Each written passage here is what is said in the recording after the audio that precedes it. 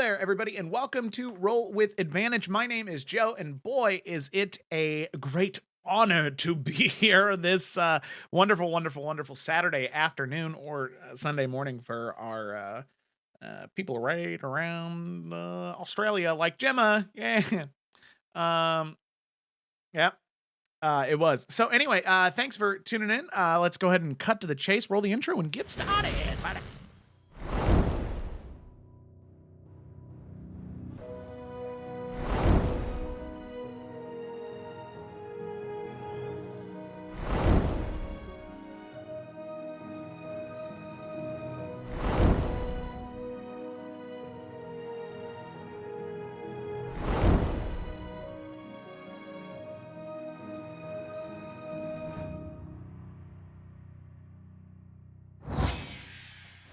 And we're back. Alrighty. Oh, wait a second here. All right. There you go. Now the people can hear you. Before they couldn't. Good thing I noticed that right then, or else that would have been awkward. Woo! Woo! War crimes! Woo! Woo! Oh my god. War crimes. Yay. We love war crimes. So, as is tradition here on Roll with Advantage, instead of myself doing the summary, I have the players do said summary because it's something that I'm very appreciative of because it helps them lighten the load. You like the Lord of the Rings reference? I sure did. So anyway, who's on summary this week? I am. Well, with the help of Gemma. Well, then, Caitlin, whenever you're ready, feel free to take it away. I want everyone to know on the stream that I wrote the summary and it was 2.5 pages long on Google Docs. Gemma told me that's too fucking long and she helped me condense it. So thank you, Gemma. Anyway, session 47, appropriately titled Papa's Home. The party wakes up following morning without any nightmares or even dreams at all, just emptiness, and later realize that they all experience the same weird tingling feeling. The first to wake is Lila. Questioning the actions and motivations of Finch, she attempts to commune with her god, Corleone, with the help of Alistair's music. As she does so, she sees these constellations of great heroes projected into the room. And then there's one specific constellation with no attached story. The different points originate from the island of the Golden Sisters, the northern border of Iverion, Hazard's Hollow, south of the Scorch Valley in Macavia, and finally one located in the Goldstone Peaks. In almost all of these places, there is a Dawi ruin nearby.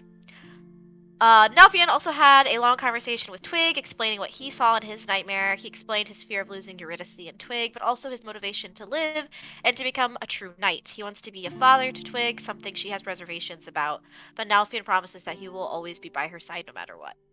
Lila then speaks with Keothi down at the breakfast table, as she is familiar with the Golden Sisters too.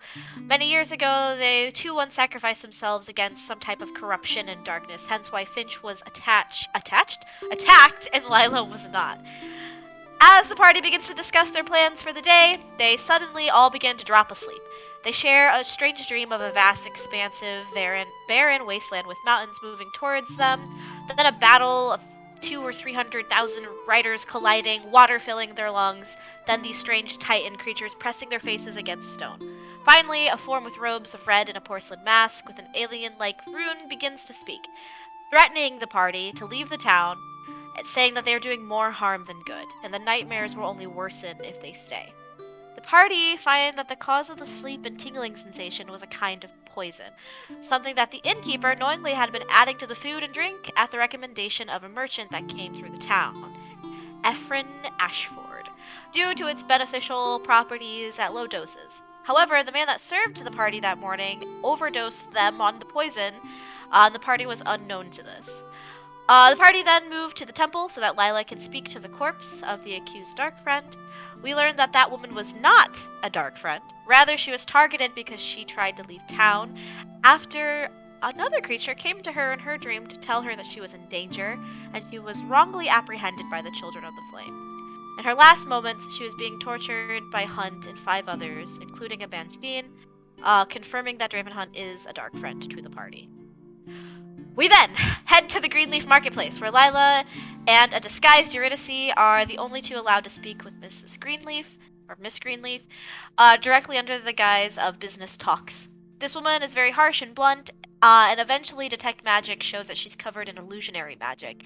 Also has a magical dagger of sorts hidden in a nearby bookshelf. Asking about what happened to Eurydice, is it Ira? Is that how you say her name, right? Ayara? I- Ayara? Ayara breaks the facade. She reveals what happened the night of all the fires. That Ayara made a deal with the Dark One to get rid of Yuri, but when the Banshee arrived, Day made sure that it didn't happen. Ayara Ayara. goes to I don't know why I struggle with her name. Goes to attack Eurydice, but Eurydice dimension doors her and Lila out. Unfortunately, they dimension doored right in front of the Children of the Flame, who begin to chase them. The two escape from the walls of the town, where the rest of the party meet them out in the forest. They decide to head directly to the Huntsman, or... Oh, that's his name? I missed that. Rodin? Right? Rodan? Yeah. Rodan. Yeah. Rodon. Rodan. Okay, Rodon. Rodan. Thank you. And they quickly realize is Eurydice's father. They have a very heartfelt reunition. He explains to her that he's Reunion? lived a double life as a farmer. This is hard. I can't read. And a Rift Warden who protects a crystal gateway to the Feywilds at the Huntsman's Lodge. Rodan explains that he left Yuri in the care of his sister when he had to leave into the Feywild to deal with the blight that was ravaging the plane, though he never intended to be gone for so long. Eurydice then fills her dad in on everything that has happened thus far, and he in turn informs us that the water here has been contaminated, and their own investigation has led them to a Dowie ruin, where they found an individual who's coming tonight actually for a meeting. Discussions on the town's events leads to the party to decide to wage war against Raven Hunt and his fellow Dark Friends, knowing that the party has assistance of the Huntsman's Rangers, the Temple, and Keothi's Goliath. At that moment, the contact from the Dawe ruins, with this very strange appearance, long arms and legs, wearing all black, looks like some type of fish scales around his neck, some type of strange exoskeleton, we assume that Ephron has arrived. Ta-da! Ta-da! Precisely. Okay, thank you very much for your wonderful summary. You killed it. Mispronunciations and all, you still did a fantastic job. Alrighty. So with that is right where we'll go ahead and pick up. As all of you are sitting within this this lodge, this sort of back room private meeting area where you were talking with Rodan and having a bit of a reprieve from the darkness and despair that has been following you on your journey all throughout the Riverlands. Eventually coming to a head in the town you're currently right outside of, Wheathill. Now, Ephron, this individual who has apparently had something to do with the nightmares that are being caused to all of the people around Wheathill, does enter the room. An odd creature, to be sure.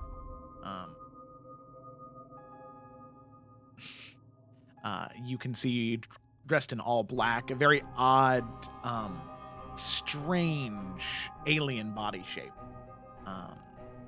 And they begin to speak.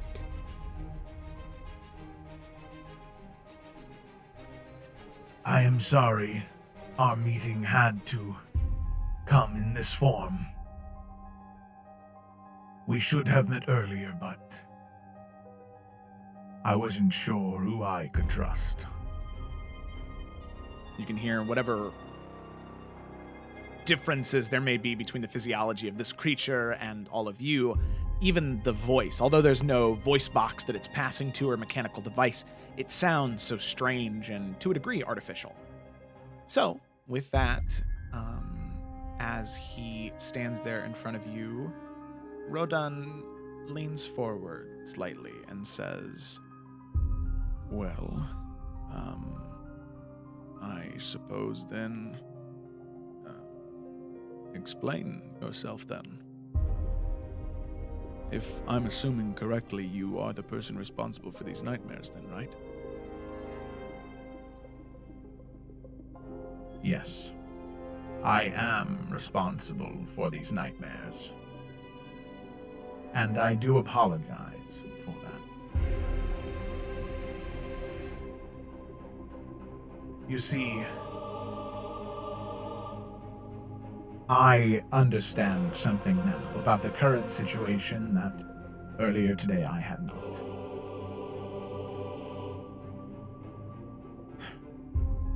You see, I am from the Astral Sea, but... And you can see him kind of pause for a moment and look down. Not from this Astral Sea.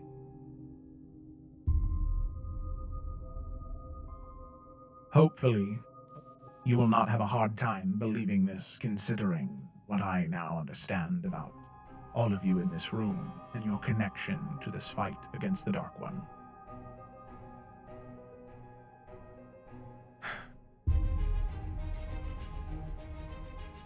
I'm not from this Astral Sea, from this universe. I am from an entirely different reality.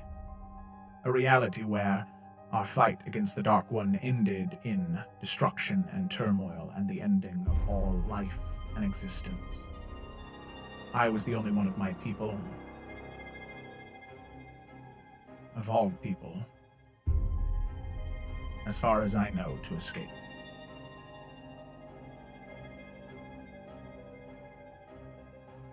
I've spent a long time searching for universes, searching for realities that hadn't failed, which led me here. Seeing the state of the world, I took what knowledge I had. And what I saw happening in this village, this town of Wheathill. Seeing those vestiges of shadow leaking into Wheathill, I wanted to try and save the people and stop the vestiges from corrupting the town, and by extension, the Riverlands, this entire area as I know it to be called now.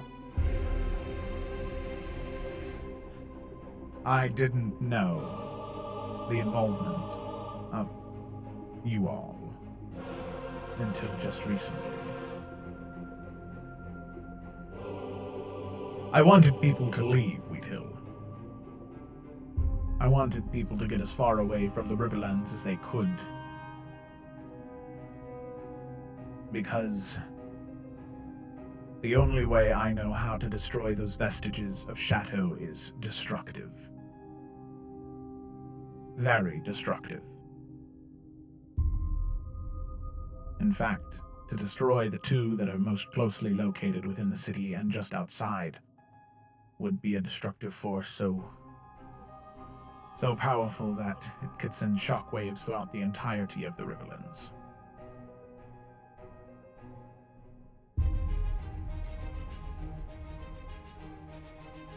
I wanted to help. That is what I came to do. And to those of you who I affected. Looking specifically to the party, to all of you. I am very sorry for that. I thought that you were just another group of adventurers coming through to try and solve the nightmares for some gold and a free place to stay. Had I known you were tied to this conflict from the beginning, I would have been much more open and honest with all of you specifically. So, please accept my apology. And I hope that we can work together on stopping this evil from this point on. You can see Rodon kind of leans back a little bit, taking all that in, and breathes, and well, all of you looking to the party, all of you have had a much closer connection to this entity, these fights, at least in the material plane than I have. Does that sound truthful, likely? And now if you can roll an insight check. Yeah, sure. Just over the general vibe of Ephron. Yeah. Yeah, sure. I mean, he's picking up he's being genuine, but like this is a creature that Delphine has never seen before. Yeah, you can kind of see whenever he talks, not only does like the upper part and lower part of his jaw kind of move up and down, but there are also these like flaps on the side of his face that also move out. That sort of like is a solid 15. 15. As far as you can tell, he's being truthful. He's very, very, very hard to read just because he's a very alien in form and feature. But as far as you can tell, yeah. I mean, what you say makes sense. If you came all this way and the only way you know how to handle it is mass destruction, and you want the innocents out, could you explain more about your solution?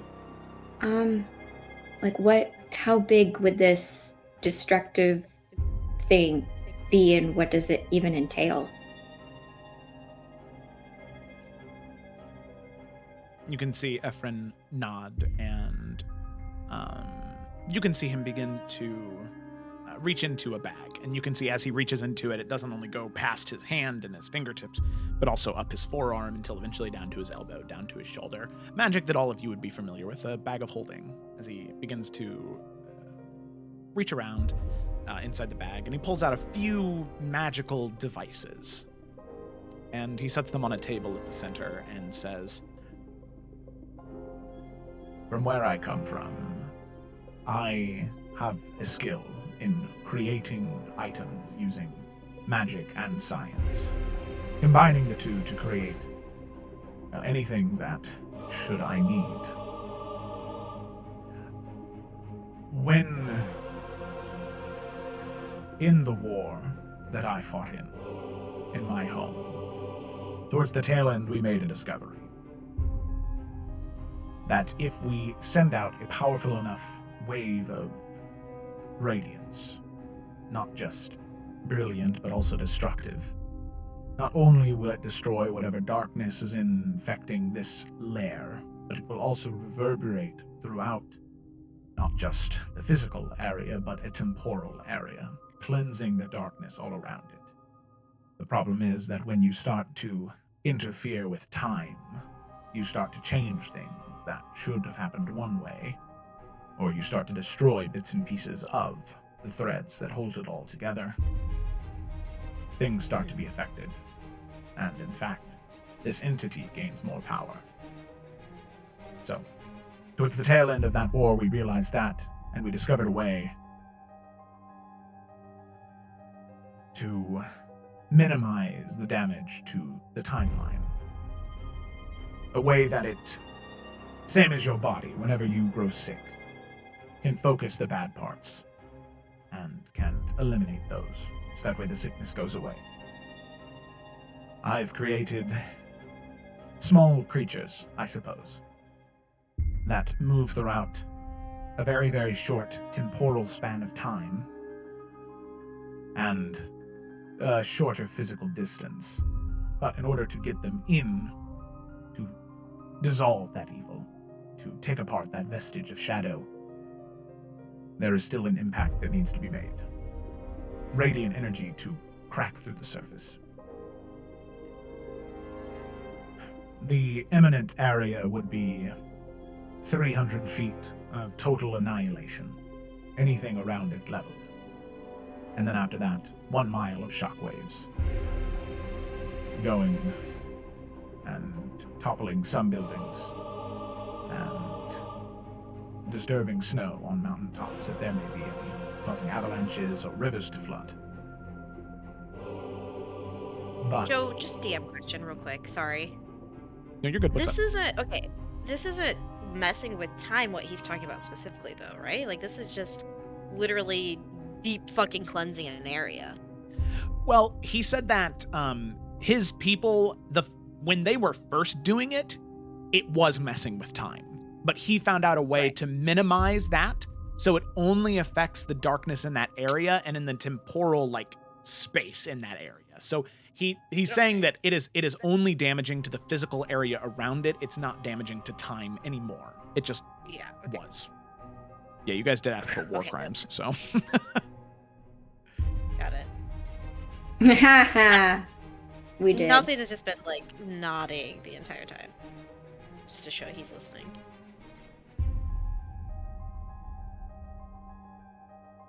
Have you been able to keep track of how many people that need to leave have left? Like, how much of the city left is just innocent people? It's always hard to tell. In my world, dark friends, towards the end, were more prevalent than those who actually wanted to stop them. So, my presumption is, if we were to threaten the destruction of the town to the people, those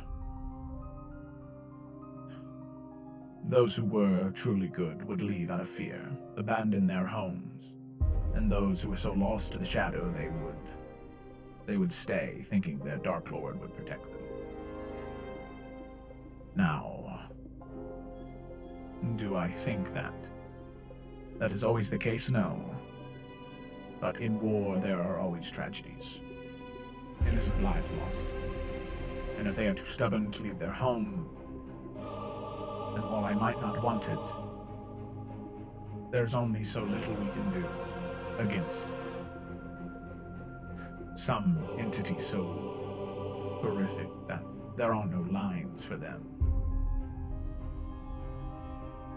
My people found that our morals, our laws got in the way of us winning.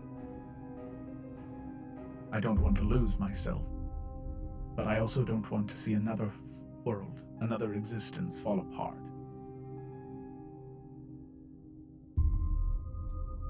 Right. This was actually something we were just discussing before you arrived. But if there's a way that we can get word to people so they can leave, those who are left, I think it's better that we try rather than not at all. This is similar to just what Day wanted me to do, and that's what we were trying to avoid.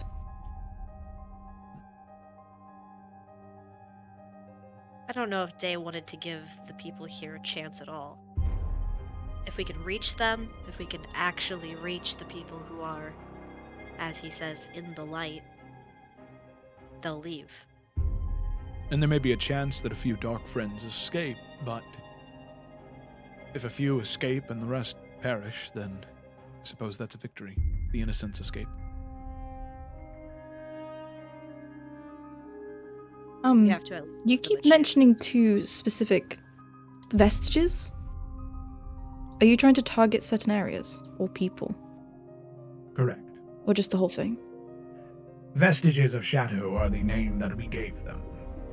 Areas that became so corrupted by the Dark One that they would begin to leak out his energy into the world. You see, there are barriers that keep him out. Barriers that were originally established by the Creator at the dawn of existence. But these barriers, as time goes on and as he grows in power, those barriers begin to fall and to fail. These vestiges of shadow are that barrier weakening. So the radiant explosion not only pushes the shadow out, but to a degree repairs the wall that was once there, providing more time for the people of your universe, of your reality, to prepare for that final battle that may come.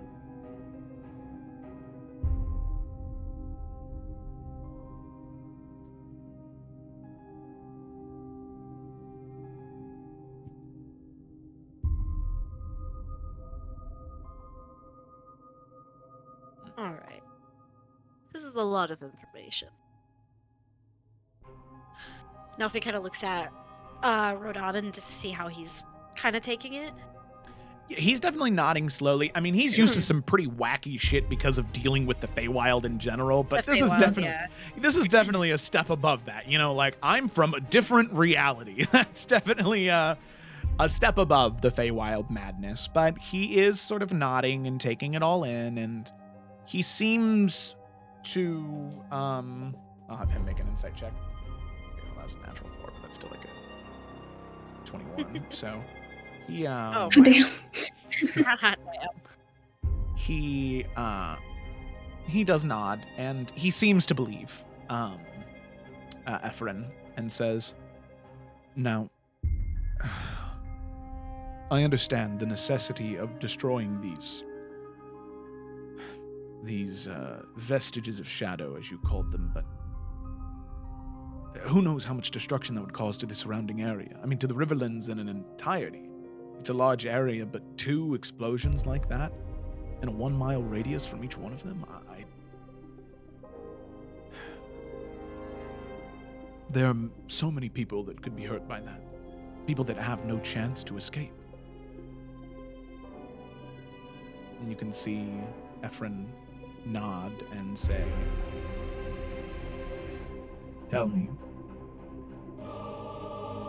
when these vestiges of shadow continue to grow, several hundred feet, and then a mile, and then thousands of miles, until eventually they corrupt the entirety of your material plane. At that moment then, do you think you'll be so concerned about a few farmers and an inn or two? I don't mean to sound cold and unfeeling, but these exact same quandaries are what led to the destruction of my people, and all of those that I lived with in my reality. In an entity like the Dark One, your lines, your morals, your walls, everything that you hold yourself up to, he has none of it. He will take every chance he gets. And every inch you give, he will take a mile. Then we need to make a plan. And it needs to be something where there's enough time for people to get out. Our morals and lines, isn't that what makes us better? We shouldn't just be giving into those and just throwing them away because that's what he does. If we just let people die because that's easier, how are we then any better than him? Isn't that what we're fighting for? As I said, my people thought the same thing. And now I'm the only one left. So even if I stoop to his level, at least I know that I'll be able to come back from that level. To dig But we're myself not. out of that hole. And Nalf looks at Eurydice. You think the Dark One would give any of these people a chance to leave? He wouldn't. He would cut them down the moment they stepped out the front door. If we can do this right and plan it, every detail, we can give people enough time to get out before we do anything. But there has to be some sort You're of middle right. ground. All right? Please. I would love to find one. If you have suggestions, let's hear them. I mean, our original plan was to have Bishop Aida and Alistair and Blossom just do their best to get people out. People that, they kind of deem as at least most likely innocents. Right. We can just ask them to do that as soon as possible and make it just a high priority. But the other thing is, how much will the Children of the Flame let people out, especially a mass exodus? Are we just gonna put more people in danger and torture like that one woman? They see If loads it's of done people under the starting to leave protection it of well. the temple, though. They might not care. Well, I They- mean, they let people come and go during the day. People have the right to choose to leave a city if they wish. Especially if But they're when- not already accused. I mean, this woman, unfortunately, was accused before she tried to leave. But when are we doing this? Because if we're doing it tomorrow, it's already the night. They'll all be trying to rush out in the morning or during the night, and that's not going to work. And even then, how do they get the farmers out in the surrounding areas? This is affecting water and rivers. We're in the Riverlands. How much is it going to flood?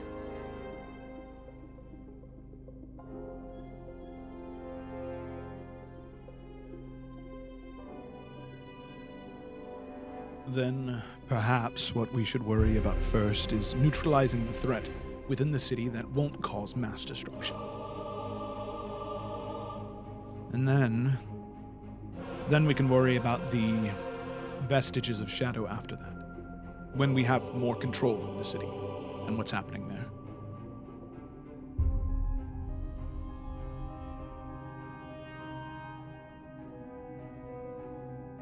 We wanted answers from Hunt anyway, and other people there. If we blow the whole thing up, then... well, we win that fight, but then we gain nothing else. But like he said, we can't mess with time, and that's something they were able to figure out with this item. But I'm not saying we have to do it first, because I do think answers are necessary, but maybe we make it like a planned, like 5-step plan, and last step is to cleanse the area. And maybe, I mean, looking at Rodin, you said there were druids that you knew. Is there any way we can, I don't know how powerful they are, but druids can do some really incredible things to help protect nature. Maybe there's some sort of barrier we can set up to just block everything into this space and just kind of like isolate it. And we could always try. I mean, between the druids that maintain the grove here and the clerics and priests and bishops in the temple in Wheathill, our powers combined, there has to be something we can do. Even if it's temporary for the time being, until perhaps then, Ephron, maybe in that time you can find a way so it wouldn't be so destructive. Time is what we're trying to buy here, right?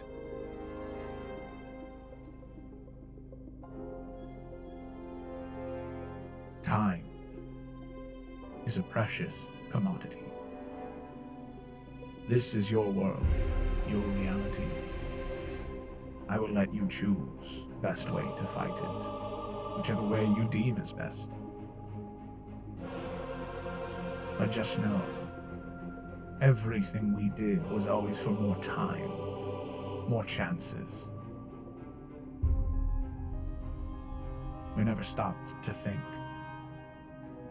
how do we just stop this, as opposed to trying to get more time?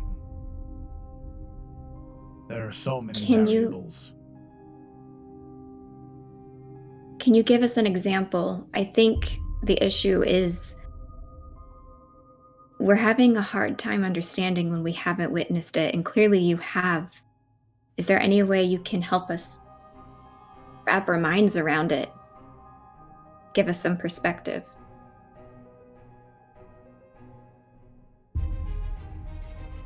Of the destruction of the item, or of the dark Of what you mean by this time that we're trying to keep. Why is it necessary to act now instead of, in a 5-step plan? I don't think I get it, and I don't want to speak for everybody else, but in my opinion, if we win, doesn't matter how long it takes.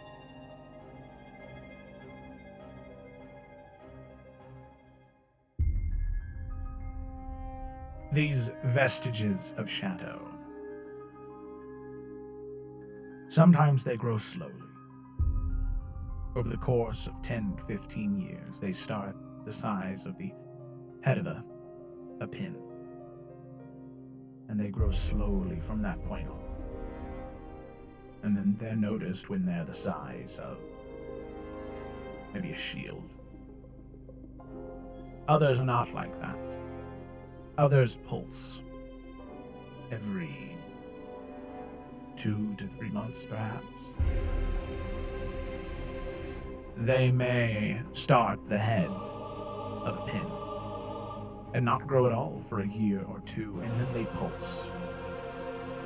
And they grow 90, 100, 150 feet. in an instant, consuming and corrupting everything in that realm.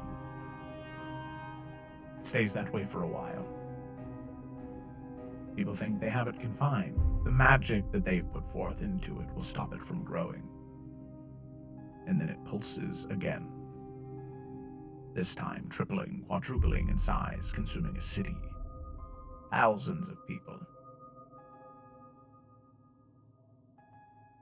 So you're right. This could be a vestige that will grow slowly and can be halted with the magics that you possess. Or it could pulse. And who knows? Maybe there won't be a worry of destroying Wheathill, because it will have been corrupted by this vestige. In terms of time, I'm sure that there is at least a week, perhaps 2, maybe a month. But I don't know if I would want to wait any longer than that.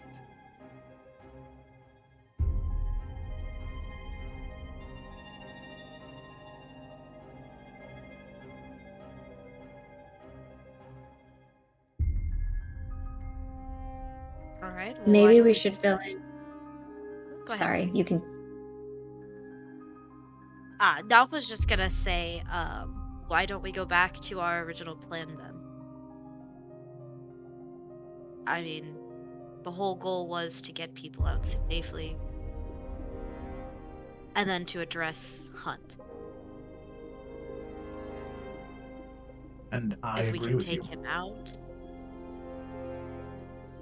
then we can focus on your vestiges of shadow. But right now, it seems as though he stands in the way of doing either of those things.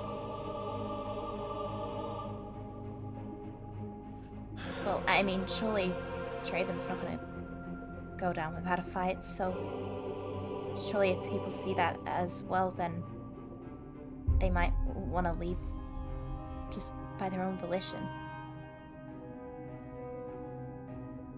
If the streets are no longer safe, if there's, things happening, then people wouldn't want to stay, right?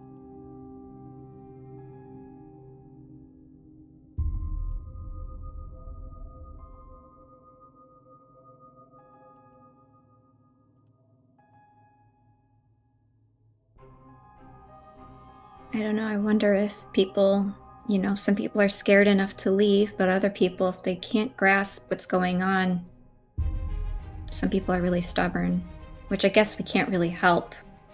But it is a lot to throw at people who just don't understand. Some of them just find safety in their homes, but if we defeat Draven, if we take the city, hopefully we'll be able to explain it properly. We can get people out quicker, with honesty. And then we can, if we need to get them out still, we can deal with these vestiges. But having the city is going to make this all easier.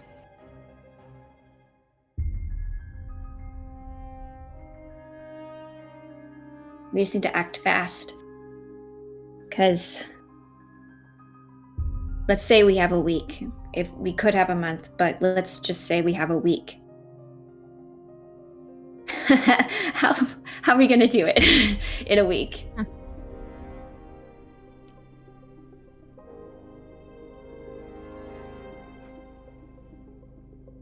I think that the best thing in this current moment is to worry about dealing with the occupation of the city.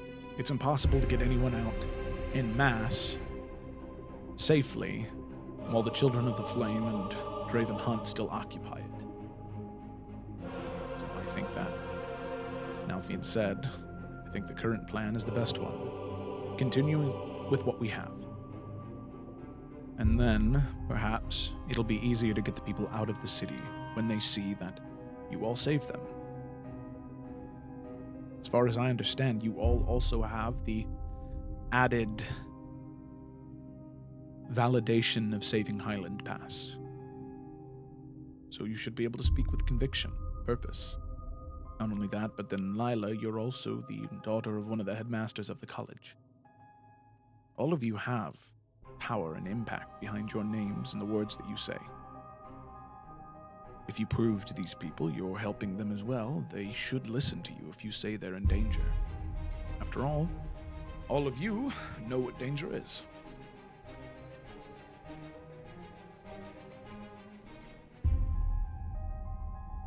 I still feel as though before we just publicly make any accusations, if Bishop Aida and Redimni can start quietly moving people out of the city, starting now, doesn't have to be in mass groups, a couple people here or there, going out. People leave the city all the time for many different things. Doesn't mean they have to return. And do you have contacts in the city right now? Mm-hmm. Good, then that can happen immediately. You have some type of communication with them. You can send a message, have your contacts start collecting people, spreading the word. Preferably, if they can do so more nonchalant, that would probably be better. Set off as few red flags as possible, but yes, I think that's a good first step, Alfie.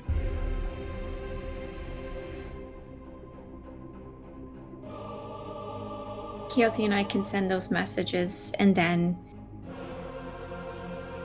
do we want to set up a game plan? Yeah, sounds like a good idea. Lady Maisa, we send her one as well, just so we can get it out there, what our intentions are before we attack Wheathill. Sure. Are we doing this tomorrow morning? No. People need time to leave. I say we take today, make a plan, give people the next 24, 48 hours to leave, trickle out the city, because if everybody leaves at once, you both are right, that's going to cause far too much attention. But on that third day, whatever we're going to do, we should do it then. That gives a decent amount of time for people to leave without hopefully raising too much attention. But And plenty of time for us to prepare as well. exactly. We need to make sure they're careful, though. The longer we get them to leave, the longer Draven Hunt has opportunity to figure out what's happening. I say people have 48 been hours leaving max. for a while, though, right? I mean, That's true. ever since the nightmare started, it's not like it'd be something new. That is true. We have that working in our advantage. Did Draven ever see? Did he see us with Blossom? I Did feel he, like Joe? Blossom hasn't left the tavern much, right? But she But was he with would've- us back at the Yeah. other Was she one. with us? Yeah, they were definitely there. Yeah. Because, like, I'm Right. just concerned that Draven is going to hear about what happened at the marketplace. Lila, you're a little, recognizable in your description. So I'm just concerned he's going to figure out we're doing something and put Blossom kind of connected to us. Well, we can ask Bishop to. I wonder, similarly, like how those other people left really inconspicuously from the old burnt down temple, I wonder if there is a way out through the still standing temple of the divines. And maybe there's an easier way for a mass exodus that's a little bit more quiet. And maybe we can get Blossom out sooner than later.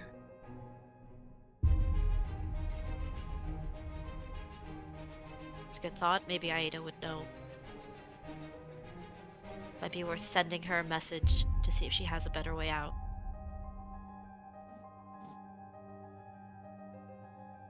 Alright? Want me to do that now?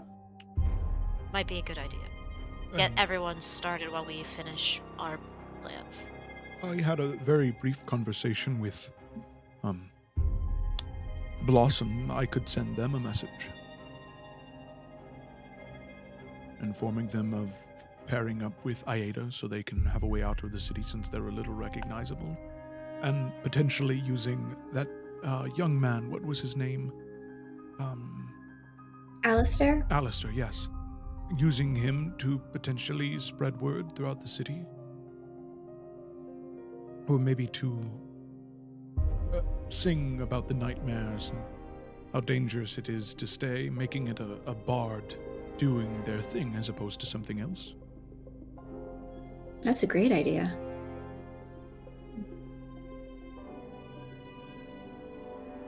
I agree. Send the messages. Give them as much time as possible to get started. While we figure Sending message to Bishop Aida right now. Okay. Easy enough. Yeah, and Keothi will send one to Blossom as well. She'll probably have to break it up into two, but... Yeah, I mean, probably Lila as well. And then Lila will turn to Eurydice and be like, do you want to send your message now, or do we want to hold off on that? I feel like we hold off until a little closer to when we're gonna do things, because I don't want her to like hear about what's gonna happen and then start trying to like get involved or tell other people to get involved. So if we tell her it's gonna happen, but we do it like just before. Yeah. Yeah, I understand what you're saying. Okay.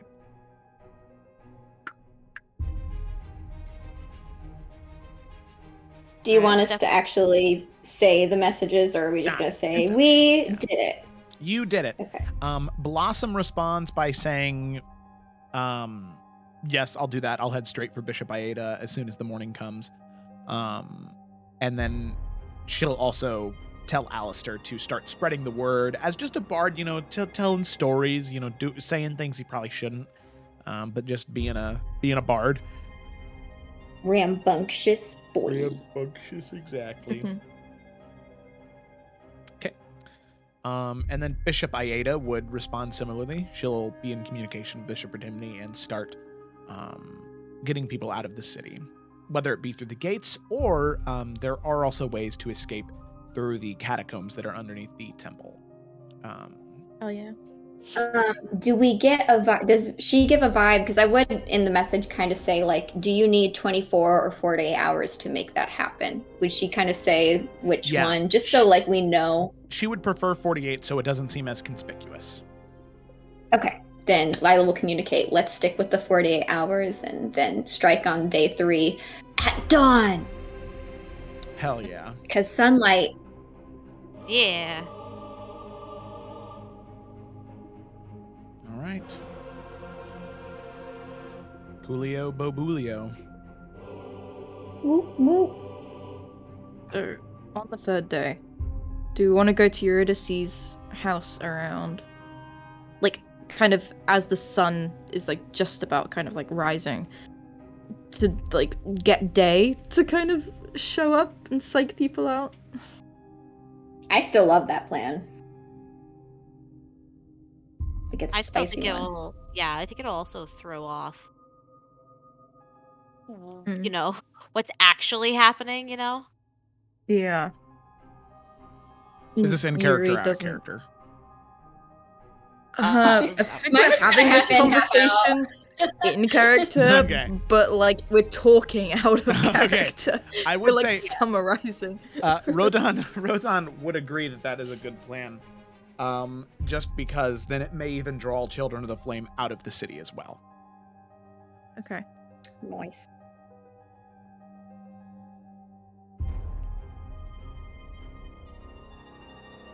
All right. Well, if Eurydice, you're going to address Day.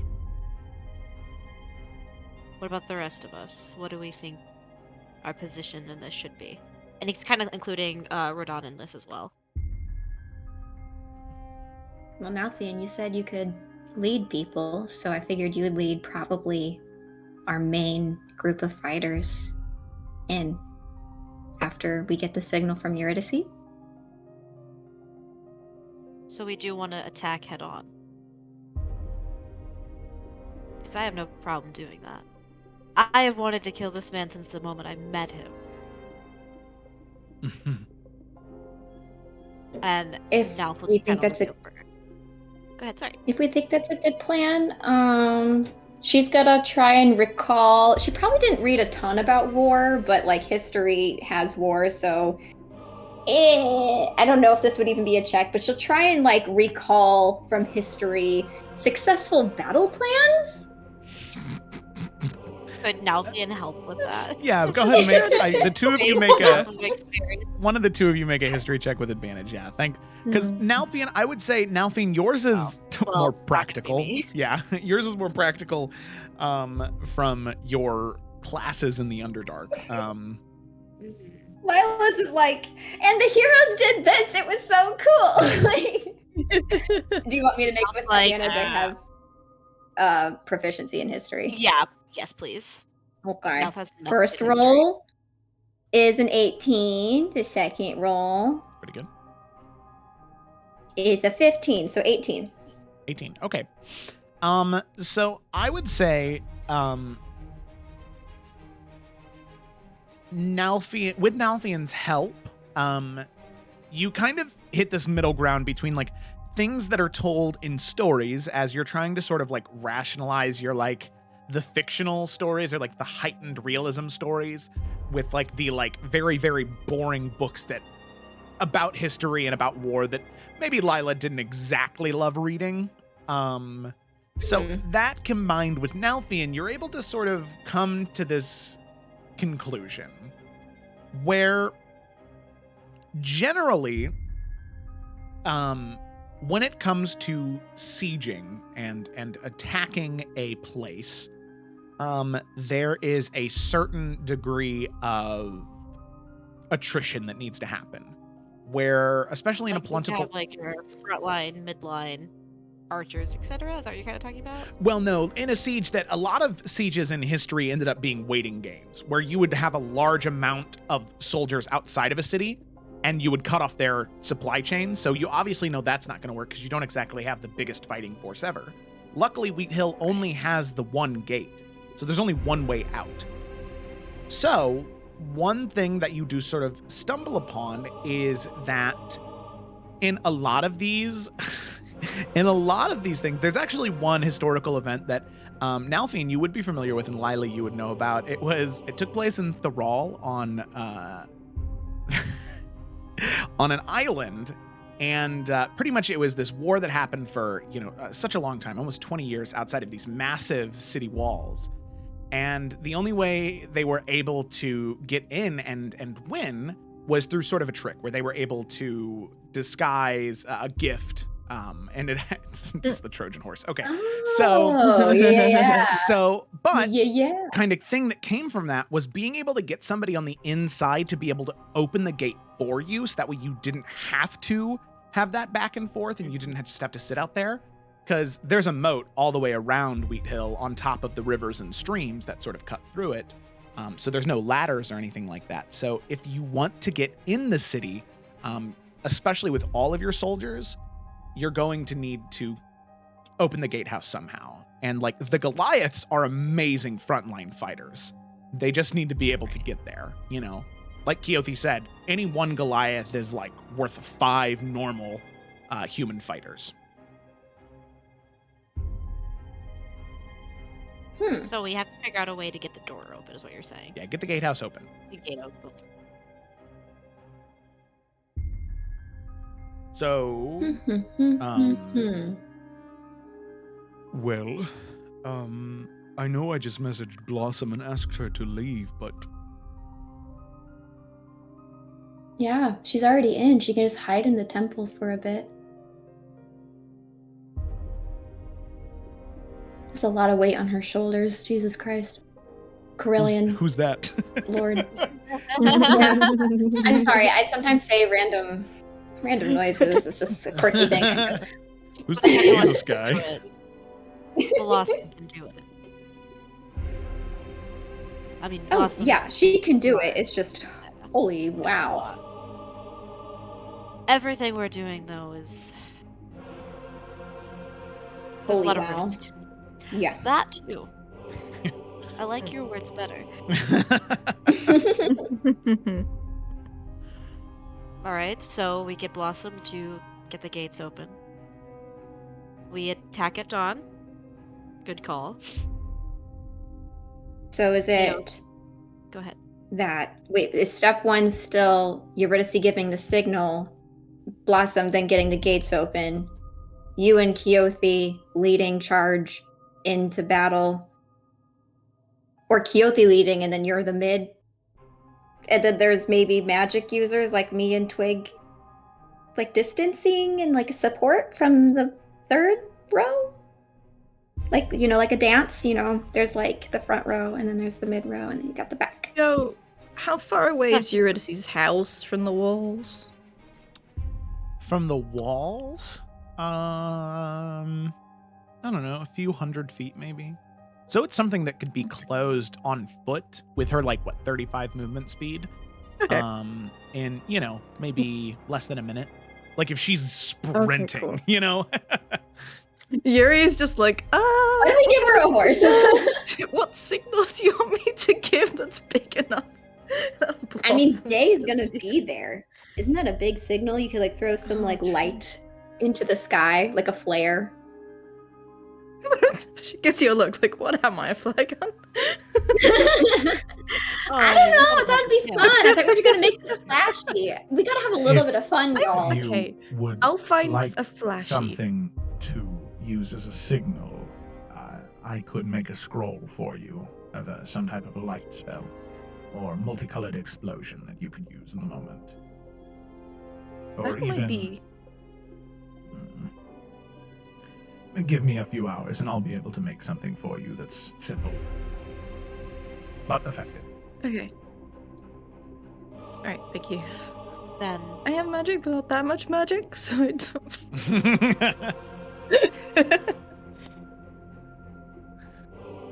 I don't know. I'm just throwing out ideas too. We don't have to be married to anything. This is why we're having a conversation. This is why we have 48 hours. no, I think that's a great idea. You're to see. I thought it was pretty good too, so I'm glad you. Now Thea looks at Lila for a second. Like, Yeah, Fan, this is how I handle stress, okay?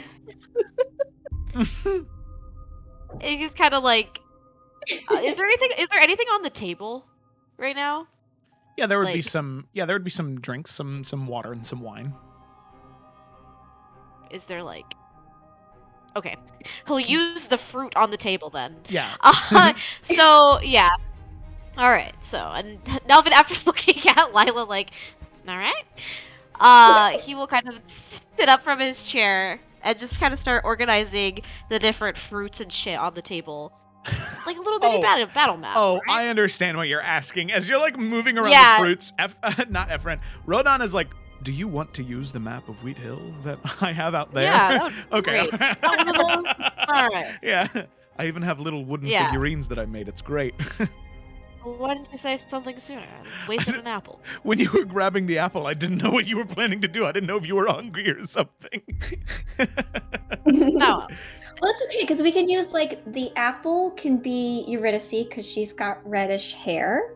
Wait, and then Yuri's gonna use like minor illusion, just like change some stuff. oh well, that's even better. Austin is gonna look to Rodon like, believe this shit? We're talking war. They're over here talking about their hair. Rodin's just he's gonna give you like a knowing nod that you get means this is what I always thought having a daughter would mean, man. Sure. Let's bring the apple. We'll walk over to the war table with the fucking apple. And then this You grape picked up the can apple. be- You started it. This grape can be twig because it's kind of smaller and it's like got that green kind of nature. I can make more wooden No, figurines. no. No. that's I also think fine. we've got this. I mean, Why we- don't you make the enemies the foods? That way, when we theoretically beat them, We eat can them. squash them. Okay, squash them. Okay, all right. You actually Nothing's gonna start placing stuff on the map. Rodon is No, gonna it's lean gonna over to take you. his You're time gonna see. to place stuff on the map. Yeah, he's gonna place him on the table. He's gonna lean over to you. You're gonna see and be like, "Is your friend all right?" I think she's just very stressed, which is forgivable, I think, in this situation. There's a lot going on. Understandable, forgivable. Sorry, we're this is a lot. We're not used to attacking a town. All right. That Yeah. only makes sense. Can I draw on this, Joe? Yes, you can. I was actually going to place some miniatures down. Okay, yeah, because so that this way would you just could- represent Nalfian just kind of like planning stuff out. Yeah. Whenever So Nalfian plans like an attack or something, Eurydice is going to use minor illusion to make it look like it's attacking, like it's I like love play out that. any battle. So cute. okay. Every time you do Professional. so, Nalfian just continues to shoot. Rodan. Rodan. Oh, look. Yeah. Just like, yes. Look at us with our little map. Okay, so these are your two allies. These are the archers, and these are the Goliaths. So, you will have. Let me. Okay, oh, I God. can't move that. Yeah, sorry. I can. So you're. And this gonna is the have- only way in and out, right? Yeah. Okay, and Hunt is up here. So I'll place tokens for everything. So you have 4 groups of 3 Goliath. So 12 total. Right. I'm gonna place them if that's alright. Nope, I can't. Never mind. Oh yeah, here. Let me for the archers I can configure permissions and let everybody be observers. So I think that means you should be able to move them now. The Goliath. Or the archer, sorry. Lila can't will move anything. ask both Ephron and Rodan, between the two of you, do you have an estimate about how many Dark Friends might be in the city that we're dealing with? Dark friends.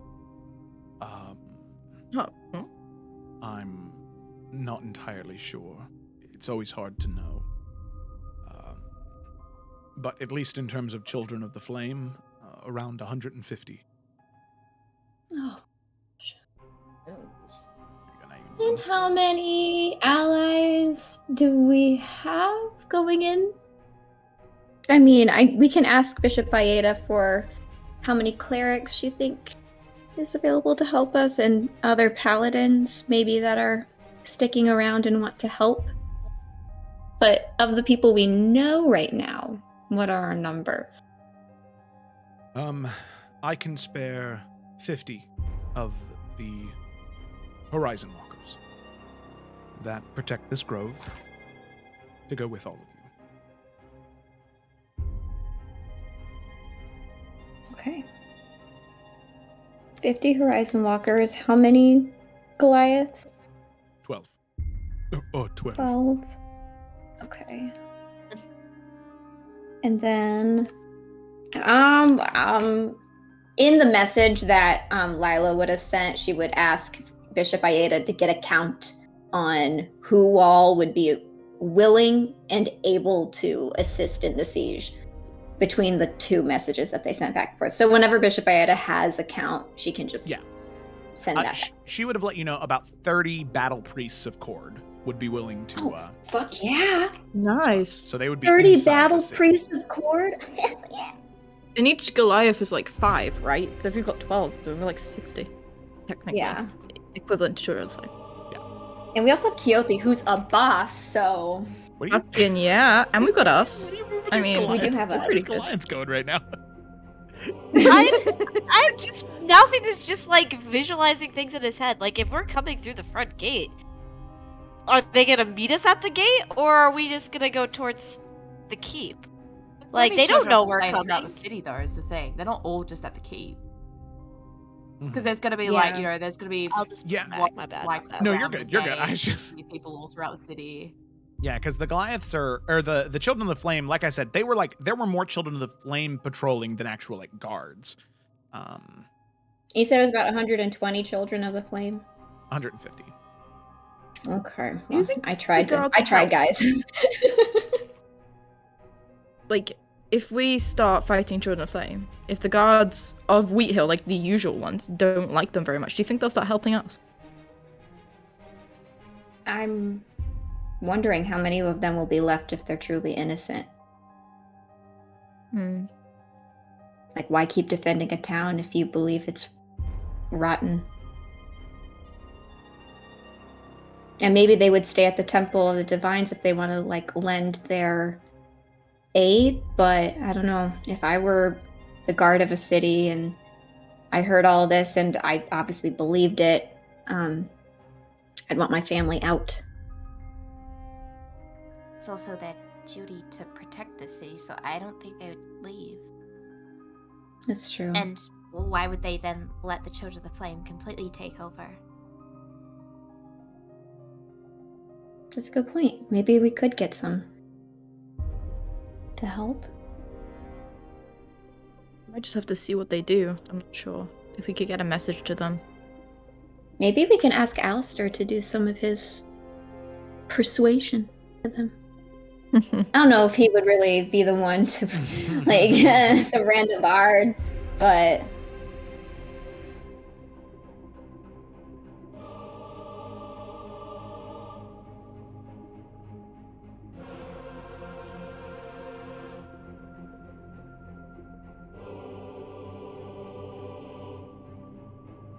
Okay, but wait, if we're wanting to get the Goliath through to where Hunter's at, and there's not going to be like a unified force like of Children of the Flame besides just the little patrols, then it's like it could be a thing of just we take out the guard, like the little guardhouse thingy at the bridge, and then, you know, manage to get like archers or something in position.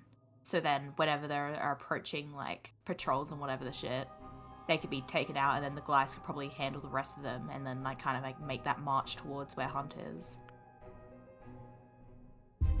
We know that there's a gap in the northern wall somewhere. So if we really wanted to, we could use that and like flank them. Not with Goliaths, I don't think they'd get through there, but like archers and stuff like that. Yeah. We could. But also, wait, if we've got druids and shit, what about like the whole like, I can't remember what it is, but like the whole like stone shape or whatever the fuck it is? Lila actually has they stone can't leave shape. the grove. Okay. Okay, Yeah. well, Lila has stone shape. Yeah, because like we already know there's a hole. Is it gonna be so quick surely enough? with that, then it could make it Let me bigger, see. right? And then that could get the Goliaths through. Let me see what stone shape says. Because I can't remember the area, but it's also like this area is like obscured with trees and shit, and why would they expect things to come up here if they obviously don't know that there is an entrance here? You can Slash touch not a expecting people. stone object of medium size or smaller, or a section of stone more than 5 feet in any dimension and shape suits your purpose. So, for example, you could shape a large rock into a weapon, idol, or coffer, or make a small passage through a wall, as long as the wall is less than 5 feet thick. How thick are these walls? More than 5 feet, I'm guessing. Yeah, they're like city walls. They have to be about I have, it's a 4th level spell slot, and I have 2, I think, 4th level spell slots. So she could do one and then touch the next one and do the other one if it's 10 feet. No, but we also don't know how big this hole in the wall is. Like, We saw it, didn't we? Through the squirrel's eyes. actually, yeah, we probably would have, wouldn't we? So how big's the hole, Joe? The hole. So what they were doing is they were like diving underneath the water, going underneath the grate, swimming against the current. Ah. Well, if it's Right. against the current, then it would be with the current for us. Mhm. And I guess if it's a grate, though, the Goliaths would probably struggle. Yeah. Yeah. It's a good Well, we idea. could just go in there and It's assassinate Hunt or some shit, you know? We But could. if like fight is happening. Like That's we assuming get it Hunt underway over is there. there? Does he patrol usually, or is he typically like in the building at most times? No, he's typically in the keep at most times. Okay. I mean, that's a good point. Like, we could, while the fight is going on as a distraction, if we could get into, you know, into the keep itself before he can make it to, like, the bulk of the fight, that might not be a bad idea either. Yeah, so if you guys I just We also feel start off like the if fight. if there's fighting happening, like immediately the keep's gonna go on high alert. And so Yeah. it's They're just all like I feel like that's hopefully gonna make gonna- an assassin attempt really fucking difficult. Right. Well, But if what there's we like a could huge do- bunch of forces, why wouldn't they all be there fighting them? What if we snuck in before the siege started, so that the people are distracted from checking in at the keep, and then we can just handle what's left while they're spread thin, but we get in before things get messy and it makes it harder for us to get in, or Hunt feels like leaving. I Yeah, also then we need worry, a new like, signal or something. Well, yeah, we'd Well, I have to also- rework all of the plan, but does that sound better? I mean, I feel like Hunt is probably, not to get all metagamey here, but I feel like Hunt is pretty high level, which is kind of scary. Like he's like, it's safe Very to say that fucking cool. yeah, he's very powerful. So like I Mm. worry us, like it's a good idea, but like I feel like we would have to bring some people with us because I don't know if it was just like us alone, would we be able to take him out without getting overrun ourselves, you know? Yeah. Because, like, again, especially if it's in the keep, like, immediately anything happens there's going to be a whole bunch of Children of Flame on us. I Right. will And say it's that like, unless we think we could do it so quickly, which I really doubt we could, you know, I think will- that would be a bit of a suicide mission. I will say that as you're all talking about this, Ephraim would volunteer if you would like for him to accompany you into the area. He can just go in back general, or to help you fight Draven Hunt. So meta wise, Ephraim is a level 10 artificer. Woohoo! Where he is an armor artificer, so he's pretty much like, that's his like exoskeleton, his like armor that he has on is Sick. giving him the ability to move a little bit more, and pretty much all of his infused items are going into this rifle that he has, which gives him, oh god, he packs a punch. It's he has plus 11 to hit, and then he deals 2d12 plus 7 Ooh. damage on any given hit. And on top of that, he has artificer spells, but he also gets 2 attacks per action, and he can blind somebody with the shots if he so chooses. like I You can also still bring Sort of Teal not and a great Zork. idea, though, because, like, yeah, we'd probably be able to take on Hunt, especially if we have his help as well. But it's like, if we're in the keep, like, you gotta imagine there's probably, you know, 20, if not more, Children of the Flame that are there / in the area. So it's like, we could take on Hunt, yeah, sure, maybe. But to take on that many people as well, with just, like, a little squad force of, like, if it is just gonna be 6 of us then. Like, You're right. I just don't see that working unless we're able to isolate him outside of the keep. Do you think What if he'd come we- meet us on the battlefield? Like if there's enough fighting? That would be so. What could be? So 2 things. First, I think like if we want to like draw him out, the original plan with Osmodius being a distraction, that's pretty big for him to maybe want to get his ass out of his chair. Like, you know, like maybe he should fucking like move. But we would have to make that more of a thing, I think. But that should draw him out. Like, I don't know why that wouldn't. But the other thing is, we could, if we do want to just isolate Hunt and us focus on him, I think then we would want to like figure out how we can start the like redirect, you know, somehow where we kind of go from the inside out of the keep, where we stay on the inside and then everyone else kind of like works in and around the keep as well, instead of focusing on the rest of the city. We would just have to figure out a way to enter from like right next to the keep, otherwise it wouldn't work. So but that'd be a good way to isolate him, is like to just attack right away, and then everyone else handles everybody else at the keep.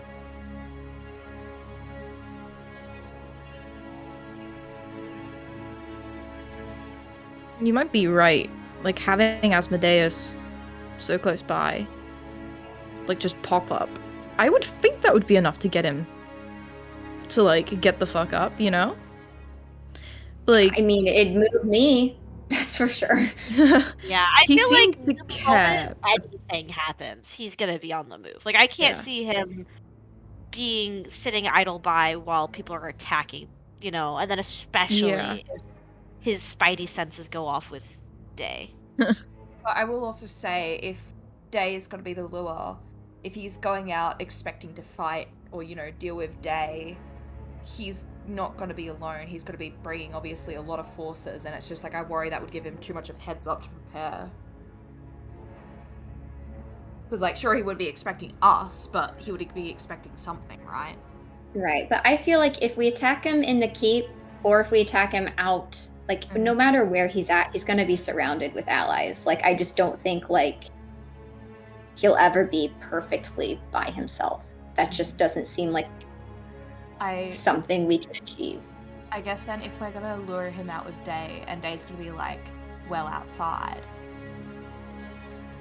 if we get him out and then not just have it like be a little squad force, but like get a decent amount of force out there, then it's just like we could do that whole thing of just like others deal with the Children of the Flame to like make sure that they don't like come to Draven's aid, and then like people are able to then just isolate Draven and target him specifically. So I think a little would work, but we just need to make sure he's like out so we can actually be there with like more force. Mm-hmm.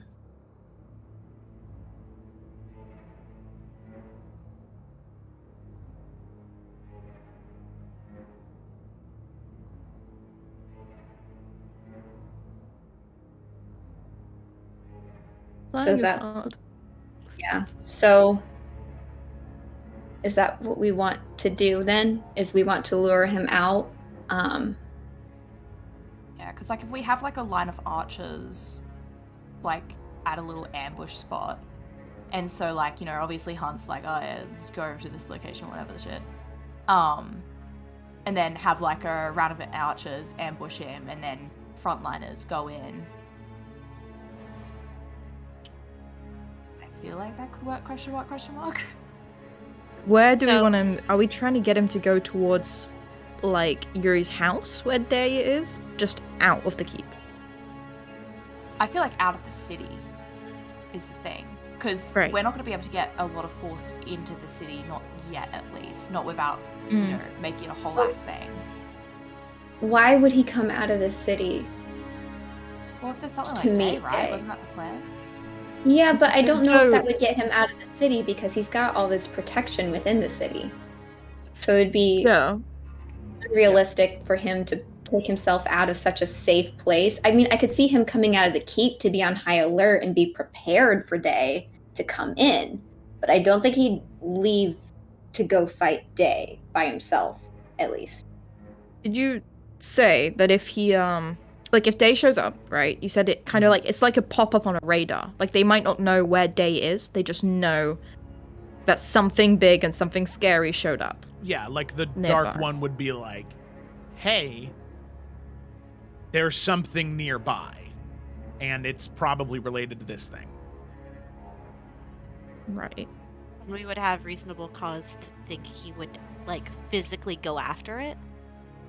Draven himself initially, I mean, you'd know him, probably not. He wouldn't go investigate over nothing, just over a feeling, over a message. He would send scouts first, Okay. So we could get some people. Scouts. We can take out some. Yeah, I was going to say, because if we take out the scouts and then, he doesn't hear back from it, then I think surely that would be enough to be like, oh, okay, this is a whole ass thing. That's betting on a lot, though, isn't it? Like, I feel like a lot of this is betting on a lot. yeah, but like, you know what I'm saying? Though, like, so Day, step one, it's triggered, right? Eurydice goes, has her face-to-face with Day. So we're saying at the same time that happens, we want to move in on the city. Is that what you're saying? Because then... No, I think we were going to just wait for people to exit, and then we'd strike those people while they're weak, and then no one returns, so maybe they have to send out more or something like that, right? Yeah. So, like, if there's, like, a whole scouting party that's gone, they don't return, Draven doesn't hear back from them, then he's not going to be like, okay, send another scouting. Like, I feel like, you know, Okay, surely so let's go with it'd be that. like this is like an escalated threat, Right. and would probably try and go with more force, hopefully with him himself. So mapping that out, Yuri would trigger it. He would send scouts. We have a force there to take out the scouts, and then we bank on him sending himself and all of his team, or just him and a smaller team to go investigate, and that's where we attack him. That's basically the plot. So That's it wouldn't be like all his people, but it's just like, because I guess the only thing is there is just like, you know, if scouting fails, then it could just be a matter of like sending his best men out next, like, especially if he doesn't know what it is. That it's just like maybe he himself won't go out, but it's just like, I feel like if it's also shown to be a big thing that just scouts can't deal with, like, hopefully that. But I think we should to get out. Bet more on dwindling down his forces by getting them out, unless that will eventually drive out everybody. Because I think regardless, like, when things get bad, you hold down what you have. You don't just keep throwing out until you're like spread completely thin. So I think if like at odds best, maybe he sends out 2 waves of scouts, but probably just 1. So we'll need a plan still on to get in after we dwindle some of their forces. Well, I mean, getting in, because like I feel like the whole plan of this is that would get Draven out of the way, you know, and I feel like that's the main thing. Because once he's out, sure, there's obviously still gonna be like Children of the Flame in the city, but it's like if they don't have their leader, you know, I feel like that's gonna benefit us in a lot of ways. But do you think Draven would leave the city, or are you just saying get out of the keep? I mean, I think it would have to be out of the city is the thing. I just don't think we're going to be able to get him out of the city. Forces in. Yeah, that'd be the risk. I feel like, but then if that's not going to happen, then we can't just try and target Draven. Because, as I was saying before, like, trying to get him in the keep is going to be, you know, playing right into his hand. He's going to have all the force he would want there, and there's no way we would get enough in to deal with that. Also, I don't know if this is even important or a contender and all this. I don't think it's smart for us to just forget about Iora, whatever. I don't know why I can't say that. The name Commit to one way, Kayla. What was that other one? Just commit to one. Talitha? I don't know. I'm sorry. I'll just throw myself away. No, stop. But like, you know, like she's also obviously a dark friend to some degree. So like, I don't know what role she'll play. Like when she sees that, you know, I mean, I assume they're in cahoots to a certain degree. You know, like, so I don't know. Like, is it wise to like? I mean, I assume it's wise to separate them. But like, what will she do in response to that? Because like, will he leave the city? That is a good question. I don't know. I just don't think we'll be able to get him out of the city. Yeah, but I think with her at least, obviously she's a dark friend and probably pretty powerful. Right. But I don't think it's, you know, it's not like Draven. It's not like she has a bunch of like force or troops on hand. Like, right, she'll probably want to maintain her cover. Like she doesn't want to blow what she has going, I assume. Yeah, I feel like she's more of a role rather than a force, you know? Right. I just want us to keep her in mind, you know, because she could surprise us with something. I don't think she will. But I think she will. She was really scary, guys. Pretty. I'm more scared of her than Draven, not gonna lie. She's definitely powerful is the thing. So obviously don't discredit her. Right. But I don't think we need to think that she's gonna bring in this whole other wave of things. Because like sure, like maybe like people in the company, there might be a couple of other dark friends there, you know. But it's not like Draven where it's like we're gonna have to deal with like 150 men, you know. No, I feel like she's more of a caster. I feel like that's where it's gonna come in. She has something. Yeah. So do we want to go with the scout, like, kind of picking them off like that? Or do we want to go back to the original plan and just march on the city? No, I think feel like if we can't get Draven out, there's not much point for the scouts. Because then, you know, then the city's just gonna go on high alert and we want to focus our forces on infiltrating the city. Well, they're Like, not I feel like able the scouting. to like kind of like catch them off guard so they don't have time to collect themselves. Is that what you mean? Well, wait, no, because like what I was saying is like if we're doing the scouting plan, I feel like that should be with the goal of getting Draven out. But if we don't think that's going to happen, I think it's better to just try and do your traditional, just like, you know, take over of the city. We get them to send scouts out, even if they just send like 10, then that's 10 less people to worry about. Yeah, And that's then what I anyway, was they have to saying. open the gates. They have to Yeah. open the gates to let scouts out, so that might help. I was meaning it in combination with the original Yes. plan. Like, Yeah. because I wasn't ever expecting Draven to leave, but if we can get some of his forces out of the way right away, Yeah. that would help us So you're in the saying, city. like, do both at the same time. Yeah. Okay. Get the scouts I was out. confused. I We didn't know take if out it the was like one scouts, or the and then other. we just go. No. Okay, well, I think then Combination in that case, 5 we don't layers. worry about the scouts. Like, let them go out there, let them waste their time. Like, cause this distraction so all eyes are, like, kind of over there. And then, whilst that's happening, then we go in. Because then, you know, surely they're not expecting it. Yeah. I was just thinking like so we have like 3 layers of fighters, right? So scouts go out to like look at things. Layer 3, who's really far back, while the scouts are out before they can ever come back, takes them out while layers 1 and 2 of the front and mid storm the city. So it's like we're taking out like everyone's doing something at the same time. And it's not like we're just like waiting on layers. So like basically our range and our casters, a really thick row back here would take out all those scouts that left. So let's say, yeah, it was like 15 people that left to go check out this thing in this direction. Right. They take out them. And then after they're done taking out those scouts so that those scouts don't come back and kick us in the ass when we're already kind of bloodied, they can come in and help out layers 1 and 2 in the rest of the city. I also just think, though, if we're taking the scouts out, you know, where essentially all our troops are, it only takes one of them to have a message for our whole plan to kind of be unearthed. Like, I think if we were to take the scouts out, it should not be, you know, in the direction of the gate, in the direction of where all we are.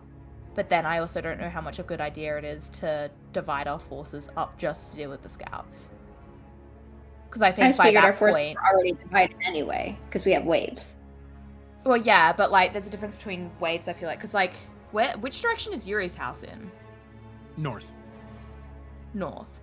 Yeah. So like, if they're going, like, if they plan to go up here because that's where like Day's little ping's gonna be, then it's like we'd want to have the scouts north. But then, you know, that is a lot of distance to then cover to then enter to the gate through the city. I also feel like we're like betting on like the scouting party to be a huge ass party. Like the whole point of scouts are to be unseen and like to gather information. Yeah, I think So, more like, of a distraction is worth it rather than dealing with the scouts. That's what I'm saying. Like, forget about the scouts. Like, don't deal with them. Don't waste our archers on them. I'm up there. If you guys just send, like, let them send it to the scouts. They're not gonna let anything happen to you if they get there first. That's exactly. You literally have Day with you. You're fine. Or Day's not gonna like you very much. I think there's gonna be like 15 people, and if we have how many? So we have 50 Horizon Walkers. I think they could quickly take out, and like it will barely like. It'll be so fast. Like I was thinking it'd be like such a planned attack. Like I didn't think they would be like, they're not going to be a thing. Regardless, we just. I think we could send. I wouldn't send the entire group.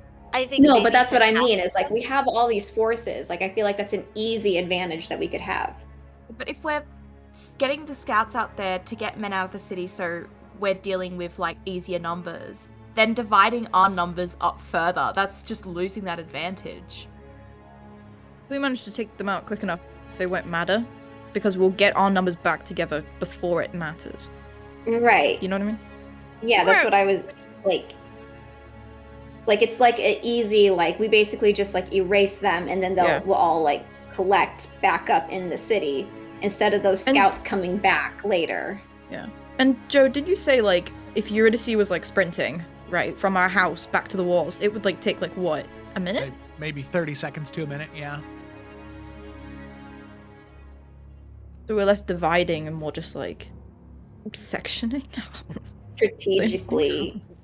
I mean, if you really think it'd be a big deal, that's fine. I just thought it'd be easier to like divide them up because I feel like it's more like we're splitting them up, less ourselves. Like we're still all entering from the same, like we can't all go in the gate at once. That's like too many people. So like we have to come in waves anyway. Yeah. So while the last wave is working on that, they're going to be, by the time they come in, it's going to be like not that different.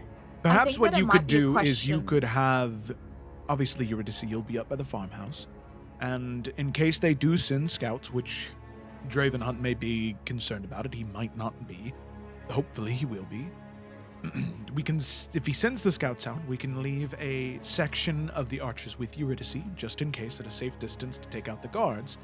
And then after that, instead of heading towards the gate, Eurydice and those archers could head towards that grate that you pointed out in the wall. My archers should have no problem swimming underneath, especially with the current, and then you have a sort of pincer maneuver. That sounds good. Wait, hold I up. can go with them. Adding on that. So we don't need all the archers going with Eurydice, but if we're able to use that grate to then get at least archers positioned in the city, so we have people inside, so then, you know, as the Children of the Flame are collecting themselves, like, can get a couple of, like, pot shots on them, you know? Hell yeah. Because the archers, I imagine, are also going to be, you know, obviously dexterous and able to, like, sneak in and do that shit. And so we have people on the inside, so we already have a wave in there to help, like, the frontliners as they're entering. So it's like, you know, it's adding to that whole pincer thing. Like, the frontliners could obviously deal with the front line. And then the pincers can, like, you know, the archers can, like, come in the back and, like, take in the back wave. You know, and then the Temple of the Divines is down here on the other side, which I know is a little, we can, like, toss this out if we want to. But, like, they're going to be coming in from this angle, too. So we're already kind of doing, like, a three-way fuck you. Yeah, exactly. And so then, you know, since there's got to be people inside the city, you know, once the signal goes out, then it can be a thing of just, like, try and take as many of the Children of the Flame as they're isolated as we can. Mm-hmm. And then once we see Draven Hunt finally out of his bullshit little keep, we just fuck him up. Yeah, I don't know. I still feel like he's going to be very protected is the thing. So I think that we might just have to play by ear. That's going to be a given no matter what. Yeah. But I do like the idea of having, you know, so maybe already have like a small group of archers coming in through the gate. You have the temple down here, and then like the front line coming through the main. And then whenever the archers are done with Eurydice, they can go back. They can enter that way specifically. Yeah, and like join the rest of the archers. And I just had a thought. That would already be in the city. So then it's like there's 3 points in the city that are being attacked at the same time. Mm-hmm. And hasted plans are always going to be worse plans. So it's just like Draven's going to have to decide, okay, there's shit happening up north. There's more shit happening up north. There's shit happening at the gate, and there's shit happening down south. And he's not going to have time to realize what is more important to deal with. So I think that would also be good in destroying any plans he could make. Just had a thought where potentially, think about it, who is sending that message to Draven Hunt? Obviously, in that vision that you saw when you spoke with Dead, that woman told you that there was a Bansheen there, which means there might still be a Bansheen within the gates. But there were only, how many people were in that room with Draven Hunt and the Bansheen when they attacked? When they were interrogating that woman? 5.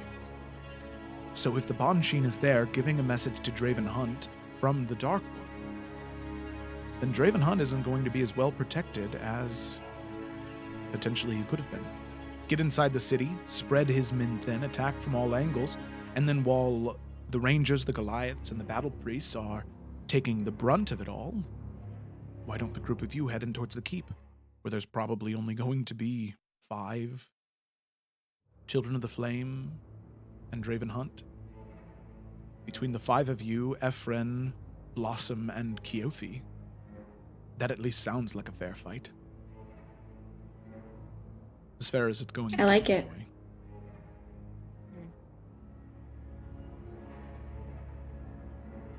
So we I have our mean, game like I plan then? said, Yeah. that sounds good to me. Yeah. Okay.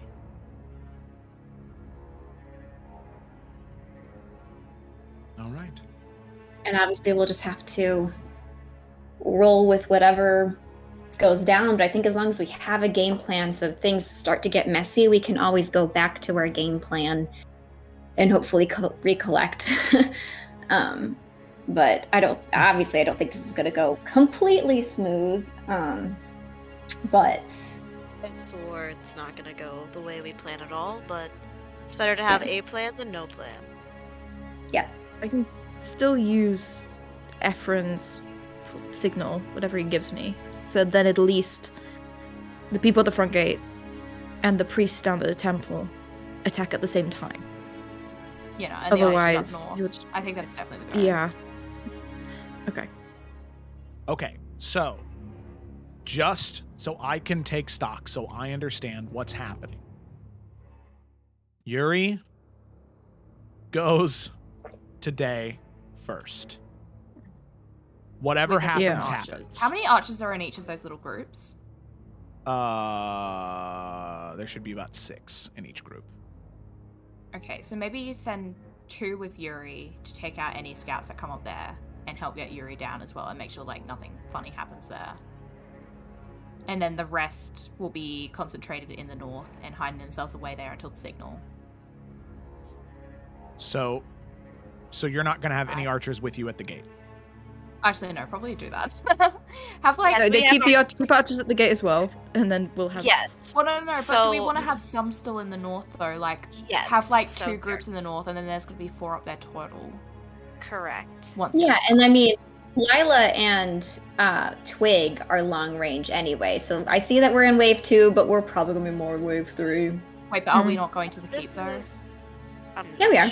But I mean, like we're not losing archers, I guess is what I was meaning. Like long range people, at least at the gate. That's kind of Okay, what I but meant. would we go through the gate or would we go through the north here? Because then it's quicker. Because if we're going to go through the gate, Oh, I like, guess it would make sense. there's going to be for so much us fighting to go happening through. here. Well, then maybe Yeah. The idea was that you guys were gonna start it off, and then when the fighting had like started, we'd drawn out enough people. Because we can't go and attack Draven Hunt right away, because there'll still be people, and we need time for them to get out. Well, no, So if you because the start whole off thing with the fighting and then go- messenger and the Banshee, it's going to empty out the keep. That's the whole point, right? Because he wouldn't want people to see, like, obviously the Banshee around there, because it's a bit sus. That's, like, what that whole thing was, right? And so, like, you know, we give a minute for, obviously, this message to be delivered. And, like, Twig can have, you know, eyes in there with, like, a little find familiar, whatever shit. So, like, as soon as we know that there's the coast cleared there, like, us as a party then move in. Yeah. Do you mean the message of day popping up? Yeah. Because then, I don't know. I'm not gonna be with you, and like these people are still gonna be up here, and the scouts are not gonna be out. Well, yeah, that's the thing. Once you give the signal, right? The Banshee is gonna want to speak to Hunt to tell him what happened. Hunt's not gonna do that in front of every single member of the Children of Flame. I think that's what Joe was trying to say. Only 5 of them are aware that he has a Banshee buddy. So, in order for them to have that conversation and to receive word about Day, he's gonna have to clear out the keep, right? And if Is you he send up gonna that clear out the keep to have one Banshee in one room talk to him? Well, I mean, if Yeah. you send out that signal and we start attacking at the same time, Yeah. you know what I mean? They're gonna leave to go and address what's happening at the gate. So if like again, this is all simultaneous, right? Like you send up the flare, he gets a message, the siege begins. That's all gonna happen within a matter of moments. Hunt's gonna send as many people to protect the front gate as possible. That just makes sense. He'd be an 'Cause that's idiot the not only to. entry point. Yeah. Correct. So, do you want me to send up that flare as soon as day arrives? No, I Because thought it was otherwise there's gonna gonna be be a think gap. Yeah, have a delay, because like we want Hunt to be able to have this meeting with the Banshee before everything goes down. Because like if the city's under siege, like he's not gonna give two shits what's happening like well north of it, you know? Like obviously it's this big old ping, and like the Banshee are gonna be like, hey yo, like, but like Draven has, you know, obviously a fort here, and you know if he loses that, then it doesn't matter what's happening up north. He's lost his ground. Right. So I think there should be a delay. You have your confrontation, however that goes down. Like once you're done, Assuming that goes well. I mean, no matter whatever what. happens, once you're done, once you've had that moment, then send up your flare, and then everything ensues. Yeah, Yeah. because I That's imagine the as thing. soon as there's the ping, the Banshee are gonna like want to alert Draven, and at that point, nothing else is happening but the ping, and so then that gives Eurydice time to talk to Day and do all that, and then you know at the same time, you know roughly the Banshee will be wanting to talk with Draven, and then so once all that's done, then flare goes up. You know, there's still gonna be no one else in the keep. Our men go out, so people wouldn't want to return to the keep because hey, there's something happening here. And then that leaves us with the opportunity to then go into the keep and then hopefully take out Draven. Yeah. Okay. Out of character, great plan. In character, Eurydice is very like, that everything with Day is gonna go right. Like but with you're also her. going to have a couple of archers to back you up. But you know, You have archers and Sure, those archers are going to be Against extra Day? effective. yeah, but like this is always the plan. getting that her Eurydice is out, gonna talk not to Day. taking out, not killing Day. I don't think anyone. Yeah. No, we're and, not like, killing Day. That is not As happening. shitty as Day is, he's not going to risk hurting you because you're a tool to him. You know what I mean? Like, But what if I'm not a tool to him anymore? Well, wait, but if he I don't wants still you have the to, balls if he to do wants you to anything about decimate it. the city and you be like, okay, well, this is how it's going to happen, he's not going to try and get in the way of that plan because that's what he wants. Yeah, there's still something Yuri's that he needs Gonna done. use this to also be like, fuck you, I don't want to have anything to do with you anymore. right. Yeah, As she gosh, you should. have the time. Exactly. As Like she you're meant to should. take the time. Like you have Yeah, that time he's a- as the Banshee there, so you can do everything that you need to, and that should be, you know, enough That- time I for know. it to happen. But Eurydice's thing is that she's about to tell Asmodeus to fuck off. Right, but here's the thing: it's not gonna. I mean, this is obviously way out of character, but he's not a demon; he's a devil, so he still needs something done that he knows you'll do. So I doubt he would kill Eurydice when she's about to do something that ultimately benefits him in the long run, like on a mass scale. Like this city needs to go as well, and if you're gonna do it, he's gonna let you do it because now you don't matter to him. So if you die, he doesn't give a shit. Also, like, do what Yuri would do in this moment. You know, like, don't think of it as a player. You go into this with what she needs to do, right? She's been waiting to have this moment to tell him like it is for a while. And I don't think Yuri is going to be afraid of death at this point. Like, I think she's... I mean, I don't know. Maybe I'm just making assumptions. I just want you to play it as Eurydice would play it, not as River playing a character, you know? So, like, I think she's going in with finally... She's probably shitting her pants. But I think that's also, like, a thing that she's thinking about, right? Yeah, you're right. But I don't want to tell I you how to also play your do- character. Right, same. But I also will give Yuri Death Ward so that if Day tries to like finger of death her, she won't. Once she drops to 0, just goes unconscious. She doesn't like. She pops back up to 1. Sorry, and then she can get out. Like I mean, and hopefully the archers could help her get out. So Prevent your again, this is doorway. super metagamey, but like there will be Yeah. buffers so you can probably escape at least. Yeah. Okay. And again, I don't so- think Day would want to kill you because, like, you're doing what he wants. Like, why would he kill you before you're able to do that? Are we sure? Because, like, he he wanted wants you Yuri to to level the just get rid of the city. whole city. Yeah. And that's what's but- going to happen. But this is how it's going to happen. We're And, like, not you know, if Eurydice is leveling going to have this whole big totally. stand, then, you know. I mean, you're not wrong, River. Like, but I think we're all just trying to put a lot of stock We're- that Yeah. Yuri's gonna, you know, I mean, we don't know, but like that's the thing. All of this is so uncertain. We can sit here and hypothesize all day, but we don't know what's gonna happen. Exactly. And if Eurydice's so against using day in it, then like we're gonna No, have to she's rethink. not. She's not against it. Right. She's just like considering. Yeah. Expressing the concerns of it not going well. Yes, I get she's that. just expressing the concerns. That's all. Yeah.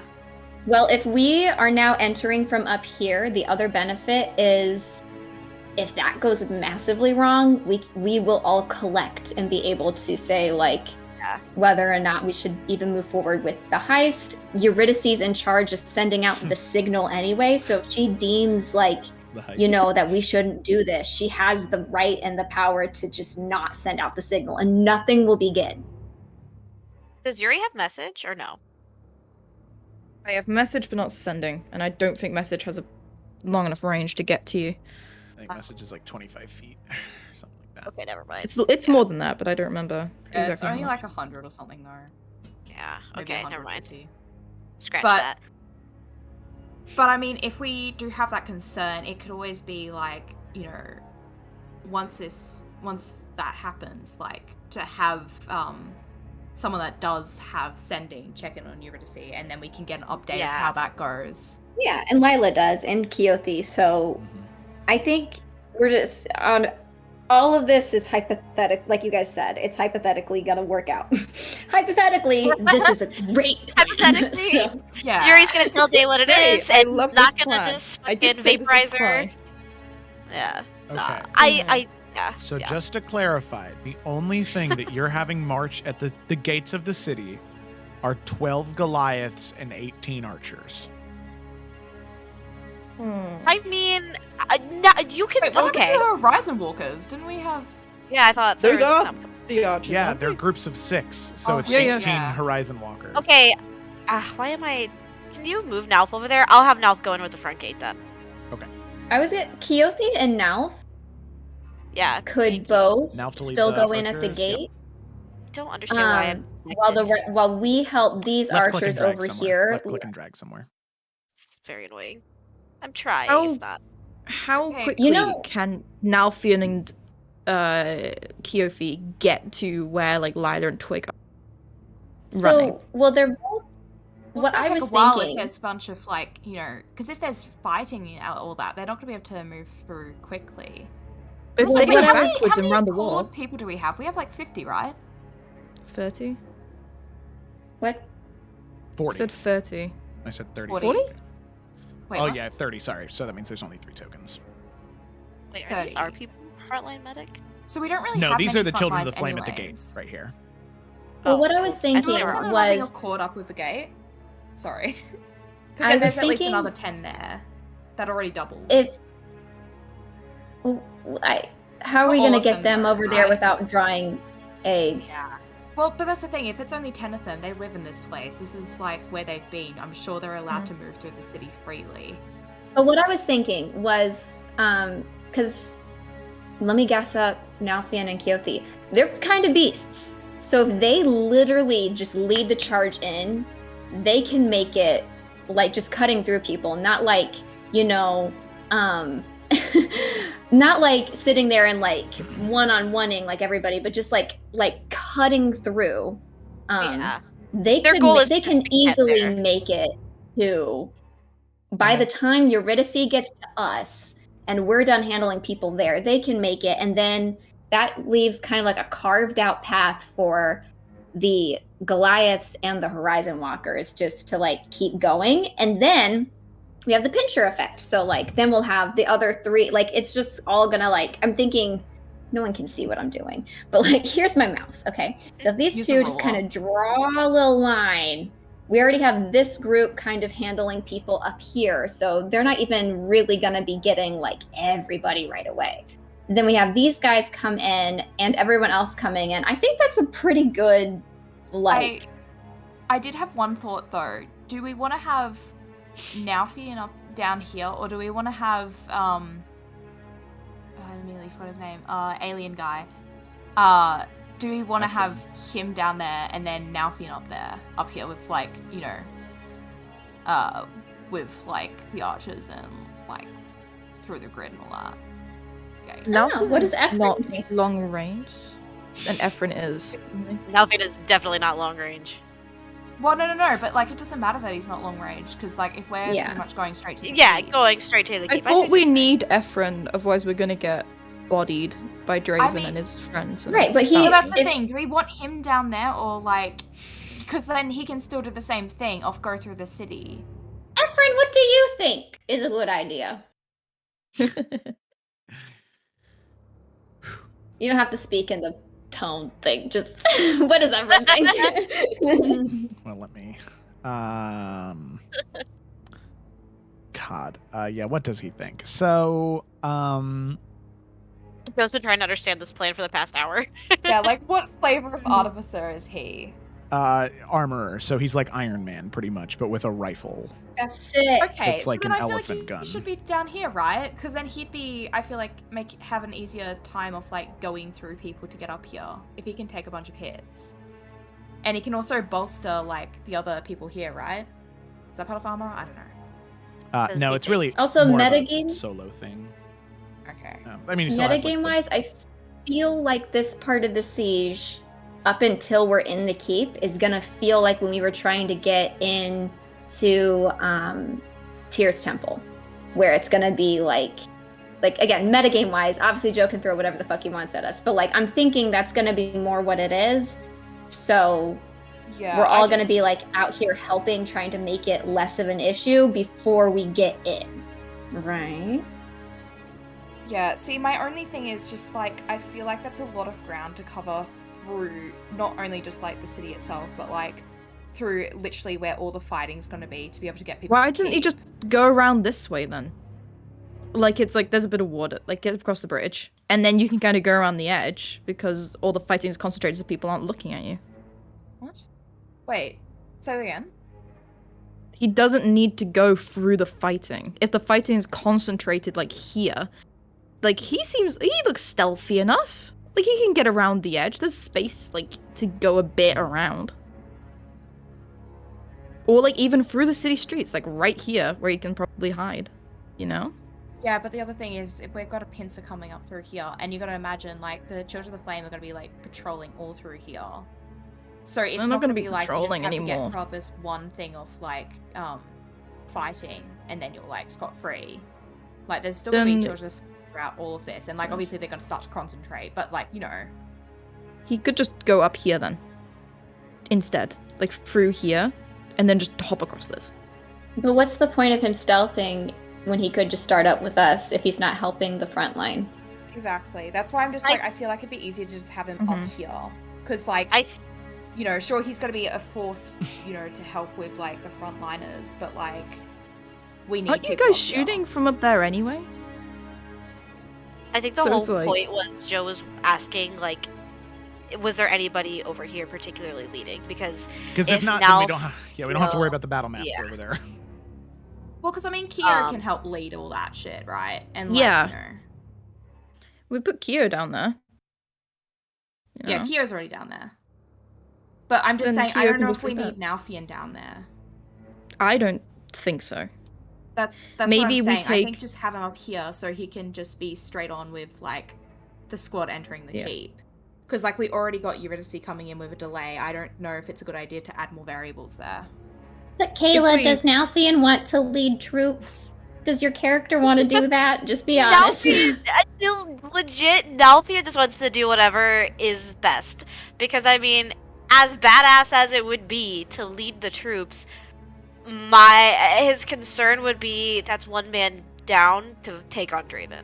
And Okay, Draven is here's the the- biggest threat, you know? And we Here's don't the really thing, have any right? frontline for taking down Draven, because both Lila and Twig are a bit more long Yeah. range. And, like, So, like, Eurydice should not be a frontliner. Yeah, so it would make more sense if Nelf was going in after Draven. Yeah, that was, like, all that just to say that. Okay, Yeah. so Take Keo. down, if we take down Draven, right? We're not going to do that. Like, it's not going to take us as long to do that as it is for the entire battle to happen. So, like, you can just lead men afterwards. Yeah. I don't so think it's Keo gonna be and- such a hang up for Nalfian, honestly. Like, No, I don't it's really- not. I just really I wanted not to ask gonna make Kayla her what it was more. What does I Kayla appreciate want that. to do with her character, Yeah, not yeah, what does I Nalfian? appreciate I was trying to be like, what do you? Is this something you wanted to do? You know, because Yeah, this no, is no, a no. fun game. We're having I fun. We're at a fucking war table, goddammit. We're trying to strategize. No. I Everybody Everybody with was what like, we've yay, got now. 14-hour session. And now it's like, can we end early? This is terrible. No. This is what we've This got, is- right? This is good, yeah? This is siege. Yeah, no, this is what great. Happens. So yeah, like Keo and Ephraim lead in the front group. The clerics come in 30 from this soldiers. side. Yeah, they're gonna. Well, yeah, but then you're gonna have 20 more pincering in, and there's gonna be Yeah, marches as and then well. everyone And else. the Goliaths. I mean, the Goliaths are like fucking yeah, you keep crazy, telling us so- how they're supposed to be like Exactly. wicked. We could take one of the groups that's with Eurydice, and we could put them down there, because if they're just sending scout, and we've got like 6 Horizon Walkers and Yuri, like, Well, I was thinking we could That's take one of the true. groups by us too and put it back down there, because like, yeah, why Well, do no, we no, need want to- it to? to be focused there. But they're not coming with us, right? Oh, you're right. The plan is to, like, you know, there's gonna be shit happening to the north, shit happening to the south, shit happening like Yeah, over yeah. here. We want to Yeah. scrap that and just have it all at the gate. Mhm. You right. Correct. So do we want to But- take one of the ones with Yuri and put it Yeah, down? we could take one of them with Yuri and bring it back down. Yeah, so there's Okay. essentially We don't gonna be need that 3 many fronts people. happening, plus our little hit crew into the keep. Mhm. So then And then going into it's the all keep gonna to be fight pincering Draven, in. you're not going to have Keothi or Ephraim or Blossom. Is that what I'm hearing? Oh, actually, wait, where's Blossom? Oh, no, bring Blossom up with us. Well, She can because come up with us. Well, I Blossom thought- is opening the gate. Because otherwise, Oh, shit, yeah. Then why don't? Okay, we well then bring- maybe Ephraim, since we have this whole group. Yeah, bring Ephraim up. Yes. Bring You know, you keep Ephraim. saying things that make us question our choices. So I hope you're okay with us taking another 30 minutes to replan everything. This is you. No. All we're doing is moving Ephraim. He's gonna be up with us. Everything else can That's stay, it. right? Yeah. Do we Ephraim's want coming. Keothi with us? A paladin I feel could like do she really should- good. I feel like she should lead the Goliaths though, right? Yeah. That just makes sense, yeah. Yeah, And but it's good I'm to have also someone to thinking know whether they're again, Blossom just metagame opens wise. the gate. If I'm we still just have thinking Blossom metagame open the wise. Will it matter that Keothi's leading the groups? Well, maybe Like- not, but we want someone that we know is like really reliable, dependable. Like, but and like she you said, could do that whole Blossom. thing. She could do that whole like Blossom. I guess like either one of them. If we still want to have them like come up through, like that can happen. But I think just move Ephraim with us, and then I feel like things should stay as they are. Because like a full frontal attack is gonna need some firepower behind it. Like, Yeah, and if that fails, then we, like, even after killing Draven, we then have a city full of Children of the Flame to fight. So we need it to work.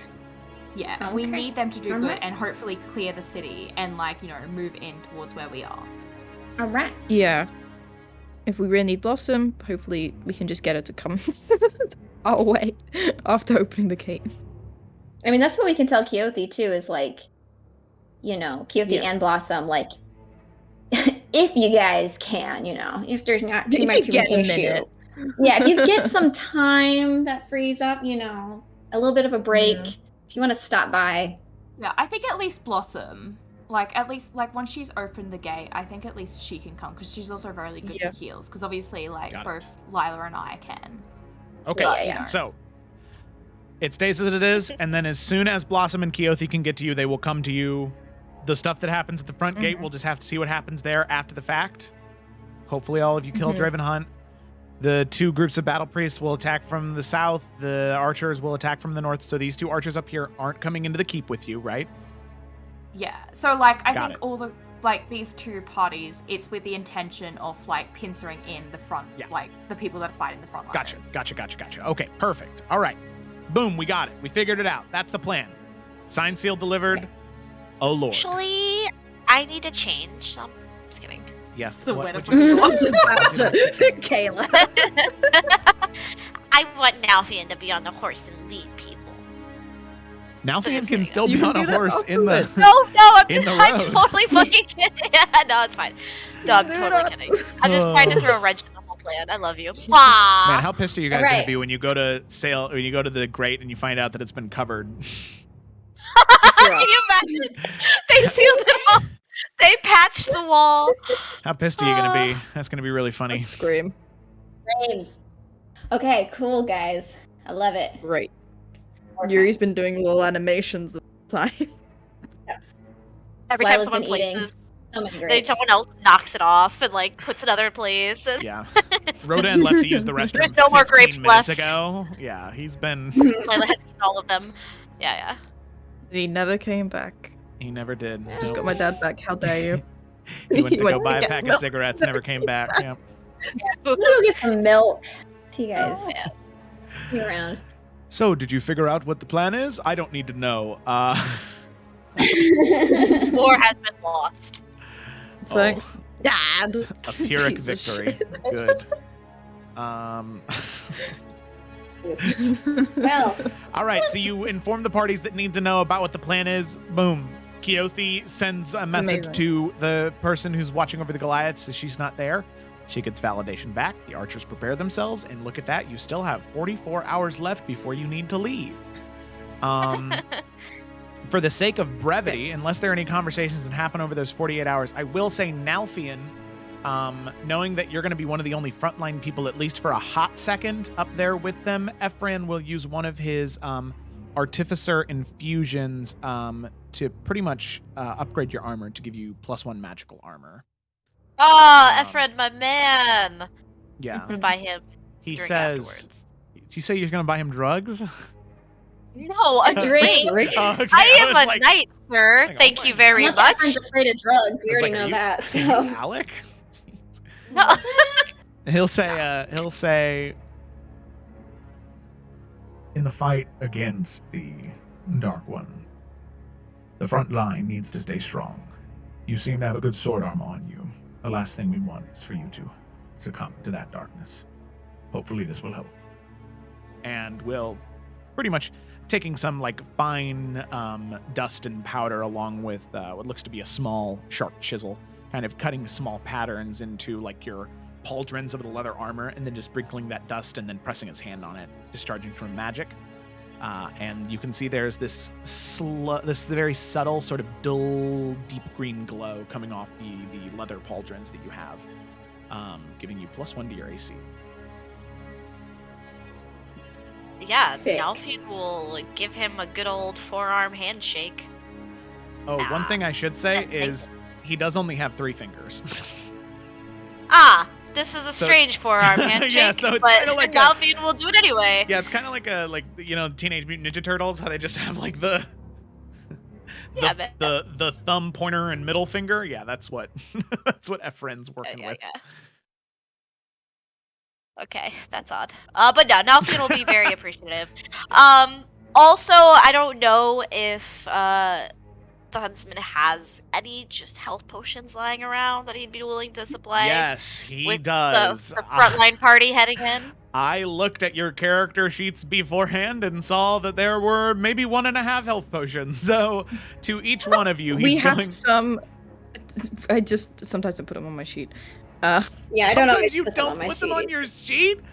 I have What? one written down. I just forget. To I write put them down on too. I'm there. like River. Because my character sheet keeps changing, so nothing. I can't trust it. Yeah. It's just. What do you mean? It's just Broke D&D Joe. Beyond. I don't know. You like I upload imported things, to and I'm Foundry. like, oh, I had this much. So I imported to Foundry just so I can keep track of your hit points on there, so I know what health you're at. I'm You sorry. can just manage everything on. So he'll give each one of you a greater health potion. Each one of the party members. So each one of the 4 of you. Greater health potion. Thank you. Made from Karen root from the Feywild. Not the Feywild, the Greater one, you Feywild. said? It's greater. So 44 plus 4. Thank 2 plus 2 is 4. Minus 1, that's 3. Quick maths. God. Will it have stopped? Yo, I don't know. 2 different songs. I know. 4d4. Cool. So is it? Oh, greater than this. Dear Lord.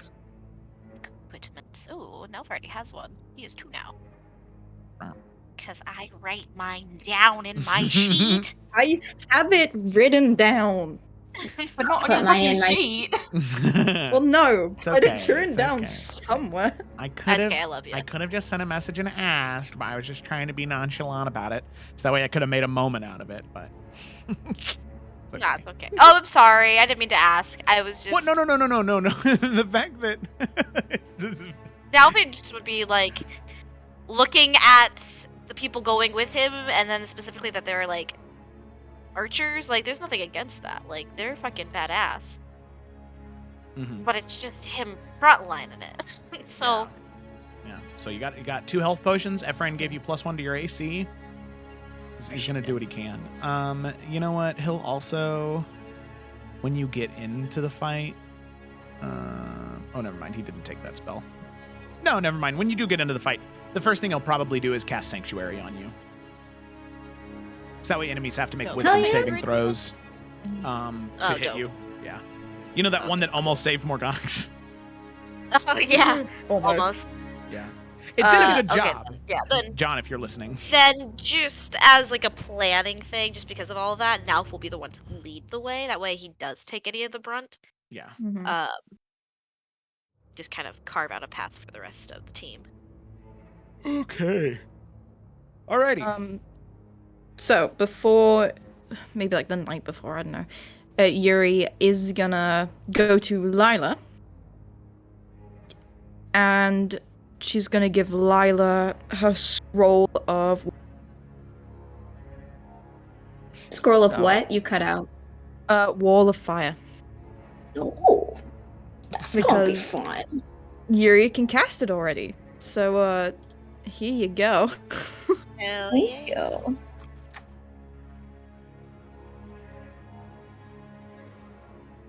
Appreciate. Welcome. It's a gift, I guess, from Brandon then as well, because it went through from Brandon to Yuri. So enjoy.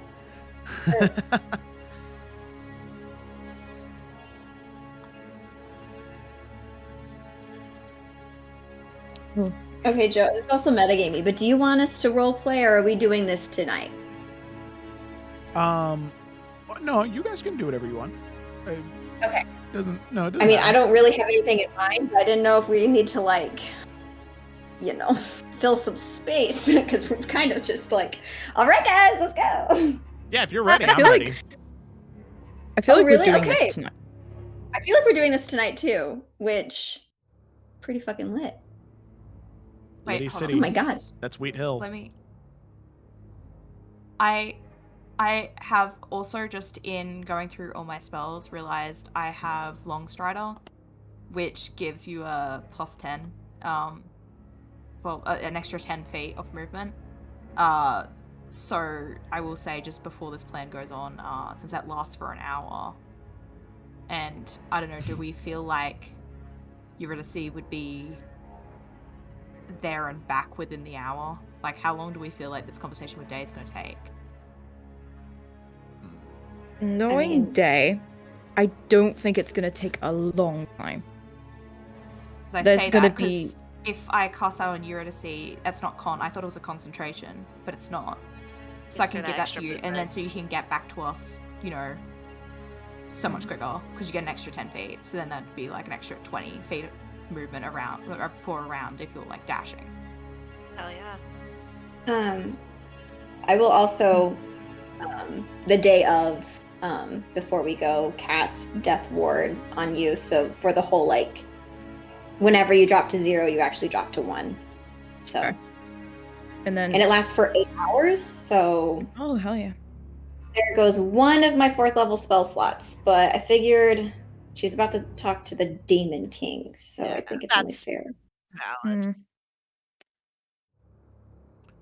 Hmm. Okay. Um, And I'm making sure I have Balefire in the necklace with the lucky. Alfie doesn't have a physical thing to give because he's not a spellcaster, so he will give Eurydice a kiss and a hug. Aww. A good luck, Chief! Go get him! Did everybody see the kiss and the hug?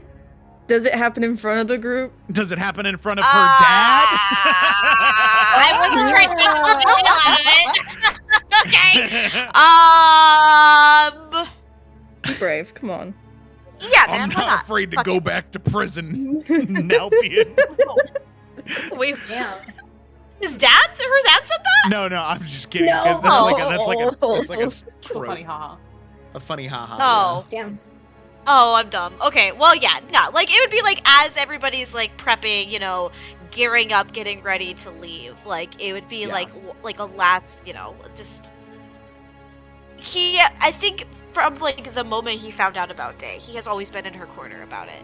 Yeah. And it's just him reassuring that, like, we are here no matter what happens, you know? Come back to us at the end of all of this. So... yeah.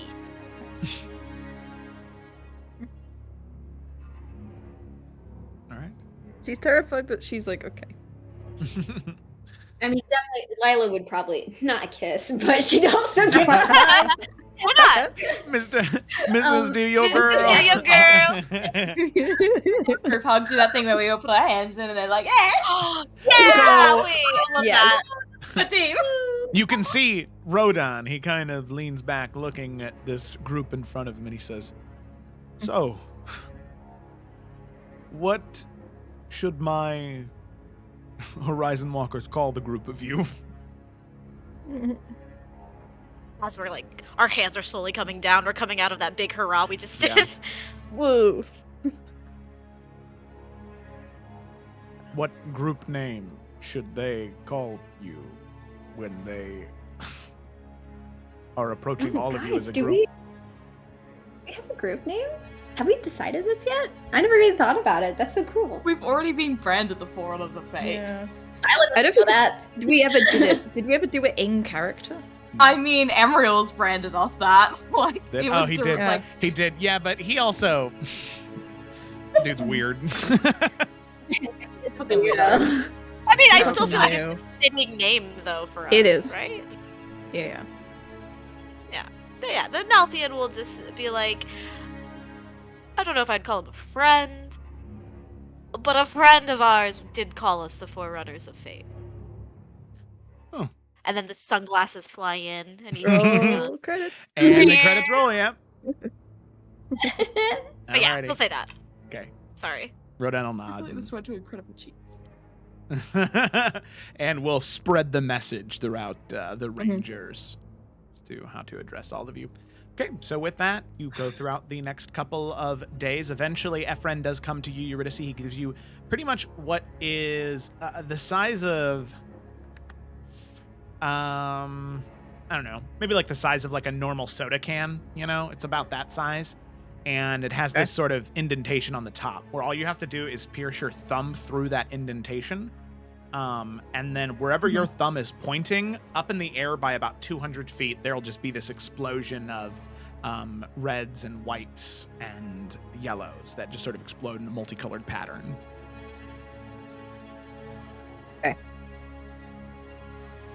Okay. So you have your firework, Flare. your flare, yeah. You have all of your ideas ready. So with that, eventually the pre-dawn comes because you wanted to do all of this at dawn.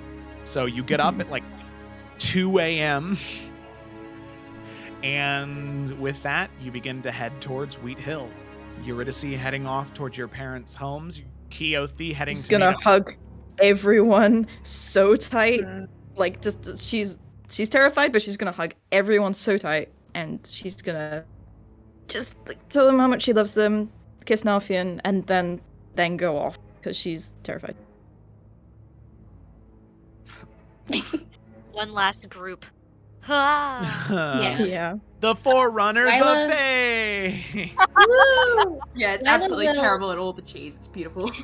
It is. Once everyone's kind of in place, I assume Twig and Lila just kind of keep close to each other because they're kind of like doing the same thing. While like I know it's like not a big group, but like Nalfian's kind of leading, and Lila will like take Twig's hand because I think they're both equally nervous for the same reasons. So And then you have an alien and 12 archers with you. Nalfian will go ahead and cast Echo Nalf Okay. for this endeavor.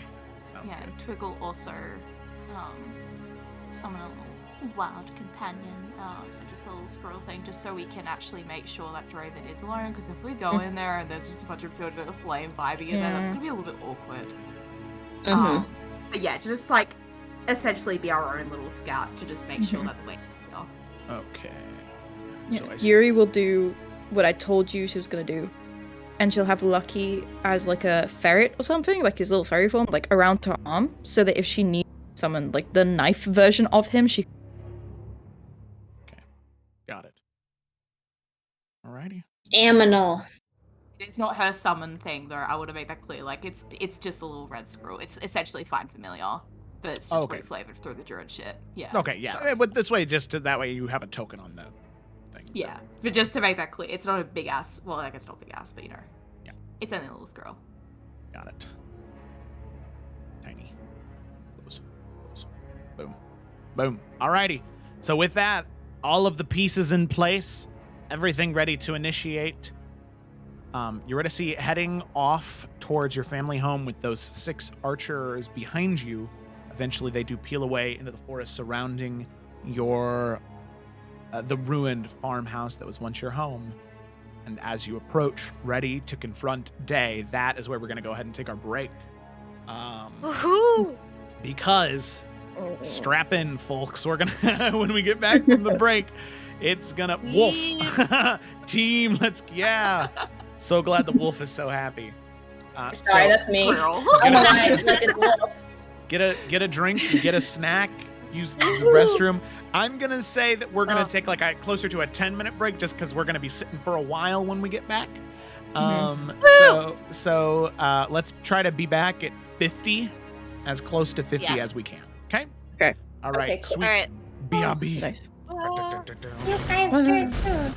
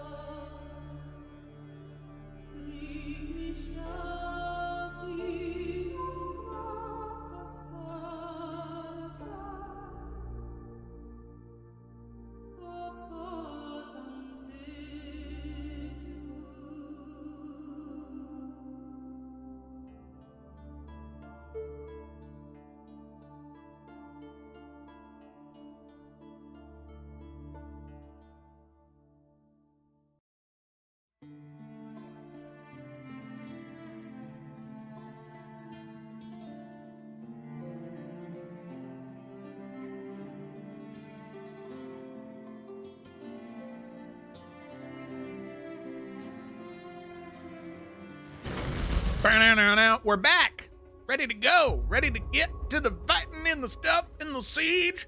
So, picking up right where we left off, our group of adventurers, the Forerunners of Fate, as they have now called themselves for the first time ever, 48 sessions in, have finally made their way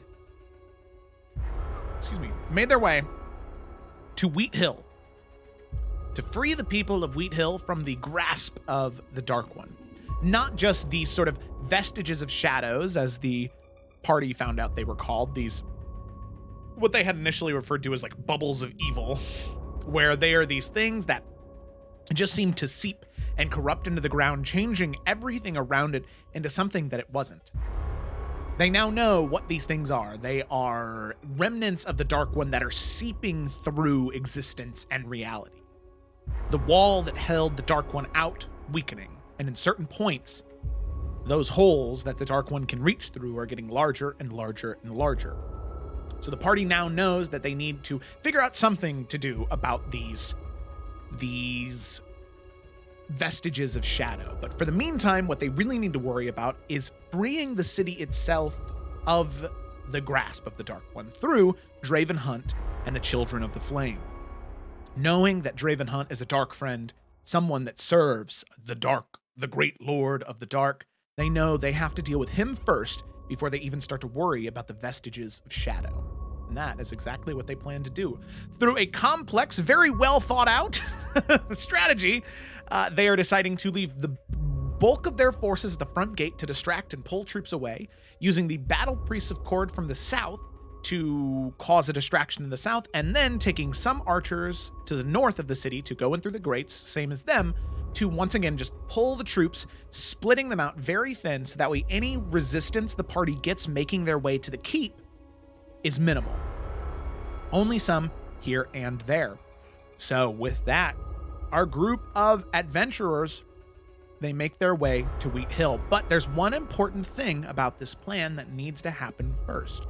On top of all the pincering, the flanking, all of these masterful militaristic maneuvers, the party needs one thing to happen first.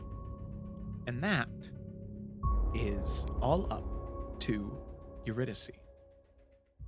So, with that, as the party splits off in their direction, Keothi splits off to go reconvene with the Goliaths as the siege prepares. To begin, we first start with Eurydice.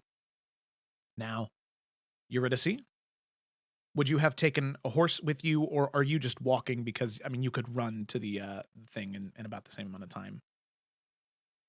Yeah, I don't think she'd bring a horse. Okay. Alrighty. So then you walk, and eventually the archers split off from you. Before you do leave, it is worth noting that your father, Rodan, he does give you a hug and a kiss on the forehead, and he wishes you all the luck in the world, and he says, "You are strong, Eurydice. I know that about you. You can do this, all right?" Smile. Okay. Send you on your way. As you make your way deeper towards Wheathill, it is odd. There is this darkness that lingers over the riverlands. You can hear the sound of streams and the sounds of birds chirping every once in a while, 2, 3 o'clock in the morning. But you still feel this shadow cling to you. As you begin to approach, you see it in the horizon. What used to be verdant green farmlands, as far as the eye can see, you can see one small blip of darkness, almost like mist or shadow, blocking your view. But you know that's where your home was. As you approach and you step through that vestige of shadow, any sound of nature and life is immediately cut off. As instead, it is just filled with this roiling sense of evil.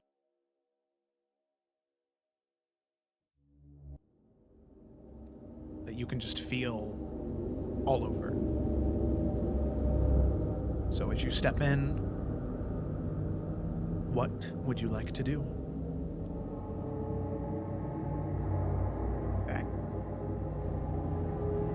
She's going to, having prepared what she said she would, what I told you, and having Lucky arm, she's gonna take out her tome from her bag, something she hasn't really looked at too much recently. She's gonna go to where she knows, or guesses, I suppose, her room as a child. And she's going to take a deep breath and then pulling kind of her cloak around her. Okay. I'm here. You said this is where we were going to talk, and I want to talk.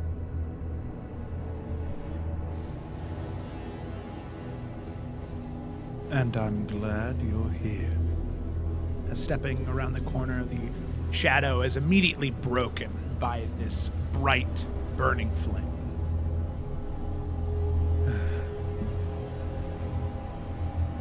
Hello? Good to see you. It has been a few days. I am sorry for talking to you before I said I would. I just wanted you to know of the danger you were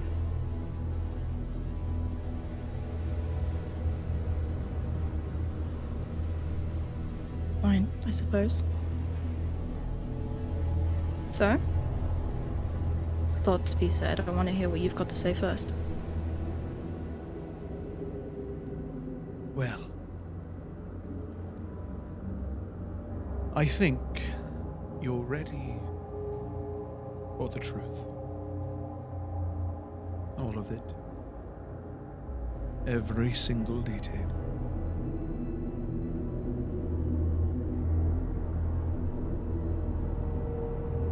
I know that you have spent some time in the city, so I'm sure you've discovered the truth of your aunt, Viara.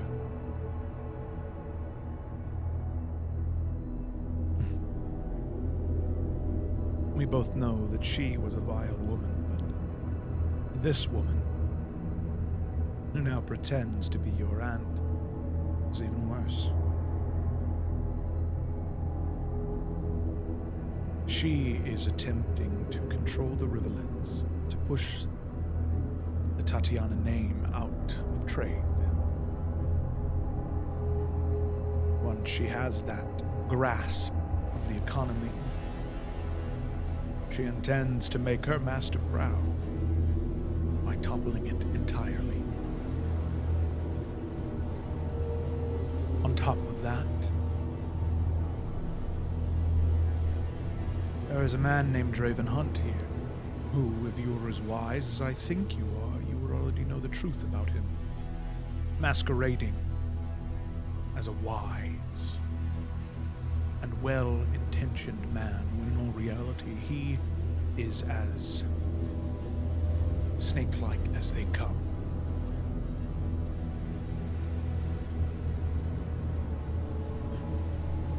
In fact, two are working together in the city. While most of the Children of the Flame do not know his true nature, they follow him so blindly, and they are so corrupt themselves that they might not even care. Which brings me to the last bit.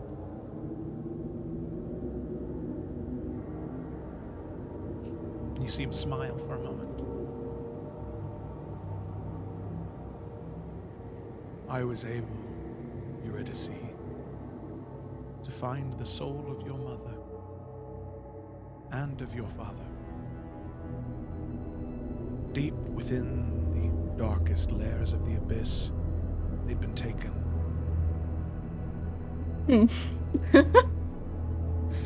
No, don't let me interrupt you. Keep going. Something funny. No, not at all. This is This is great. No, just keep going. I want to hear the end.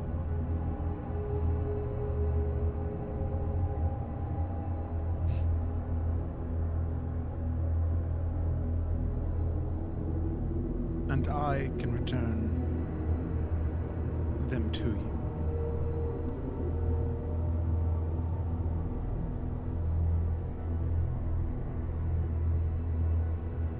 All you need to do is kill the woman pretending to be your Aunt Iara and Draven Hunt. Of course, I still believe the best way to do this is to level the city, but I've seen the error of my ways. I've had time to think.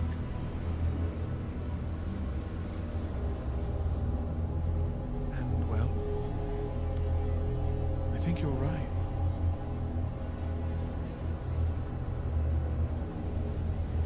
I think we should do what's right and save as many people as we can.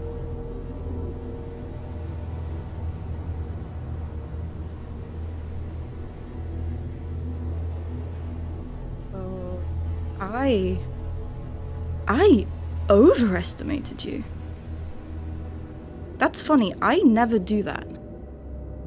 Especially not with you, but somehow I overestimated you. Huh.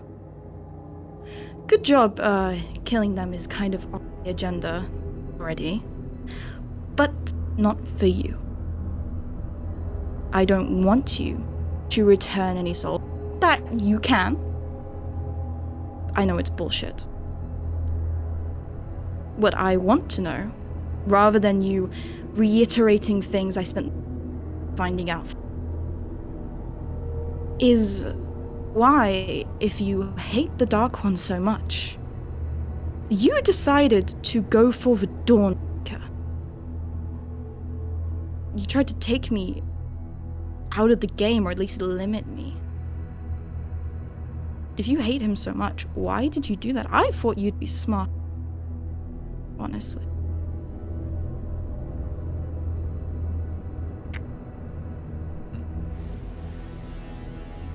You see him nod, and he raises his hand, and he snaps his fingers. And as he snaps and you blink, as you reopen your eyes, you are in the air, floating above the town of Wheathill. You can see men on their morning patrols, soldiers marching back and forth up and down the city streets. You can see some of the battle priests of Cord beginning to make their way around the city, just taking a morning stroll as well. You can see Blossom already up and moving, trying to move her way around the city, getting the last few people into the temple that need to get there. As you stand there floating, you can see that the form of day has shifted. No longer that look of Uncle Greenleaf, but that one that first came to you many, many, many, many moons ago.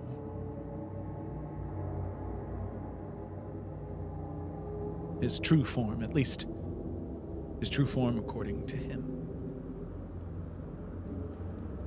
As he speaks to you with that low, rumbling tone, the sound of evil and chaos in the roiling fire that is his being.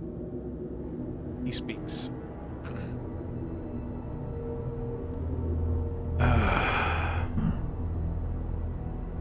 So you know.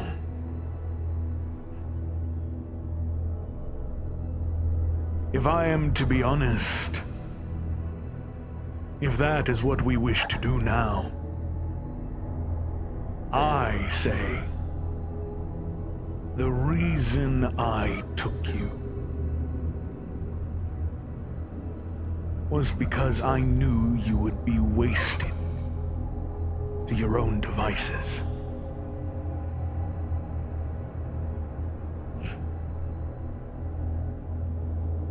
If I hadn't intervened, someone like you, someone so good and nice and willing to do whatever it took to save their fellow neighbor. I know what would have happened to someone like you. I've seen it time and time and time again. Always. They sacrifice themselves for some noble cause. That is not what you are meant to do. You are meant to survive. You are meant to be there at the final battle. The fight against the Dark One in that final battle, not every single one up until that point.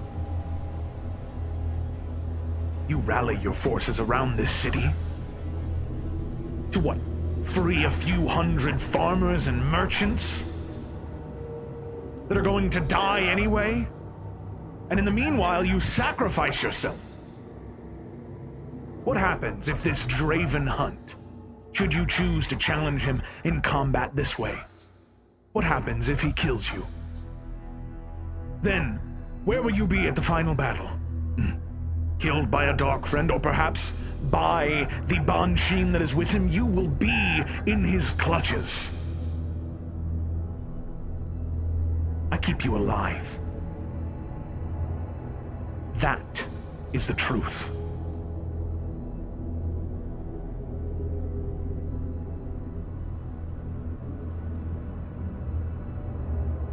You're gonna see That- as you can feel this just sort of like turning in your stomach, this heat beginning to build.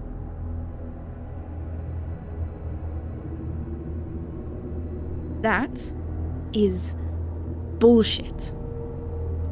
I don't care if you're trying to keep me alive or there at the final battle. That is not for you to decide. And you fed off my pain. I know that. I can see that now. You made me do so many things. Not because it was going to help me keep me alive. You fed off the pain that you caused. If you'd left me alone, maybe my mother would still be alive. Maybe the hidden flame would have found. Maybe I'd have access to all of my power, and not just a little bit of it that you've let me take, use. I'm done with all of this stupid fucking arrangement.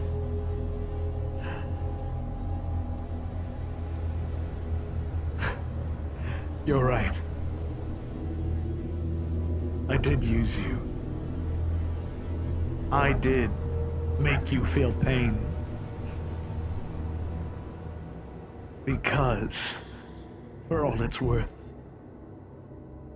the Dawnbringer, the one who will break the dawn at the last battle, could be manipulated by me, not by the Dark One. By me! I controlled you for how many years, Eurydice?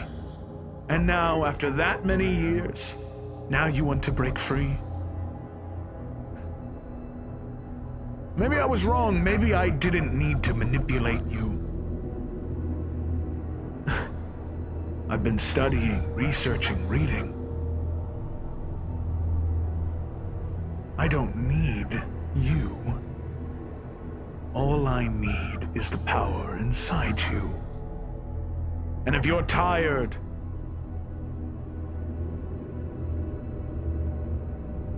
of me, well then. And you can see him begin to just,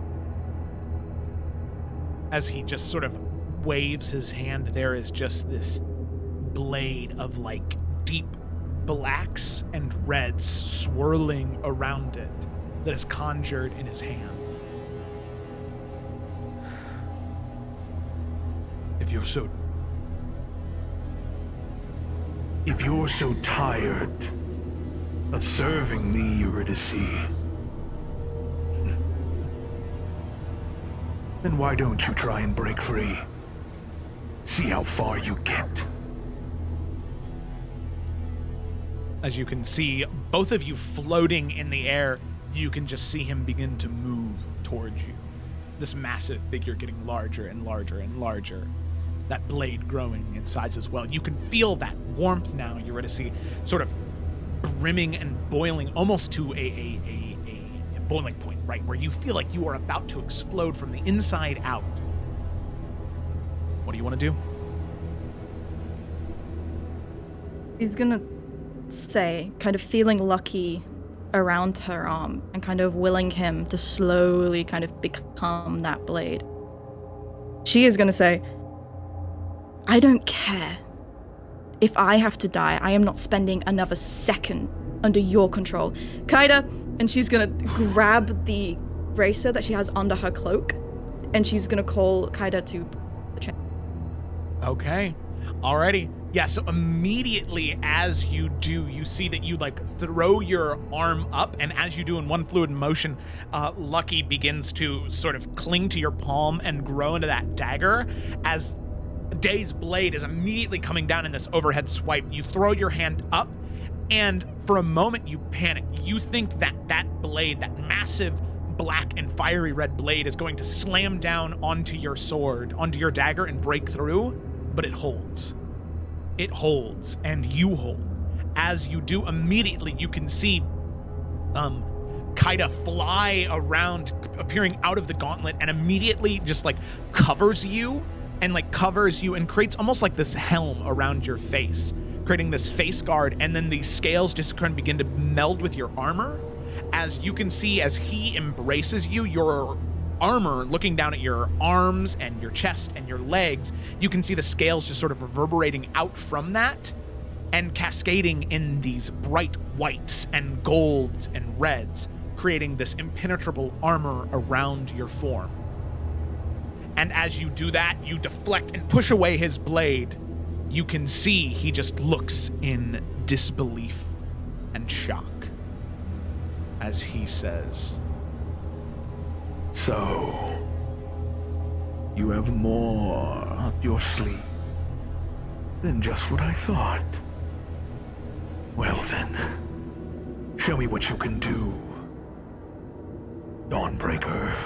And with that, you can see he goes for a thrust, and immediately you can feel the scales pull your arm into a parry and repose. As you immediately parry and flick his sword away and then cut across his stomach as he immediately grabs towards it. And he grunts in pain, and he goes to make a few more rapid slashes as you can feel the armor shifting and moving with you, parrying and reposing and stabbing and slashing. You can feel Lucky begin to grow in your hands. Whatever that dagger was begins to grow longer.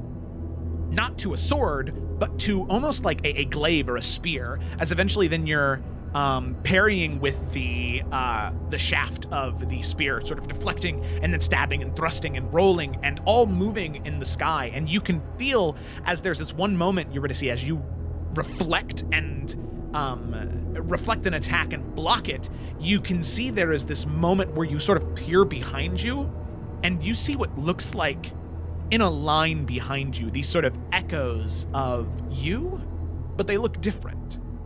And you can see them sort of moving and guiding your strikes and stabs and dodges, each one of them adding something else. And you can see connecting all of you this thin thread from your heart to the one behind you, to the one behind that one, and the one behind that one, all guiding, and one by one, with each parry and stab and thrust and kick and swirl and move, they get closer and closer to you. One after another, you can feel this in your heart, in your mind, these shackles begin to grow white hot.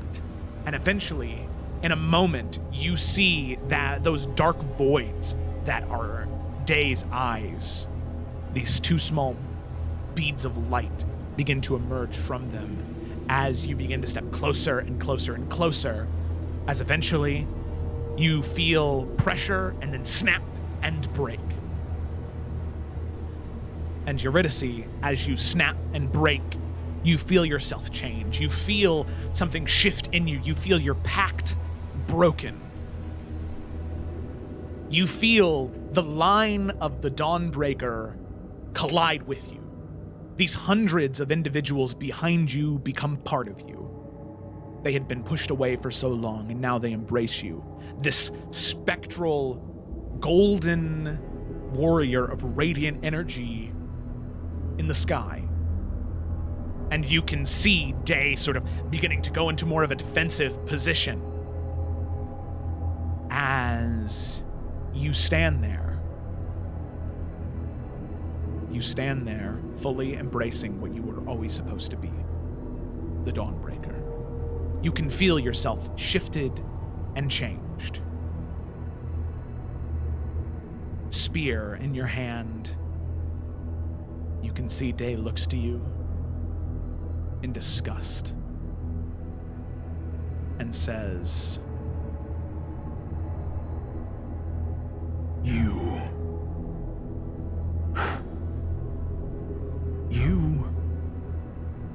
to me, will always be nothing. No matter what fancy powers or magical devices you have. This isn't the end of this, Eurydice. This will never end. As you can see him stand, and you see him go to move, and in this moment, you can tell just in his typical fashion, when he's not winning 100%, he's leaving, he's giving up.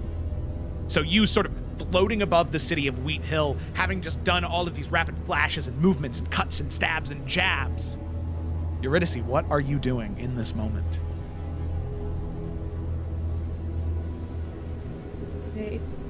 He's trying to leave? He's just trying to go? Yeah, you can see him begin to sort of, with the blade, raise his hand, and you can see the beginnings of a portal begin to form. She is going to use Counterspell, but she is putting so much behind that. And as she kind of grabs onto the magic that he's trying to put into that portal above him, she's almost going to take that magic and slam it back down into his hand. Ooh, okay. As this fiery kind of white mass. All right. So with that, you do just that, sort of throwing everything you can behind that counterspell, shutting that portal, using that magic and connection that you have to all of those Dawnbreakers behind you. And you can see him look to you, and just this look of sheer anger and force as you then slam that magic down onto him. It crashes him back into the, like almost prone in the air as he sort of slowly picks himself up. And you can see that now the sort of flames beginning to diminish around his wreath of fire of his head. You can see he just says,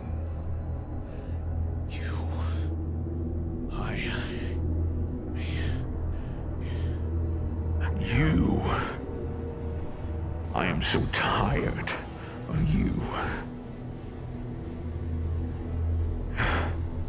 This is done. This is over. And you can see once again, he just turns and he tries to open that portal again. Ooh. This time, she is going to kind of put her hands out kind of either side of herself. And she's going to say, "No, I don't think we're done yet." And she's gonna amass like this fire either side of her, and it's gonna go from like red and orange to just white and gold. She's gonna bring it kind of up either side, and she's gonna like slam it either side of him and just like crush him in the middle of this massive, just broiling white flame.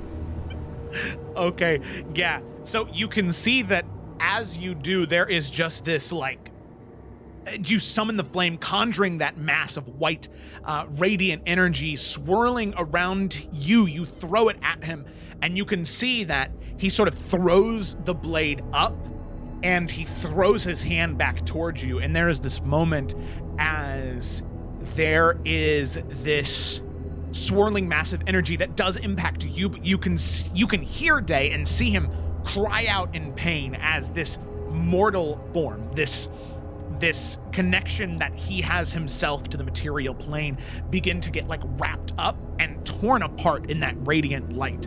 But as that radiant light is shot towards him and pretty much crushes him underneath the mass and weight of it, you can see that reddish black energy fly towards you, and as you threw up your hand, it slams towards one of your hands, and you feel this mass of searing pain break through the dragon scales of Kaida. And you can feel Kaida's magic begin to weaken slightly from that pure damage that was done to you. As you can feel the connection to the Dawnbreaker and those previous iterations, you can still feel those strong. But you can feel the magic keeping you propelled here with the killing of this material form of Day, feeling him crush and destroy. You can feel yourself slowly begin to fall, and as you look towards your hand and your arm, you can see Kaida sort of slowly beginning to crawl back together, wrapping around your shoulder, your spear in your hand, and as the armor disappears from your arm, you can see this burn along your arm, sort of replacing those fire-like tattoos that looks to be like a swirling serpent, sort of like the palm of the serpent on your hand, swirling up and in this sort of circular spiral fashion all the way up to your shoulder. As you see that serpent, like dragon-like serpent swirling up your arm all the way to your shoulder, you feel yourself begin to fall as you see that. And as you're falling, Eurydice, spear in hand, which is lucky, but this spear, massively powerful, what do you want to do? As she's falling, she's going to start kind of panicking a little bit, kind of seeing the ground come up towards her, realizing everything that's happened, and then she's gonna kind of just shut her eyes for like a split second, trying to, okay. And then she's gonna try and access something, and two white and feathered wings are gonna just burst out of her shoulder blades, and she is going to fly. Hell yeah. All right, so you activate that ability. Eurydice, as the armor peels away from your form and you begin soaring through the air, you realize that very slowly you can see the sun begin to crest over the mountains as the dawn is coming. As you are now flying in the air, you can see that whatever slow-moving energy there was to the patrols of the Children of the Flame, they are moving in mass. You can see that from your perspective, that as you're flying in the air, you can see the archers begin to break through the wood now. You can see the Goliaths, thinking that was the signal. As they begin to make their way through, they begin to move towards the gate. The Children of the Flame moving that way. You can see the Battle Priests of Cord getting ready in their positions. You can see Blossom moving on top of rooftops very stealthily. As she's crawling, waiting for a moment to jump onto the gatehouse to open it up for the Goliaths and for Keothi.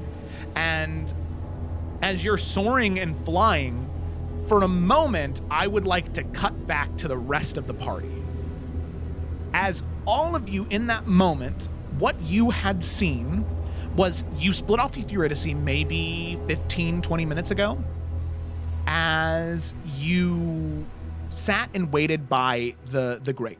Now, you can still see that the grate right now is not covered at all. From the distance you're at, maybe the 30, 40 feet away from it, you could very easily dive underneath the water and swim with the current into into the area where you need to be. Now, what you end up seeing is this mass of light. So immediately as soon as you get there and you're just sort of sitting waiting for that signal flare, you can see eventually appearing above the city, to your perspective, are these two entities. You can see what looks to be two normal-sized humans, one growing in mass of darkness and of flame, beginning to grow larger and larger and larger till it's maybe 12 to 20 feet tall, and you can see the other one staying the size that it is.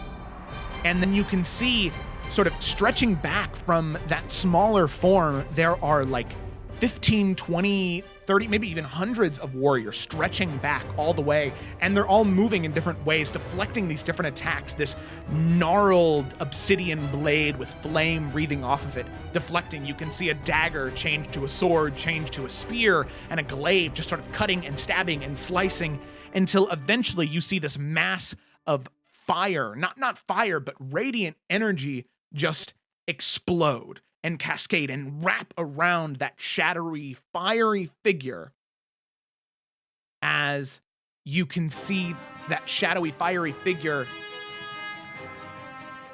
just absolutely impacted by that radiant energy bursting into nothingness. And you can see what looks to be small bits of armor or metal flying off of that spectral warrior. As that person begins to dive, you can see 2 wings sprout from their back as they then begin to coast directly towards you all, standing by the grate, waiting.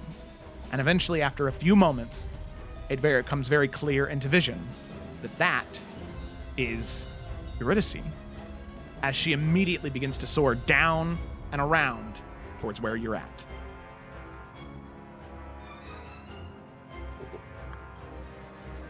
Yeah, she's gonna come down towards the group. She's gonna like fly down towards the group and maybe like hover just a bit above them and be like, okay, so that was the signal, I think. Lila's jaw is on the ground. By the way, Eurydice, do you want to describe what you look like right now? Huh? Because the thing that you sent me, as you started to burn away, the scales began to peel away. You can just see that what you're wearing has changed. Yep. Oh, hell yeah. What is happening? So You can send it in the chat now, too. Oh yeah, send it in the chat, dude. it's not fully done. Wait, actually, no, I'll send. Yeah, send it anyway. I'll send what I have. But basically, I'll try it first. Her hair is a bit more ginger now. It's definitely auburn at the top, but it's gone more ginger toward the bottom. Her tattoos are not red anymore. Her tattoos are white. And when she uses magic, they kind of burn this white and gold color. And then she has these feathery white gold wings. And rather than wearing the reds and oranges and like browns, instead she kind of has this white and gold clothes with this sort of burnt, sort of orange kind of sash that goes across from one shoulder kind of down to the other side with these bits of green detailing to it. Yeah, and she looks pretty fucking radiant, apparently with a huge burn across one arm. And she has that red scarf that she always wore instead tied around. And I'll find the answer. Nalfin's gonna like pick his jaw off of the floor and say, "Yeah, I have a lot of questions, but I feel as though now's not time." Oh, let's them later. Yeah, we've got to go. We're gonna come back to this because I'm confused. I'm glad you're alive. Thank you. So am I. Let's go. Like, she's all right. She's just gonna go over the wall. Yeah, of course she does. Yeah, right. Now looks to Lila like, okay. She's literally glowing. Let's go. Okay. Yeah, all right. Dives. Okay. All right. So with that, the group of you make your way underneath the grate, in through there, and as you make your way into the forest, you can see that in order to get into the keep itself, there's really only one way to get in. So you do have to go out of the woods a little bit and around a set of buildings onto a road. There's not really a way to get through there regardless. So you make your way up and around as you're running. You can hear the cacophony of fighting that is happening. And eventually, as soon as you get onto the road, you can hear a shout of, a cacophony of shouts. Something similar to the gate is open, they breach the gate, they're at the gate, they've opened the gate, something like that.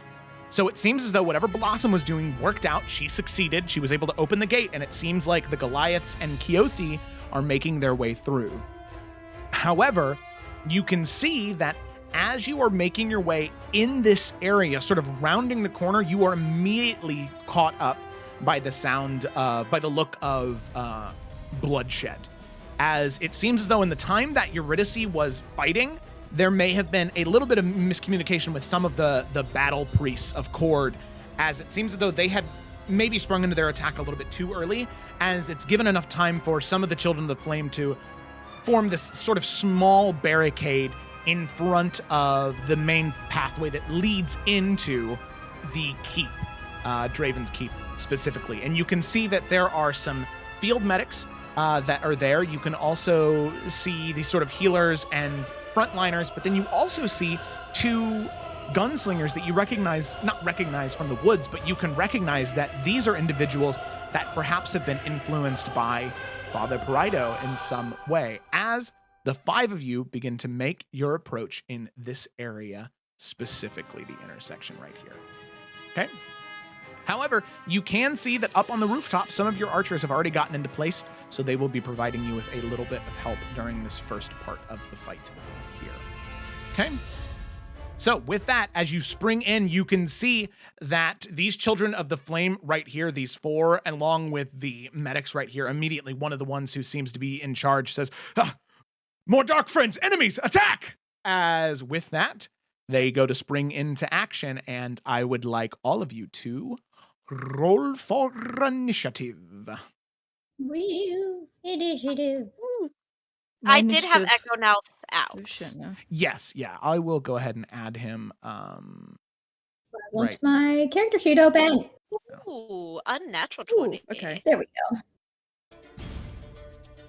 go. Ooh, yes, my lady. Okay. Bless you.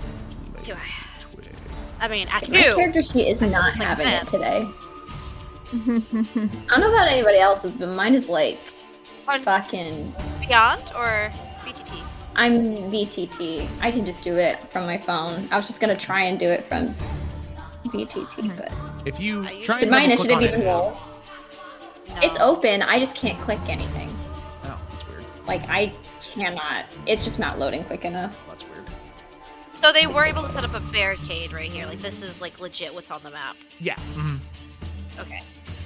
And my initiative is shit. It's 5. Oh no.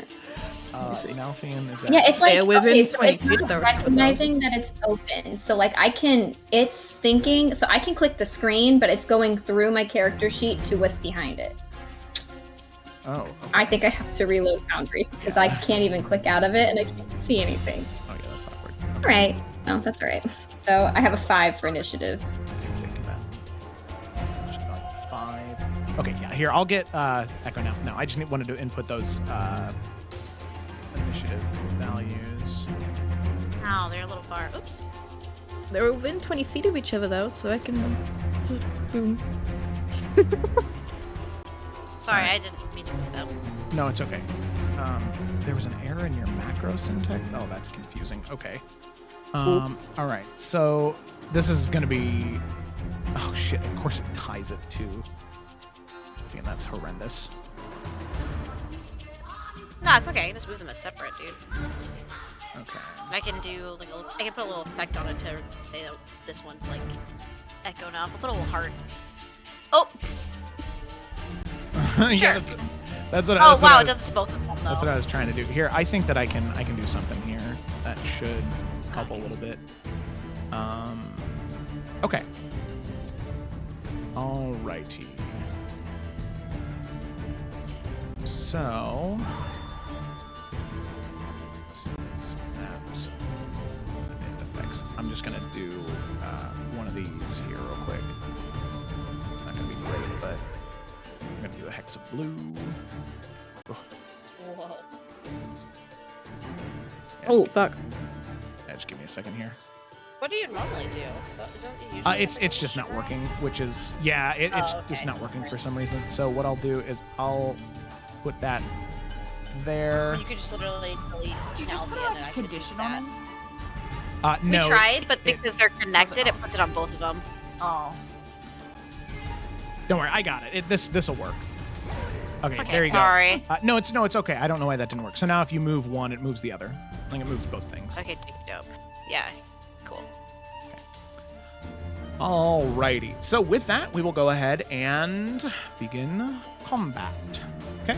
So with that, we do start with the 2 gunslingers right at the top of the turn order.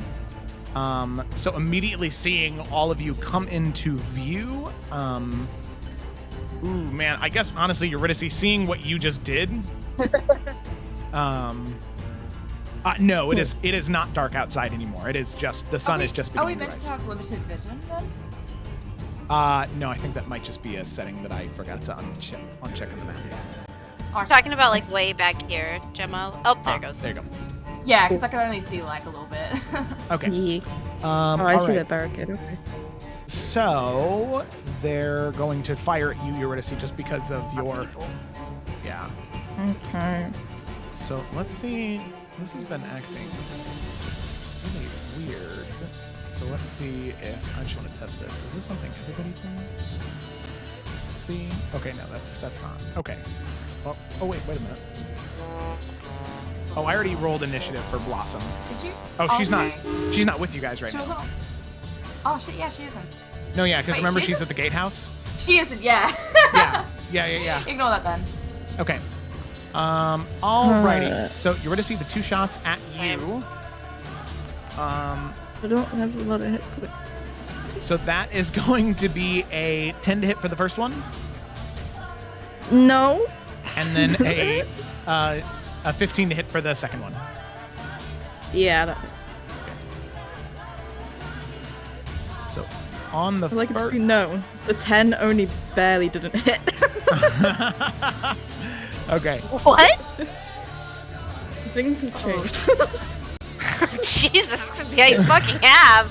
Oh my god, we gotta get you something, girl. Oh my god. Sorry, Okay. I'm just okay. It's okay. You were meant to be. Sorry, it was being silly there for a second. How much damage? I can take it. It's fine. I'm gonna have to undo one of these modules that I installed that I thought would be helpful because it's really kind of terrible. Okay, I guess I'll just roll in portion. So that's gonna be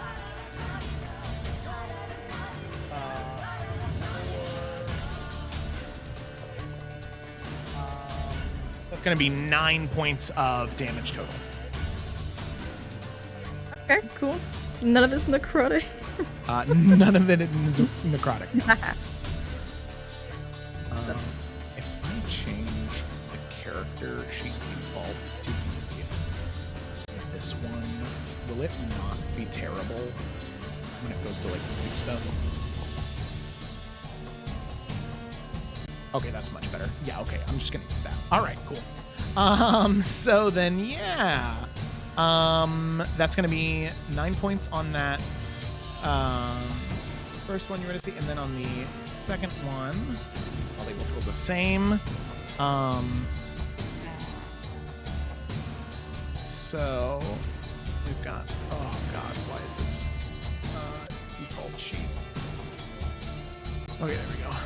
Oh, but why is this all so like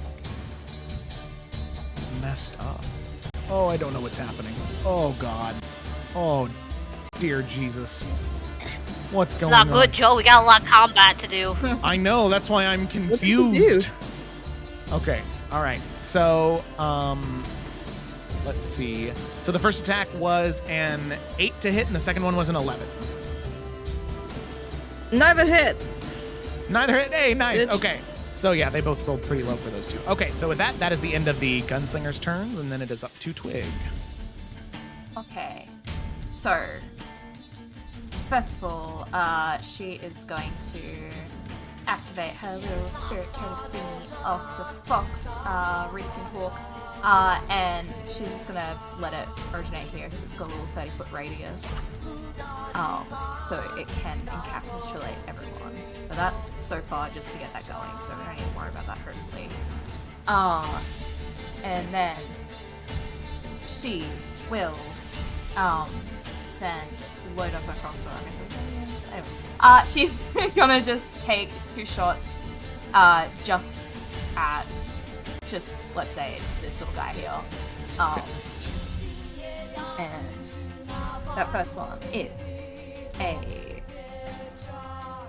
25 to hit, guess it hits. Yeah, that hits. So that is 9 points of damage. And then second bolt is another fucking 25. Okay. But then that's good because to B, then 16 points of damage. And final bolt for a second attack. That's a 19 for 8 points damage. Okay. All right. Cool. And then there's probably no cover, so I'm just stay behind Nalkian, I guess. There you go. It's a good call. Alrighty. Cool. So, end of Twig's turn, then we come to Nalfian. Does Eurydice say that to Nalfian? She would, yeah. She'd be like, bro. Okay. You can see the look of slight disappointment. But he will do just such. It's okay. Yeah. I mean, that's a fuck ton of damage. He will, however, just to, like, help himself out just a bit. Next turn, he's gonna move himself right here, which is kind of being a little vulnerable, and then keep Shadow, or Echo now right in front of Twig. So he will, hearing Eurydice, slightly disappointed, begrudgingly put his sword away, and he'll take out his longbow, but he's not as good with that. But he will take aim at the one Twig shot at, which I believe was this one. Yeah. And go ahead and take a shot. A shot. Damn. 18 to hit. 18, that hits. Alright, roll that dodge. First attack.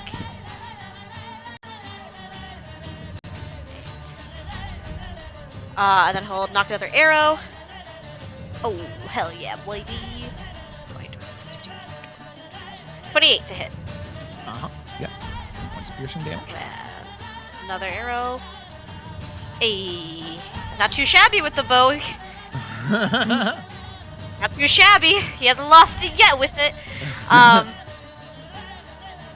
And then I don't get my Dawn's Wrath with that. Is that do I, or is that just melee? That's just melee. Yeah, I thought so. Okay. That's all he can do. He kind of gives Yuri a nod, and that's it. Okay. Alrighty. So next up, we come to one of the Reckoners. One of the Children of the Flame is immediately going to run up to you now, being where you were just taking shots, getting right up in your face, and he Bring is. it, boy. Well, he's actually going to. Let's see. Yeah, he's gonna go ahead and. Oh shoot, I forgot about. Never mind, that's melee attacks only. Okay, all right. So with that, he's just gonna run towards you, and he's gonna take a swing with his long sword. Does he make that sound? Yeah. All right. So first attack, that is a. I'll remember that. It's a 24 to hit Yep. for 11 points of piercing damage. Alright. And then the second one is not. That is a 14 to hit, so that's gonna be a miss. Yes. Okay. All right. So he makes his 14 points of piercing damage, or 11? 11, right? just 11 points of slashing damage. Yep. All right. Okay. As a bonus action, he will do nothing because he has no bonus action spells. Yeah, okay. All right, sounds good. So then next up, we have one of the frontline medics here who is going to... Oh, goodness gracious. They are going to expend a first level spell slot, and they are going to cast Sanctuary targeted on... Oh, wow. That was terrible. They are going to cast Sanctuary targeted on the one individual who was... Why is... This is so jank right now. I'm so confused. Oh my god. want to die. Okay. All right, so they're gonna cast Sanctuary. Jesus Christ. On which one? On the individual that is right in front of you. Ah, well, what a dick. All right. So they are. So I have to make a saving throw to be able to hit him, right? Yep. Wisdom saving throw. DC. Oh God, now's wisdom. You get It's this, not buddy. strong suit. What's the DC for it? Probably not. You don't have to tell me. No, you're good. You're good. Anytime you try to hit him, it will be a DC. That's not right. A DC 14 Wisdom saving throw. God, Nalfian is not the wisest cracker in the box. He's the broken one that nobody eats. Oh, I eat the broken crackers. They're the best ones for chili. Okay. All right. So that's gonna it's gonna stay right there, and then we'll move to Dawnbreaker Eurydice. Hey yo. Okay. So, I'm gonna cast Fireball. Oh, I never added To that right. no one's surprise. Okay. I'm gonna cast Fireball so that it gets these three at the front, and then it's going to get these two and this one, and then like this part of the barricade. Okay. So I will roll. It's 8d6, and I am going to spend a sorcery point. Hell yeah, you are. You re-roll some of the dice to make the damage even better. Just gonna... Fucking yeah! Okay. Sorcery point. Yes, a sorcery point. So that is 34 points of damage, and they need to be dex saving throws. Okay. Heck yeah, man.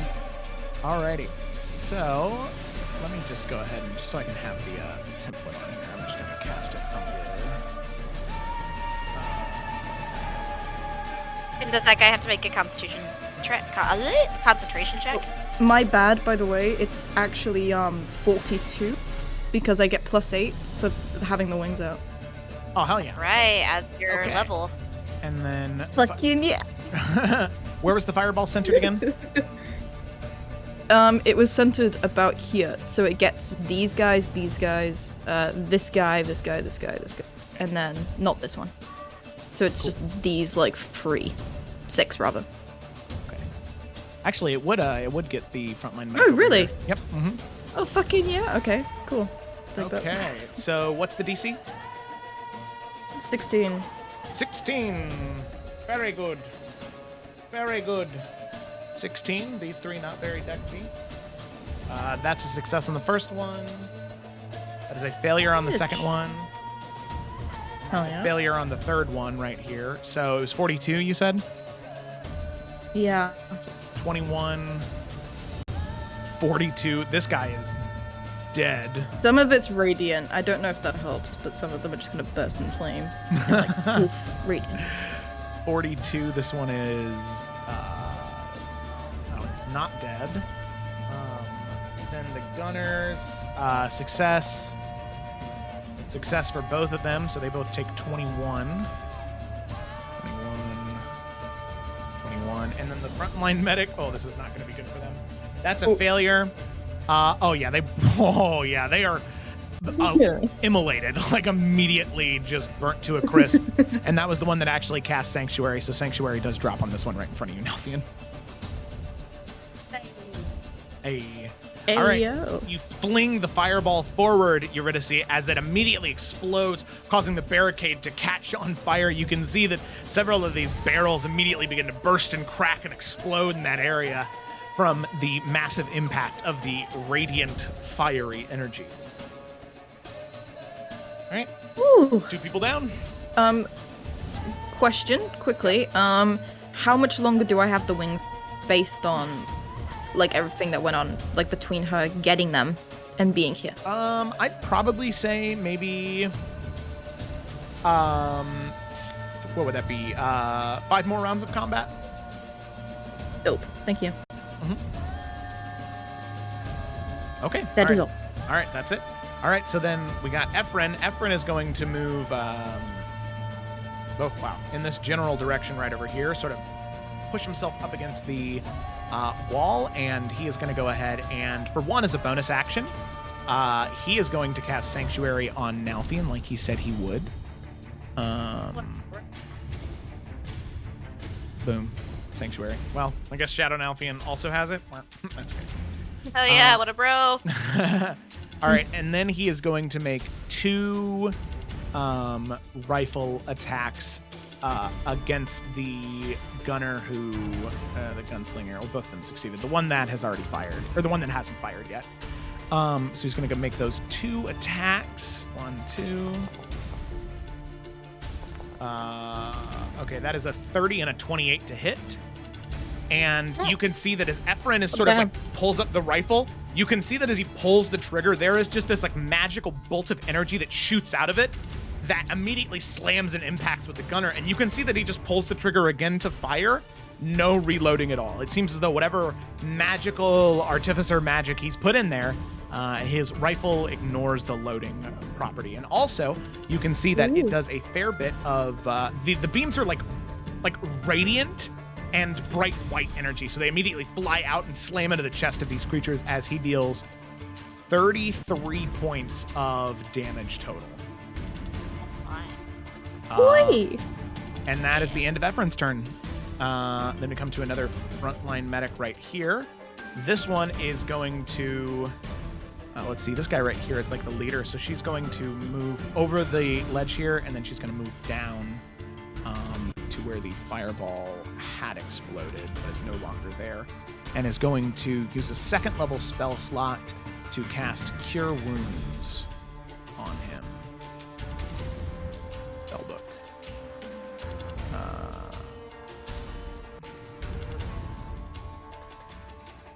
And so that is going to be...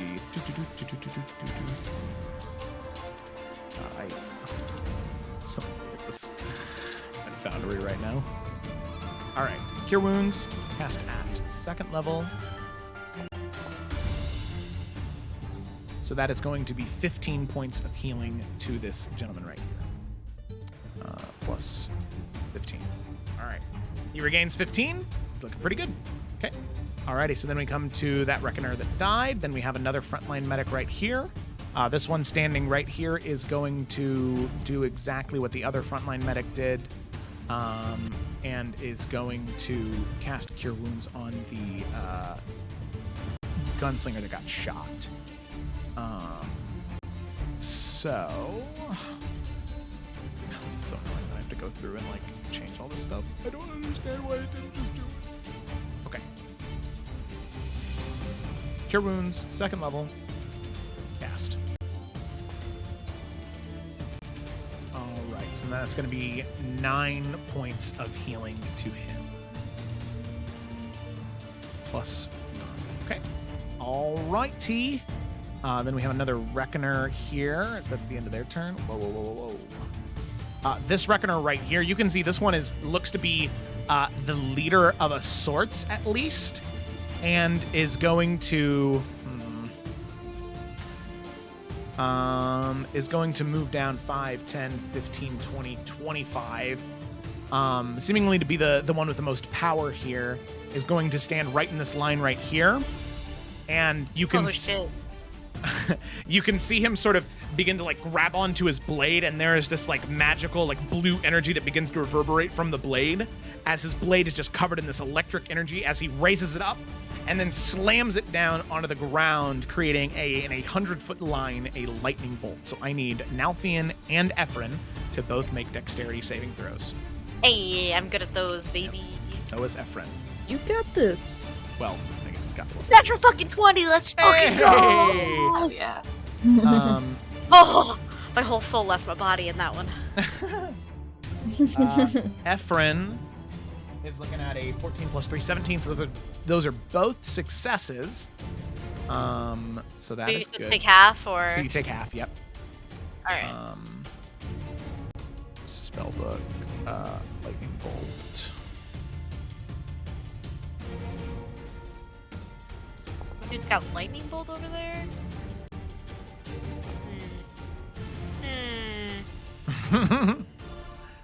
Does that Arnast. Okay, so Nalthian, you will take, let's see, 15 points of lightning damage, and so will Ephraim.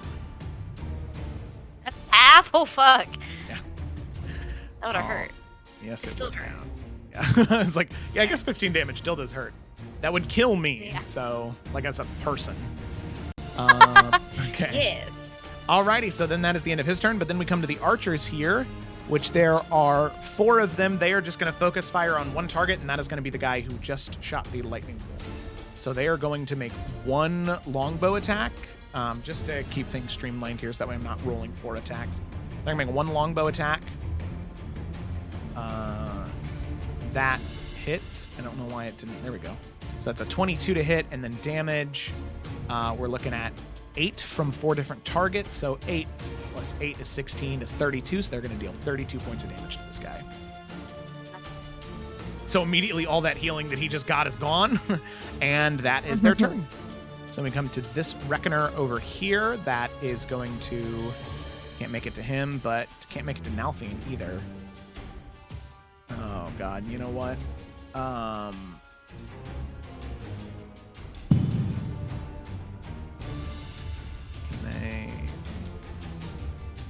Let me just see something real quick.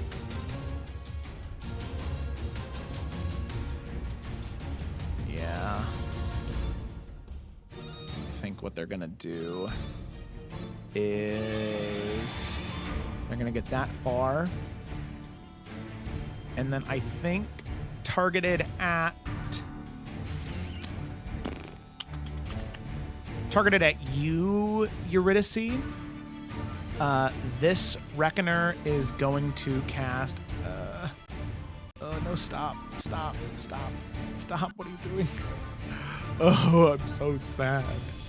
Okay, is going to cast Witch Bolt, and they are going to cast that at. Why is that? I'm so confused right now. Come on. Oh my goodness. Oh my goodness. Why is it saying that it has no 3rd level spells? I don't know what's happening. Okay, there we go. All right, they are going to cast Witch Bolt. And they're going to cast that at 3rd level. Okay. Target at you. That's so Eurydice. mean. So that is going to be a, let's see, what is that? That's a 19 to hit. Mm-hmm. Okay. And that, Yeah.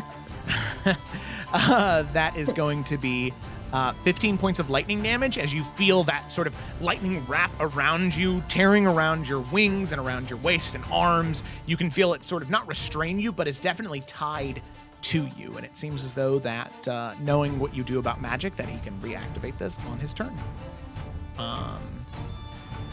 So with that, that is the end of his turn. Then we come to Lila.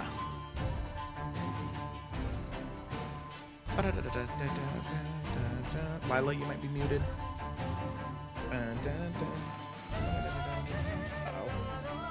Felicity? I was. I'm sorry. I was. Okay. My computer's just slow, so it took me a while to get unmuted.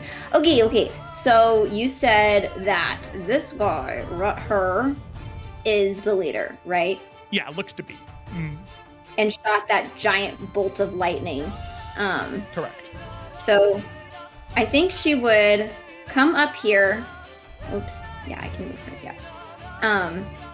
Aiming her arrow at him, but these guys, these people, do they look like they're infected by the Dark One, or do they just look like regular people?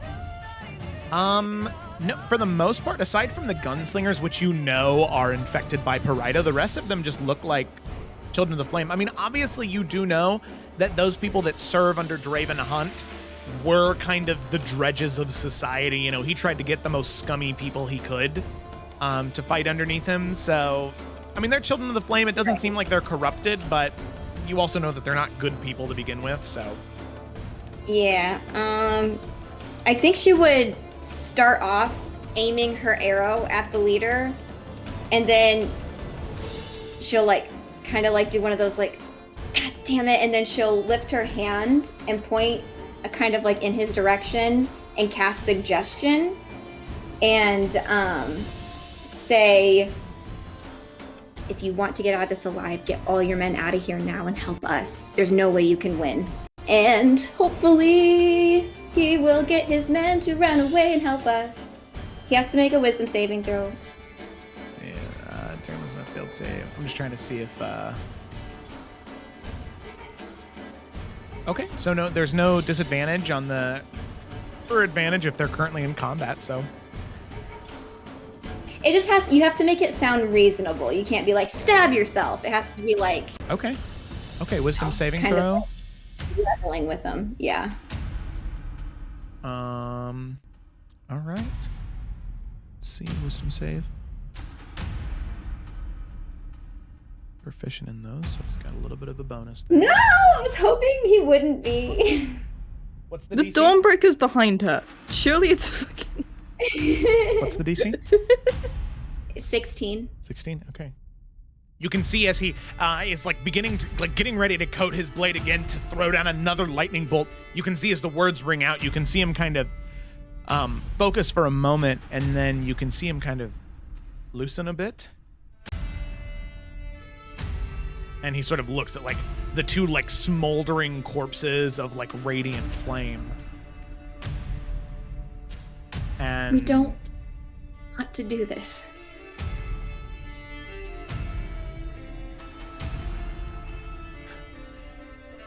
All of you, put your weapons away.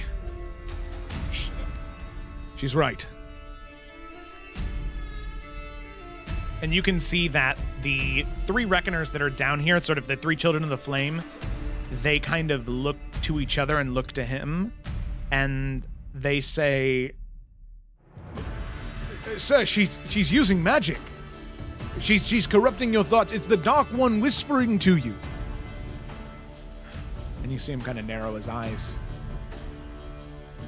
It may be magic, but you saw what was in the sky. That was the Dark One they were fighting against. That whatever that thing was, that was an agent of the Dark One. And this woman standing behind her, the one speaking to me, you saw her fall from the sky after she destroyed whatever that thing was. I know that I started serving Draven just to escape the crimes I committed, but now I want to serve the light, in whatever that means. And you can see him sort of take his blade and he just kind of throws it down. And we'll just have to get to the rest of their turns, see what happens. So we have a frontline medic here. The medics are not very strong, so they're immediately going to kind of like the weaponry that they do have on them, just spears, they just kind of toss them down. But then the gunslingers, Eurydice, are Lila, they're both taking 2 shots at you each. That's fine. Yeah. I didn't think it was gonna work, so I'm just glad we're here. I'm gonna be honest, I didn't even think I'd get this far. Okay. Yeah, I was like, this is fine. Okay, so let me just edit this real quick just to make sure that it's right. 1d10 plus dexterity. And then there should be an additional plus 2d4. There we go. Okay. Okay, well, I'm glad that worked this time. 1, 2 from the first one. So we are looking at it, but it still didn't work. What the fuck? Would they roll to hit them? 22 and a 19. Oh, those hit, yeah. Okay. So I'm just gonna have to roll the damage manually. So that's, oh wow. That's pretty gnarly on the first shot. On that, no. on that D10. Oh god. So that's gonna be 15 points of damage on the first shot. Okay. Then that will be, for the second 2 shots, that's another 19 and a 12. The 12 does not hit. Okay, so So that's one more shot that's going to hit.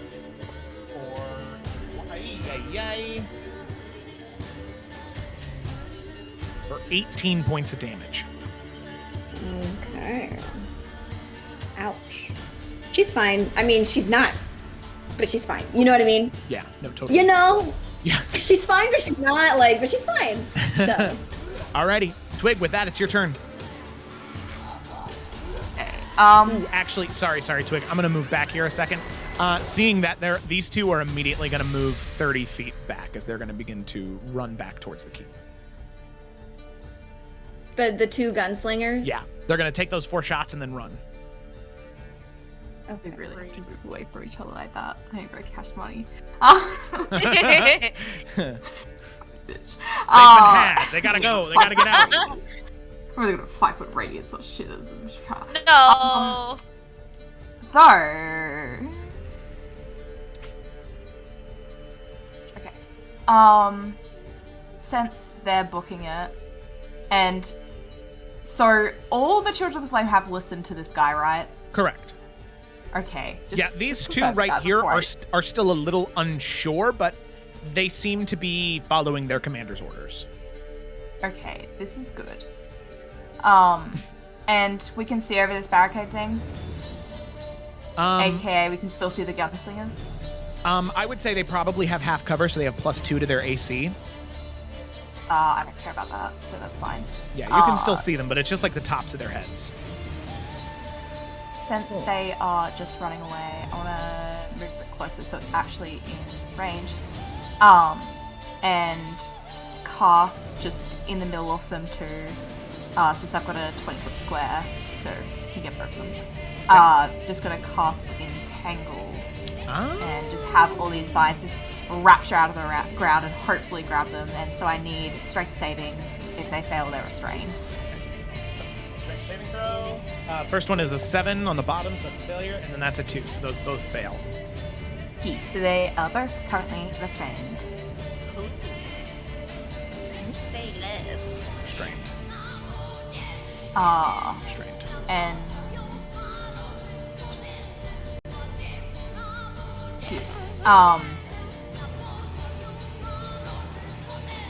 does Nalpian look like he's ready to go for them? I imagine he's going for them.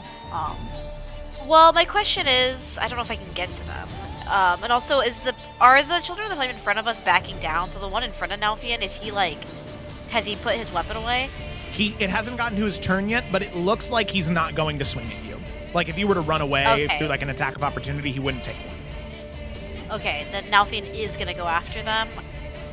It just kind of sucks because I'm going to have to use my action to dash over there because they're so far. Yeah, but yeah, to answer your question, I am. Say that,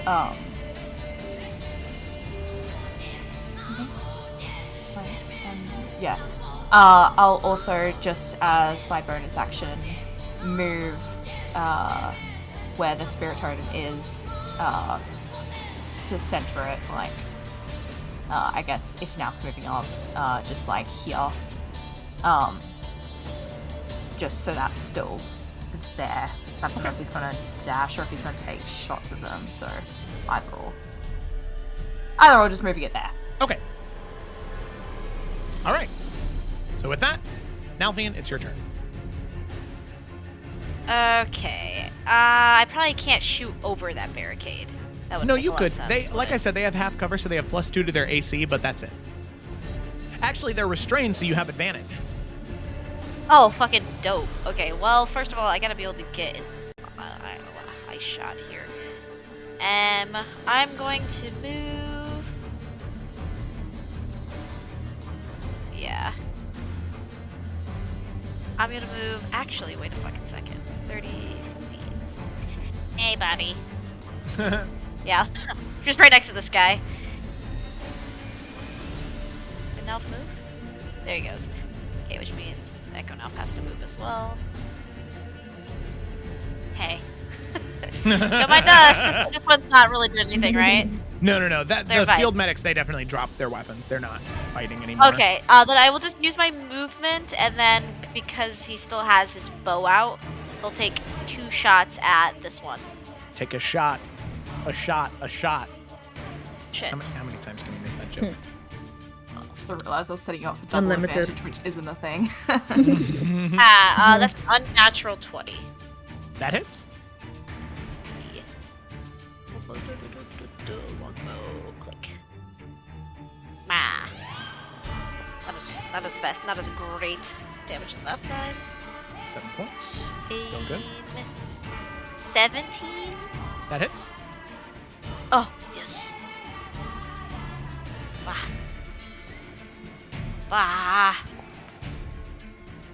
Oh, 6. Now it's getting tired of this bow real fast. He was like, yeah, I got it. Man, this thing's fucking lame. Fuck this shit. Yeah, it's really all you can do from the distance. Not great long range. Yeah, that's it. Okay. Alrighty. So then we have the Reckoner here that is right in front of you, Nalfian. He's going to... Yeah. He's going to sort of look to the commanding officer and take his sword and just kind of throw it on the ground. Yeah. Okay, Ephran. Every time someone throws a sword on the ground, Lila will just like say thank you, like genuinely. And you can see that this one right here just kind of grimace and doesn't really react to your thank you because doesn't really know if it's the right call yet. And Ephran, seeing what's happening, he's going to... Lila and Eurydice, you're really the only two that can see this since you're kind of in eyeshot of him. You can see him look to what's happening, and he's a very hard creature to read.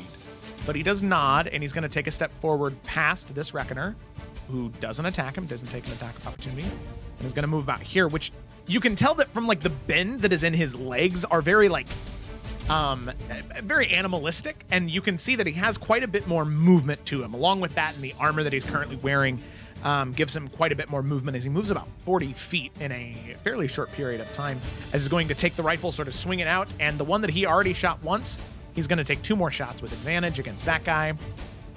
And hopefully... Oh, that's a natural 20. That's nasty. Oh, God. Is he hitting? The one on the other side of the cart.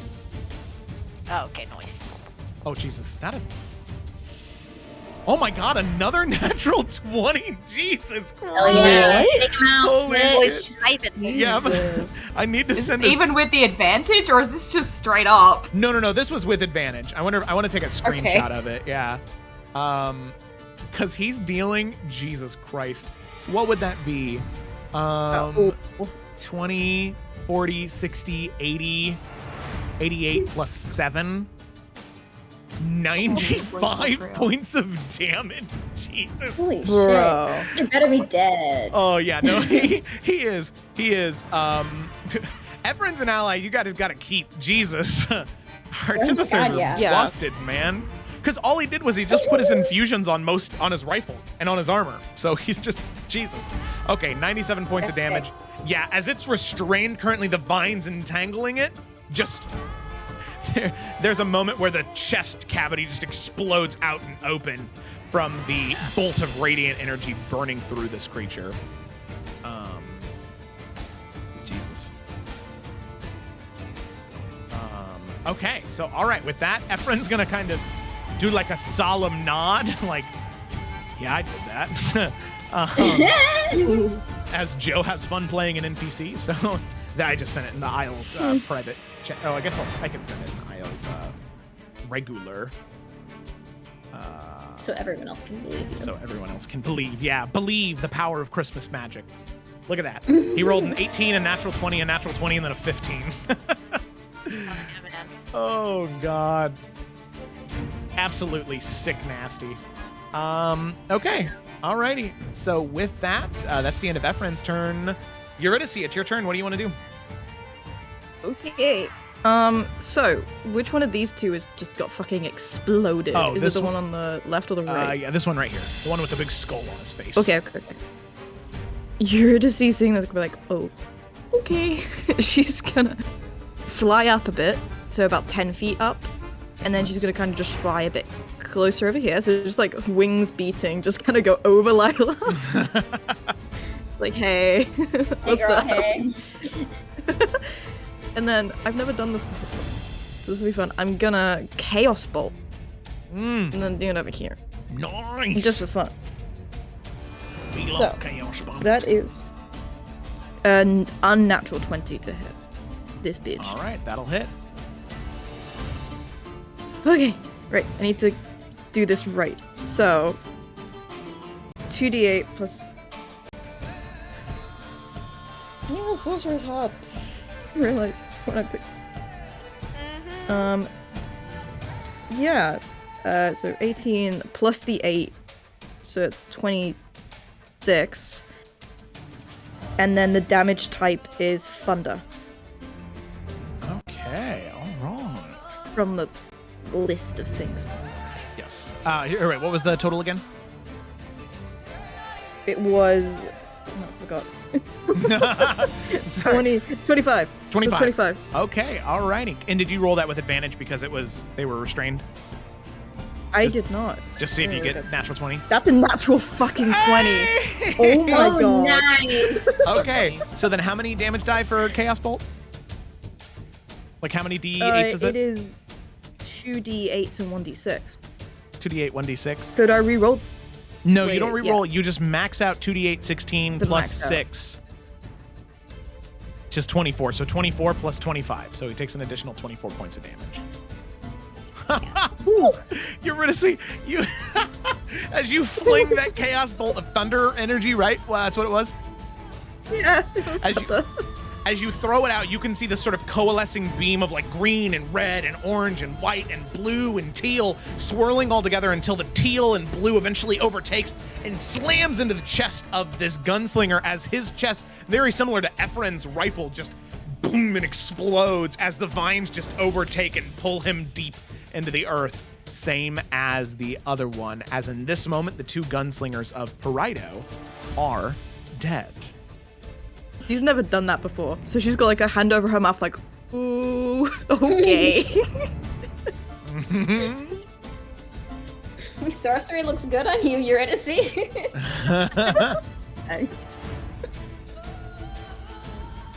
So is that all the people that's Yes. gonna find So us? it seems like any of the other individuals here, they sort of do take pause and look as you kill the gunslingers, but then not to them. And they kind of stop for a moment as it seems as though combat has come to a close. As you all sort of stand in the wake of the combat, the commanding officer will sort of come up and around so he can sort of face all of you and will say, last I had heard,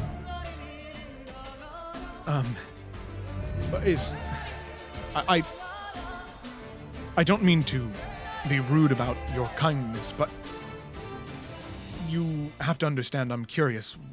If you are fighting against the Dark One, then why are you sieging the city? Unfortunately, there has been Dark One influence on some of your allies. We know who they are, and we're going to be specific about it.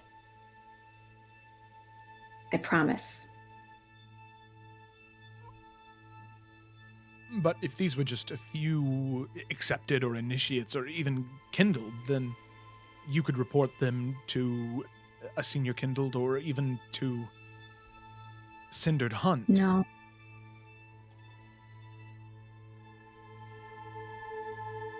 No. Are you saying what I think you're saying right now? Unfortunately, yes.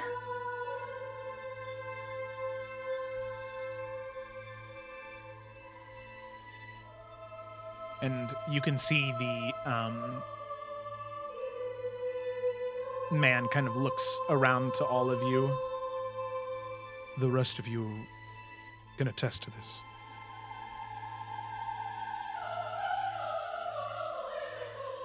If we didn't believe it, we wouldn't be doing this right now. We didn't want to hurt people, but this is the only way that we could fix this.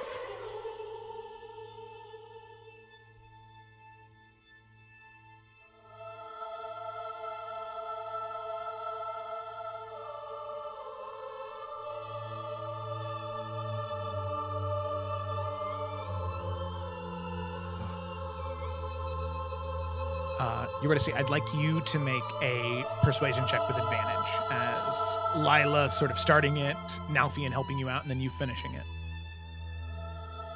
Okay. Persuasion with advantage. Persuasion with advantage. He is still under my spell because it's concentration up to 8 hours, but Yeah, so he's, 24. yeah, so he's still going to carry out with what you said, but this is just more of an inner battle for himself. right. Yeah, I understand that. I was just pointing that out Okay. too. Thank you. As she says it, it's 24, but as she says it, she's gonna kind of like gesture to her wings, and she's gonna like kind of slowly come down because they're gonna fade out in a minute. And she's gonna kind of point to her friends as well. And she's gonna say, I know looks can be deceptive, but do we look like we fight for the dark? Look at me. We serve the light. We want the same thing. Anyone really is fighting the dark.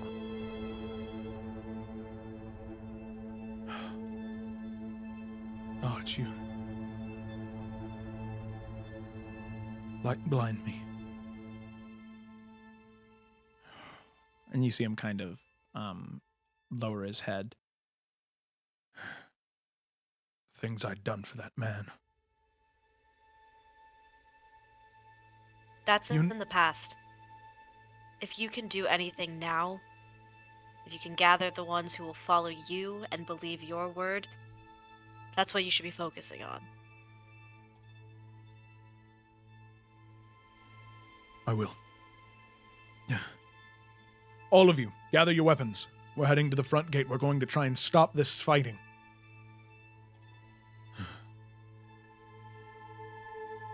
Save as many lives as we can. Serving the father of lies. Probably wants all the death he can get. Thank you. Thank you. You have no idea how brave you're being right now.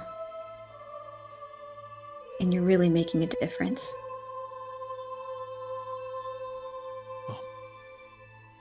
It was an honor to meet you, whoever you may be. Should there be anything that this subset of the Children of the Flame can do, my name is Senior Kindled Tomlin. If I make it through the battle, come find me. Hopefully we can get this mess straightened out. Absolutely. Lila Tatiana. He'll nod and shake some of your hands, and then immediately begin to whistle and call out to the soldiers as they begin to head out from where they're at. You can see some of the field medics run up to them, sort of patting them on the side. And before he goes, he will say, In that keep, Draven Hunt has his most trusted 5 with him. Part that I was never allowed to sit on. And now I guess I see why. 3 of my soldiers stand guard at the keep. Here. Tell them I'm alive, and that I want them to lower their weapons. And so that way they know that I gave you this information and you didn't kill me. Tell them that after this I fully intend on keeping my promise of taking them all on vacation in Thurol.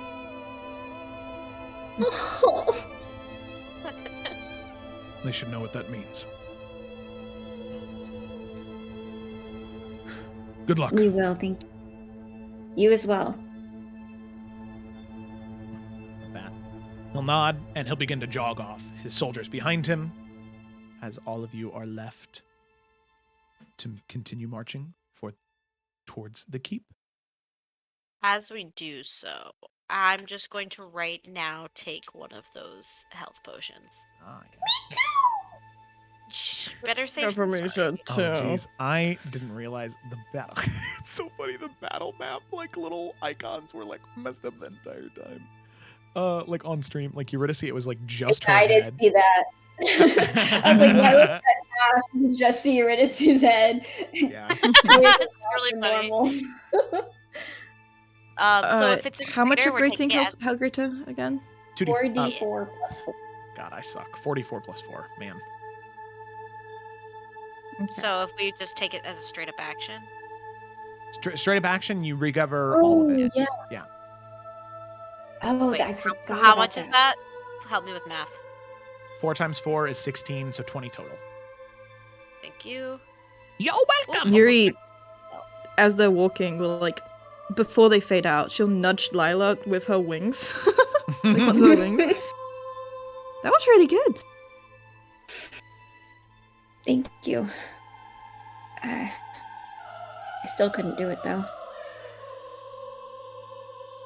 And she'll just kind of she's happy about what happened, but she also looks back to Ephraim, kind of unsure of herself still.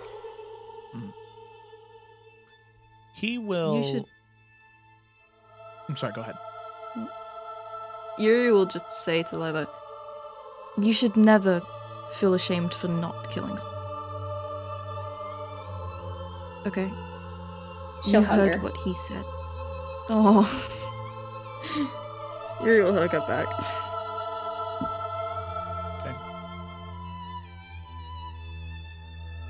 I will say, as the two of you sort of break away, although Ephraim was a bit of a distance, you can see this sort of look in his beady black eyes.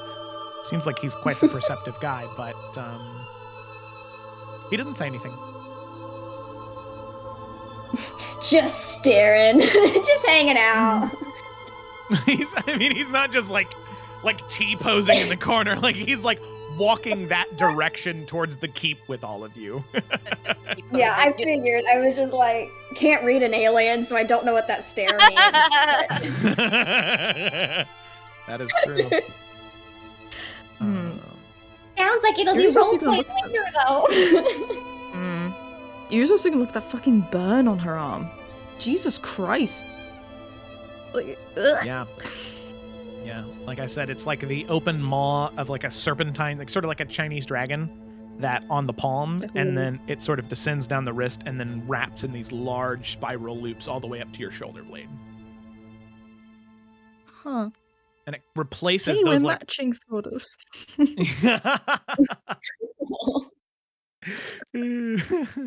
That's really funny. That was the goal. Twinsies. Hmm. Okay. All right. So, with that, you then make your way towards the keep. Yep. Nauf will lead the way with Echo Nauf. Cook will just keep having her familiar just be there for a quick little scout. I will also say Echo Nauf was probably instead of being right up front with Naufian, just kind of flanking next to Twig. A little bodyguard. Heck yeah, man.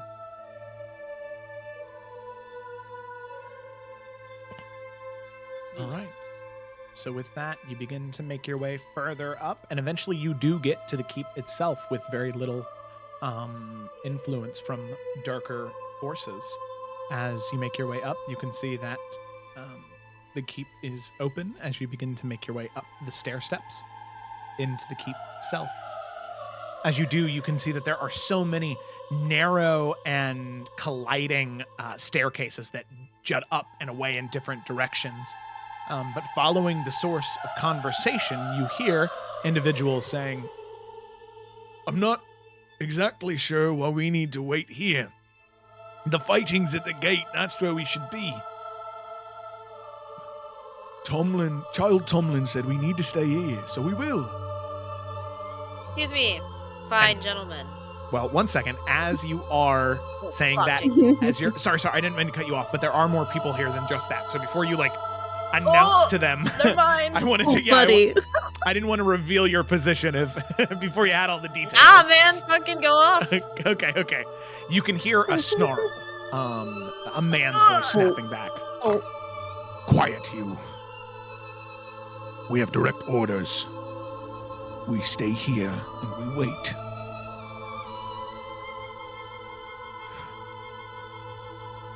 And you, I would say those of you with higher passive perception, maybe Twig, and I would suppose Lila, I think. Yeah, she has. Let me. Passive perception. Yeah, Lila and Twig. No, 18, yeah. Yeah, both would Okay, ladies. would be able to hear somebody say under their breath, I don't know why Draven brought these guys in. There's something odd about them. Remember all the villages with the people with the gold eyes? Those people we were forced to burn at the stake, but these guys are just able to hang around. I don't like that at all. and the last thing that you hear, and Nalfian, you would feel this, as it's something that you were very, very, very close to before. You can feel the light around the area just begin to dim slightly, as it seems like there is shadow being pulled towards something. As Yuri and Lila and Twig, you would be able to hear this raspy, twisted voice say, I recommend you watch your tongue before you lose it. And you can hear the three of them sort of, huh? What? Huh? As they immediately start to panic. And you can see as you're just beginning to crest over that hill, they turn around to see nothing.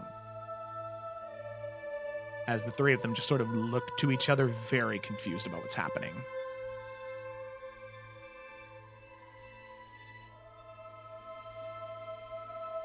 As generally, as you begin to approach, you would be able to see something that looks like this.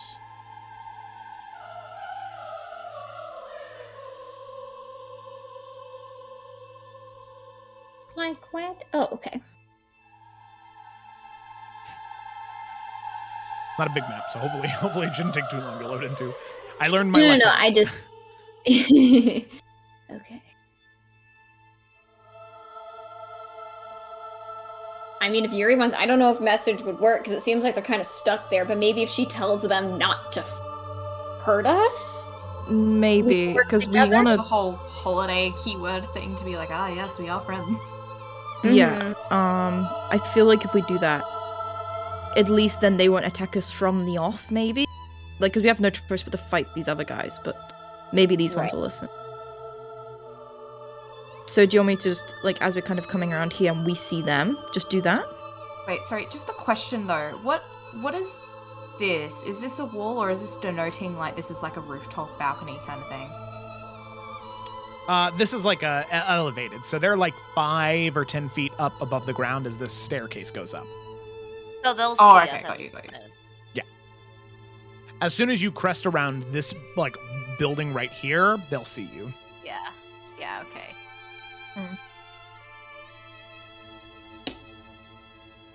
But what are those?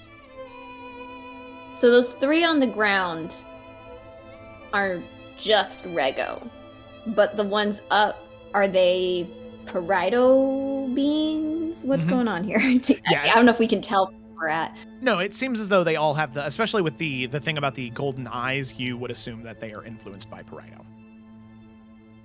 So all of them up there, but the ones on the ground are Rego. Okay. Yeah. I would say we at least let them know that we're not going to hurt them, and just to let us through, maybe, Yeah.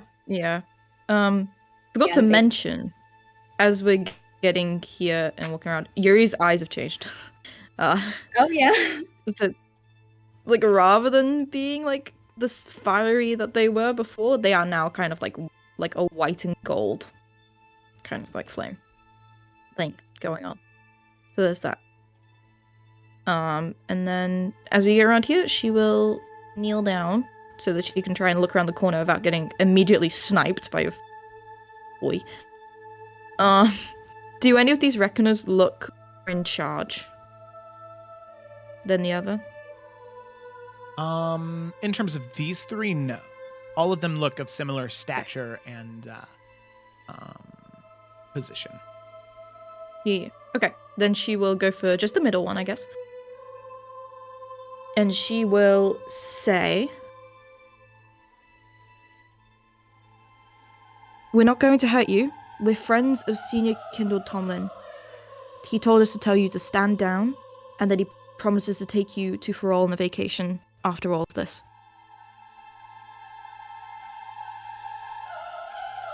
You can see the one in the middle. He kind of shakes his head and...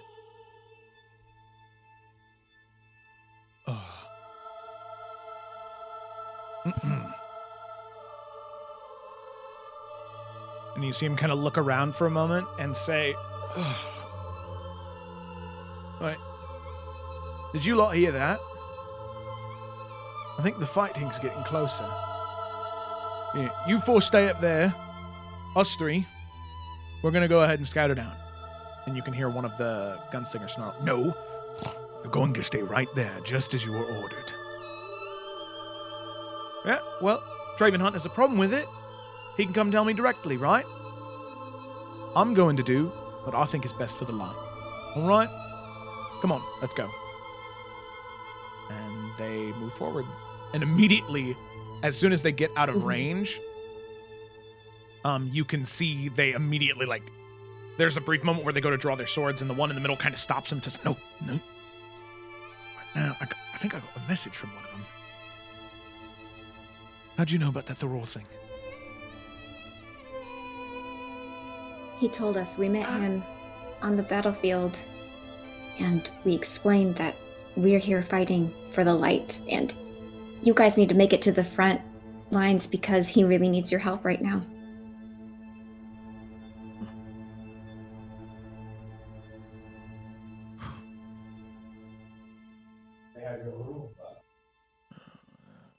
And you can see the one in the middle kind of...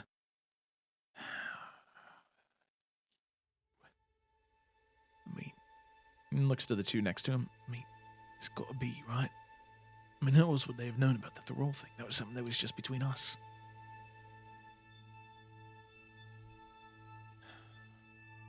Three of them kind of nod and say, "All right, just,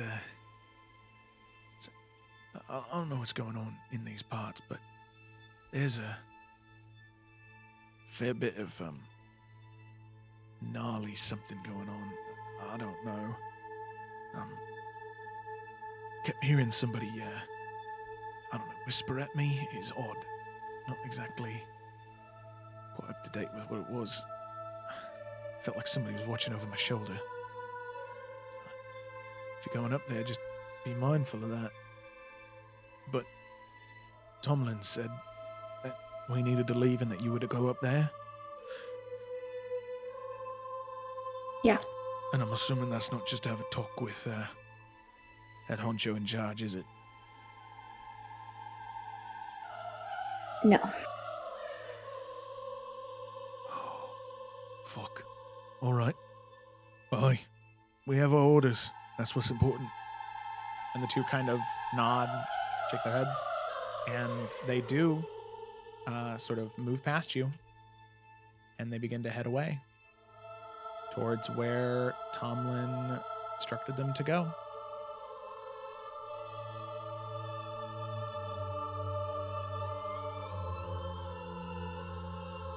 Are we ready, guys? We're gonna have to get Ready as past we'll the ever be. hallway.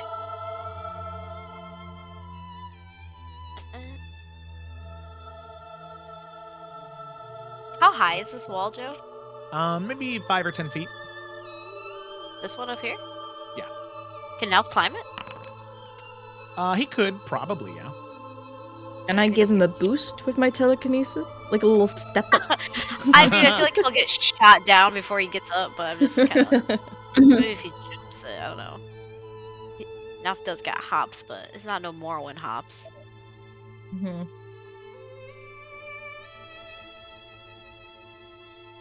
Alright, I guess we're just fucking doing it. No, yeah, I mean, Nalfian could... I definitely think Nalfian could make that climb. It would just be most of his movement to climb up it. That's the thing, since he doesn't have like, climb Right. speed. Yeah. Do we get a surprise round?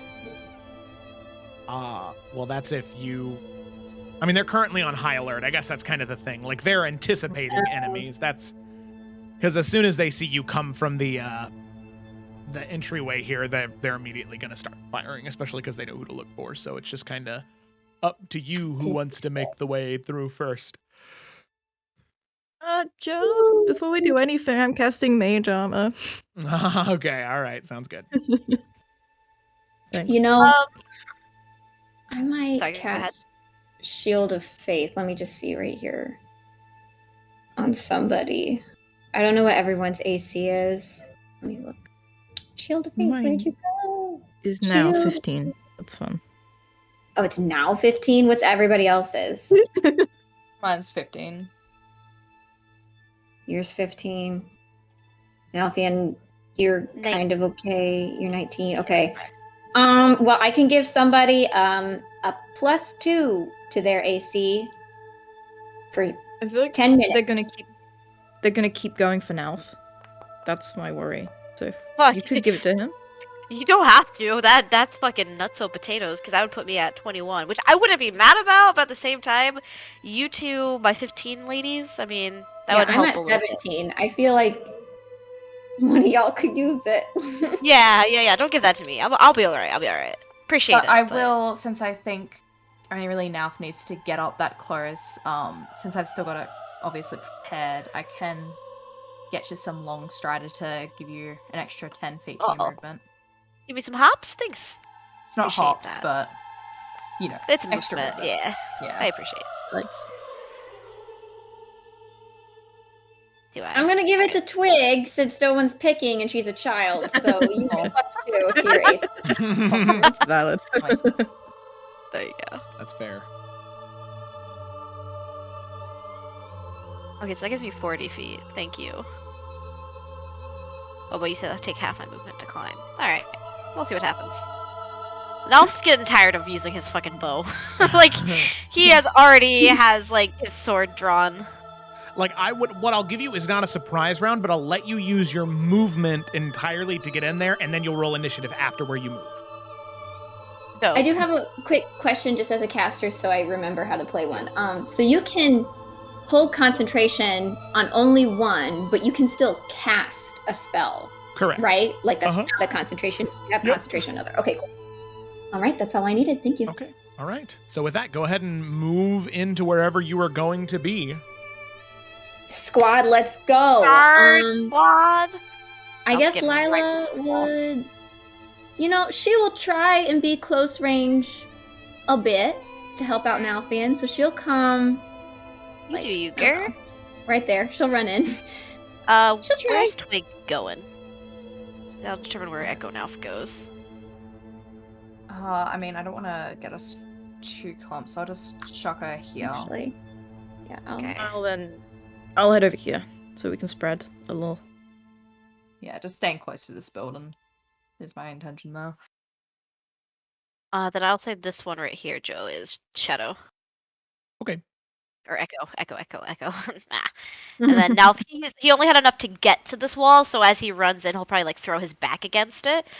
But then he's gonna try to hop it. Okay. When it gets his turn.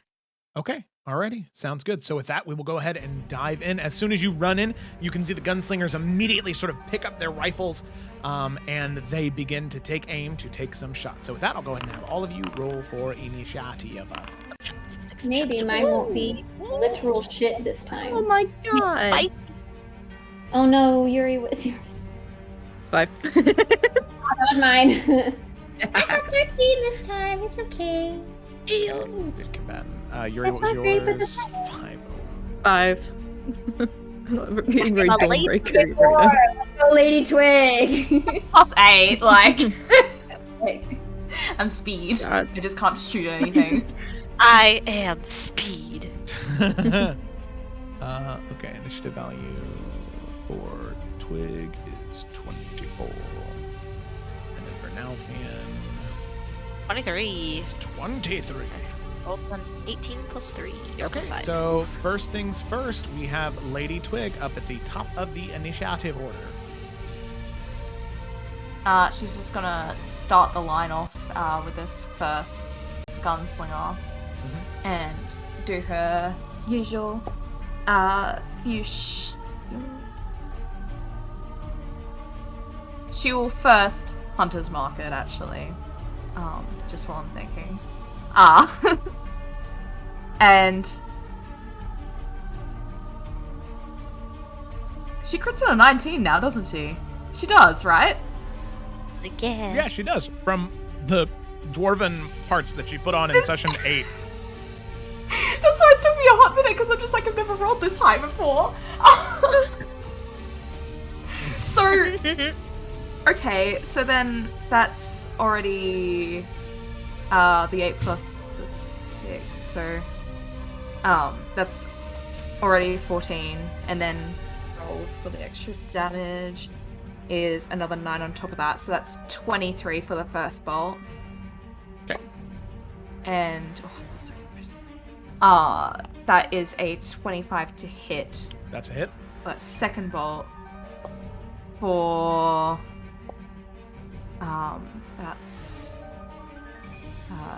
10, 14, 18 because it has the extra damage. What character Actually, arc wait, did Twig this- go on where she learned how to shoot a I don't crossbow? know. Let me actually, because Hunter's Mark is each thing. It's not just one per thing. It's been a while since I've needed I think to so. use it. Yeah, that's what happened to Rian when Eldar was shooting him in the back like an asshole. Yeah, well, because that last one was bloody 2d8 plus the d6, so and then her second attack was in that one, so we're coming back strong. Hell yeah. That's okay. All My girl right. got one. The world has Balance in all good. things. Okay. With that at all. All right, that's it. Cool. So with that, we'll move on to Nalthian. Nalthian. Like the fucking graceful cat that he is, he's gonna use half his movement to jump up here Did and Naruto run up the wall? finally, hell yeah, man, with his fucking sword in one hand and his dagger in the other, he's just gonna say, "Evening, boys," and fuck shit up. It's been a long time. All right, roll to attack. That's a 17 plus 8. Plus 8. What number is that? Math. I assume that hit. It's plus 8. Okay. Yep. That Okay. is- yeah. Fucking hell yeah, and then he gets his little wrath. Wrath. Wow. My damage rolls are tragic. Second attack. 13 points of damage. Still ain't nothing to scoff at. 17 to hit for the second attack. 17 to hit. Okay. Yeah, that hits. Nice. Oh, wow. And then offhand attack, baby. Yep. As he twirls the dagger between his fingers. Roll to hit on that one. What a sharp boy he is. Another 17. That hits. Swag. Hit the first time. Gonna hit the second time, too. Blender mode activate. Okay. And 7 points of additional damage. I like to think that he's like standing on the edge of the wall Oh, yeah. as well.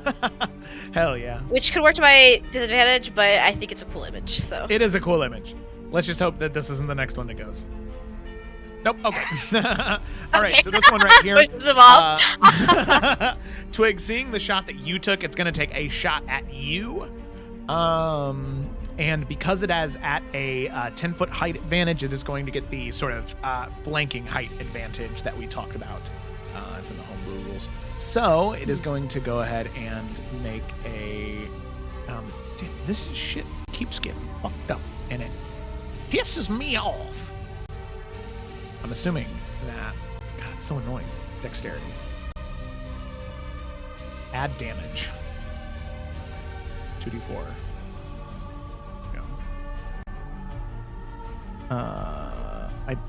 I'm so confused as to why it fucking hates me so much. All right. Here we go. All right. Boom. Take a shot. So, first shot, Twig, that is a natural 1. So second shot, that is a natural 20. Oh. I'm sorry. It's just. I gotta take a screenshot of that. the dichotomy, you know? Like, it's just the absolute... dichotomy of that. So funny. All right, so Twig, on the damage, you will take... clickety-clack down the track. It's lots and lots of trains. So you will take 18, but then that's just the first damage, so you'll take 18 plus 8. 4. Ooh, really? Oh, yeah. So you'll take 30 points of damage on that attack. Oh my god. Wait, is that total or plus at 18? No, total. Okay. So 30 total. Cool, I'm cool, really glad I gave Shield of Faith to Twig for you to get a nat 20. Well, hey, we'll see what happens next. Ephran. I know. It's still good. I just was like, goddamn. Ephran, you're ready to see. You can see Ephran. You can see as he's like tucked underneath this sort of dome that's maybe like 10 and a half, maybe 12, 13 feet up off the ground. You can see he immediately like kind of kicks up his boot and like clicks the heel onto the ground, and you see him vanish and teleport 15 feet up in the air on top of the tower right here. Whoa. Artificers are cool as shit, man. Like, goddamn. And then he is going to sort of sling his rifle in his arm, and he's going to take 2 shots of the one that shot Twig, because that was kind of a dick move. Like, listen, man, even if you're a servant of the Dark One, don't shoot a fucking kid. All right? So those 2 attacks. 22 and a 14. So we can see now. 14 just barely hits. So 16 points of piercing damage, and then 25 points of piercing damage. Oh, wow, he is very close. All right. Ephran then, as a bonus action, is going to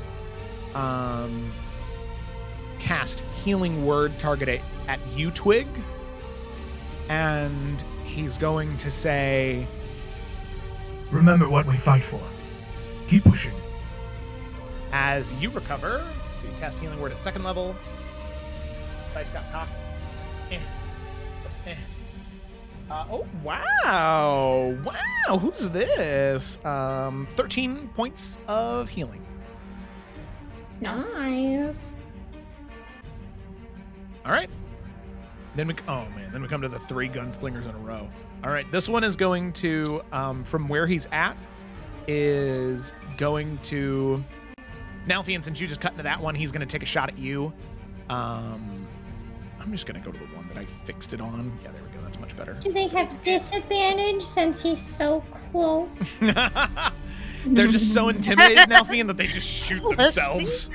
I love the voice. As they should. I mean, look at it. Well, I was thinking, isn't it within like 5, or do they have that feed? I think it's got slingers. They have the feed, don't they? Yeah, they have the feet, yeah. He's just not within. Yeah, that one. I thought it was the one right in front of him. Oopsie doopsie. That's okay. It's fine. I forgive you. So, Nalfian, on the first one, that is a dirty 20, and then the second one is an 8. The dirty 20 does indeed hit. Should have took the shield of faith. No. Bloody. That's being greedy. Okay. Now Fion is a knight. No longer greedy. So that'll be 15 points of damage. I should have been greedy. Okay. I'm just kidding. Okay. And then we have another guy right here. Now it's the guy's turn who's right in front of you. He's going. He's definitely going to use his action to shove you. This bitch. All right, that's totally fair. But don't I consider it a contested strength check? Yeah. So he makes an athletics, and you can make either an athletics or acrobatics check. Acrobatics, baby. It's a fucking 19 plus. What are my acrobatics? Plus 8, boy. Hold on, math. Wait. 27! I counted on my fingers. Okay, he rolled a 15. So his first attack, he tries to push you, but you're just sort of like jump out of the way, and he's going to try and grab your ankles this time and push you off a second time, just because he gets 2 attacks. Yo, bitch. Okay. Okay. All right. Here we go. Again. That's No, a that was not as 13. good. I rolled a 6 plus 8. Hold on. 9, 10, 11, 12, 13, 14! Oh, damn, let's damn, go! damn. Okay, Let's so go! he grabs onto one of your ankles, but then you pick up the extra foot and you just kick him in the Because nose. it's Go ahead and bad. roll a d4 of damage. Oh, fuck yeah. As you kick him square in the nose. I don't have a d4 on me. What? I'll roll it on What do you here. mean? They're I all- only have. You have I 3 don't sets of have- dice that's down there. I know, but I don't have a d4 in front of me. Okay, all right. Boom! You It's kick like him the in the one nose. dice I don't have. Nose starts Break bleeding. his nose. Yeah. Fuck yeah. It's All right. weird. I have every other dice except for I a know. d4. Okay, and then this guy right here. Let's see. Eurydice, since you are radiating radiant energy, that's fun. He's gonna Ayo. take 2 pot shots at you. Bop bop. Oh shit. So that's gonna be an 11 and a 21. 21 hits. Damage on that one is gonna be 11 points of damage. Okay. All right, that's the end of its turn. Lila Tatiana. Yay! So, she will somehow did not get hit. Go up here. So she's up here now. And then she will do now I Lila? don't know if I what? As you get right here and you go to step, you feel yourself contact with a physical form as fuck. you can hear a voice say, "Why, hello there." As the creature is invisible, but you assume that there must be some type of servant of the Dark One directly in front of you that you did not know was there. She's gonna go, huh? Like literally. Change of plans. Oh, what would be? I'm sorry, I'm gonna need just like 2 seconds. To reevaluate, that's okay. Yeah. That only makes sense. Ooh. I don't blame you. I'm really trying to think what would be a good move here. Ooh. Shit. So he's invisible. I don't know if I can. You can take attacks I against did? him, they're just at disadvantage. I mean, you did touch I know. so. But I'm trying to think, how can I get him to not be invisible to help in the long run? But I did not take Dispel Magic because I didn't think that'd be necessary. You have Fairy Fire? I'm not sure if that's something that you have. I actually don't have Fairy Fire. I Boy, have have Spirit Fairy Guardians, Fire. but then I drop. Yeah, I drop Concentration on Twig, which I really don't want to do right now. I will say, Ephraim does have Fairy Fire, so if you shout it out, he can at least do it next turn. Sweet, that's what we'll do. So she is going to obviously not back up too much just because attacks of opportunity, but she's going to just like, I think it's kind of silly, but kind of like put her hand out first and then be like, oh my god, something's here! And then she's going to shoot it with her bow. She just takes Yeah. the shot. Go ahead and roll with disadvantage. Oh no, not with disadvantage because you. Wait, yes, with I'm like disadvantage. right there though. I felt it. You did. It's still invisible though. Yeah, maybe it moved. I don't know. I wouldn't be able to tell. Okay. Yeah. So you fire where it was. Disadvantage. Yeah. So, are you kidding me? The first one's a no. It's not a natural 20. I thought it was. Oh. No. Well, 21 and a 24, so 21. Oh, 21 actually does hit. Yeah. Nice.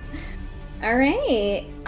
But fuck, 5 points of damage for the one. Now, my question. I had one more question. Yeah, go for it. Yeah. I don't know if I get two. Like, if I get 2 attacks on my action, is that a cleric thing? I don't know. No, I think a war cleric does, but I don't think. Okay. I can look it up just real quick. Okay. I mean, I can still bonus action do the shot just with because you can still bonus action take an extra shot, but you have like minus your proficiency. Is that what it is? No, you just I don't remember. add your you don't add your dex to the damage. Oh, okay. And my dex, let me just double check, is because I'm still gonna shoot a second time because that's kind of all. Wait, else hold I up. can But does do. it count as an offhand weapon though? Because it's just still your bow. I don't think you can get the bonus from it. Otherwise, I've been missing out on a hell of a lot of shit. I guess it just determines offhand or light, because with light weapons you can do that as well. So, do you have a longbow? Yeah, I have a longbow. Okay, so then probably not, because I don't think longbows are considered light weapons. So I can't do the 2-shot thing. But I think it also just needs to be 2 weapons as well, right? Because it's your offhand weapon. I always thought it was like the so this was dominant the weapon thing is your when- action, and then like offhand. Right, Your this other was- action. Because like Bianca offhand was sorry, go ahead. Yeah, like I Bianca couldn't doesn't take do 2 it. attacks with my like light crossbow. Like I couldn't just attack with it as a bonus action. I don't. That's not how offhand works. It needs to be 2 different Yeah. weapons. I'm pretty sure. Okay. That makes sense. I just wasn't sure, because I recently learned that with Bianca, and then I didn't know what it applied to. Okay. Yeah, because Bianca has the light Just- pistol in her offhand, so Yeah. that makes the most Yeah. sense. However, Yeah, it'd be bow would be 2-handed anyway. So yeah. Yeah. Yeah. I also just it's funny didn't- because light crossbows aren't considered light weapons. They're not. That's also really No, funny. yeah. I guess it wouldn't need to be because light only really helps for yeah, offhand shit. it's like a hand crossbow's light. So okay, so yeah, sadly only 1 attack. That's fine. She will not move anymore, though, but she did scream and shoot it. And that, I guess, is her turn. Okay, all right. You let the people know it was there. You're a dice. It's your turn. Yo. Okay. Hey, yo. Yo. She's gonna look at this dude, the one that shot Twig. Like, Oh, yeah. be better, Jesus Christ. Chaos Who is fought him that? second.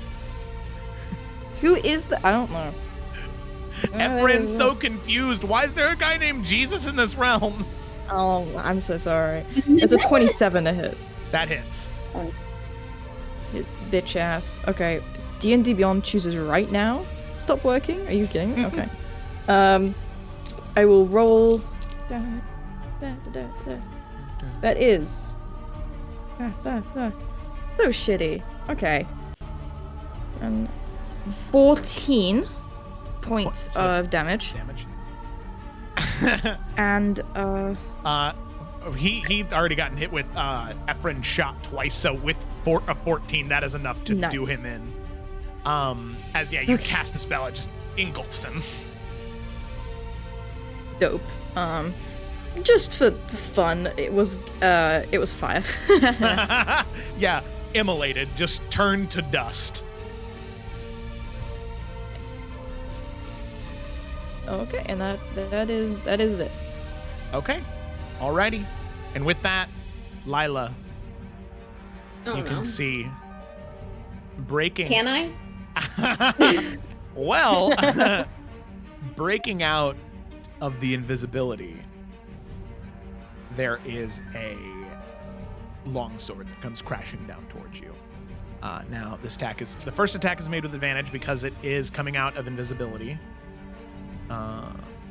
So the first one there.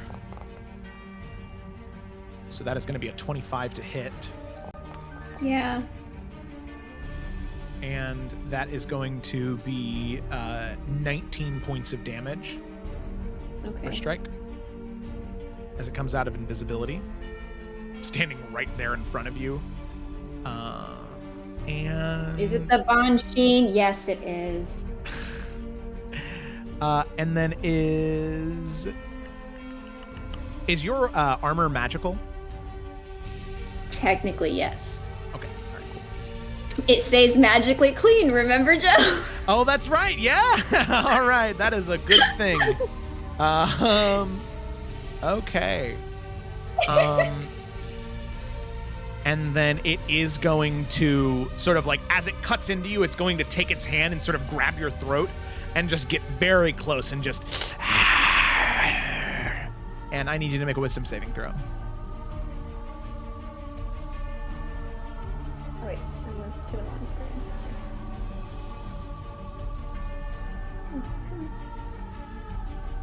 22? 22, that is a success. So you immediately sort of grab the wrist, throw the hand off as you resist the fright that it tried to send you. But with that, it is going to bring the longsword back and try and jam it right into your gut.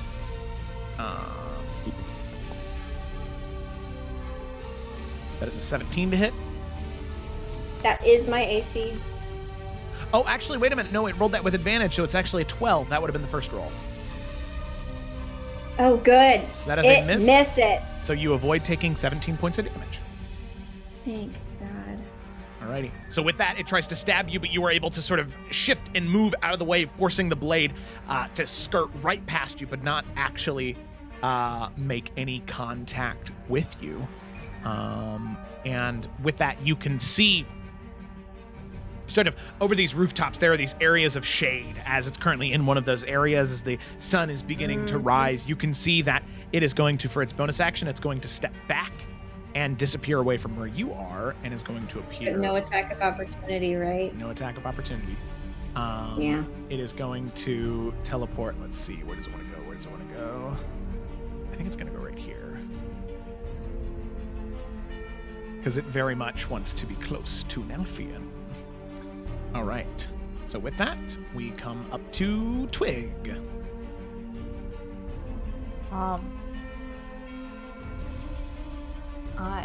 For that, because I only did Hunter's Mark literally last turn. But, change of plans, because I realized it's probably going to be better anyways. Twig is gonna, at 3rd level, is gonna cast a Moonbeam right centered on this gunslinger here, so it has a 5-foot radius, so takes all 3 of them. Nice. And I'm a need con saves? Yeah, con saves. From all of them. DC. You really liked that 15. moonbeam, didn't you? A. What? Sometimes it sends more than once. It's fine. Failure for the first one. Failure for the second one. And failure for the third one. All 3 failed. 666. Where is my D10? Is the real question. Here it is. Yeah, and I imagine, like, rather than being moon shit, I like to think that it's just, like, you know, complete with this, like, thing of just, like, almost like a pollen kind of effect. I'm just gonna roll it in here because I can't be bothered to add up all these dice, so. Okay. That is 14 for each of them that failed, yeah. Okay, I'll take 14 points of radiant damage. And the thing just stays there, all in its blazing glory, and I guess it's probably only relevant to Nalthea, but don't step into it. Okay. Yeah. All these small beams of pollen just begin to sort of float up from this sprout, touching and singeing into the skin of these corrupted humanoids. Alrighty. And it is also radiant, if that means anything. Not to these individuals, no. Okay. And with that, we move to Nelfian Forrester. Alright. Nelfian is gonna try to dispatch this guy in front of him rather quickly. Trouble's just sitting on my dice roller, so hold on. Okay. Move him. Alright. That's animal Okay, cruelty. well, there goes the dice on the floor. 16 to hit. 16, that hits. Okay, bless up. Oh, come on, dude. I need you out of my way right now. And then God's Wrath on top of that. Ooh. 15. Another 7. Alright. Is he still up? I'm still standing. Yep. Ugh, okay. Second attack. Fuck. Okay, I'm gonna run out of dice here. All of them are dropping on the floor. Natural 20 on that one. Ooh, I scared Trouble. Sorry, Trouble. At least he's gonna move away from your computer now. Yes. Natural 20 on that one. That'll hit. Even though I probably didn't need it there, but that's okay. So I'm really bad at rolling not like understanding the dice. So it doubles my damage, right? No, it maxes out the first damage die. So your rapier is a D8. So that means it's automatically 8, and then you roll your damage and add your modifier, and then add 8 to that. Okay, So 21. So with that, the creature is dead. Okay. As a bonus action, Nalfian is going to make the same gesture to this creature that the first one when they first met them to initiate a duel between the two of them.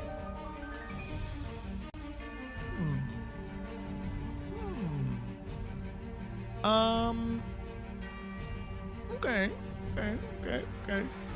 Now, do you actually want to have a duel, Nalfian, or are you just trying to distract him? I don't think Nalfian's decided yet.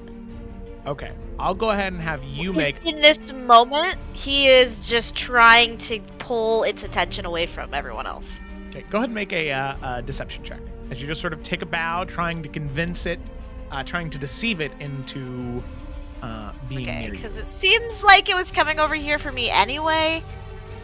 8, 9, 10, 11, 12, 13. It's not great. 13. 13. Okay, all right. We will see what happens on its turn. Okay. Are you saying anything to anybody else, or are you just doing the bow?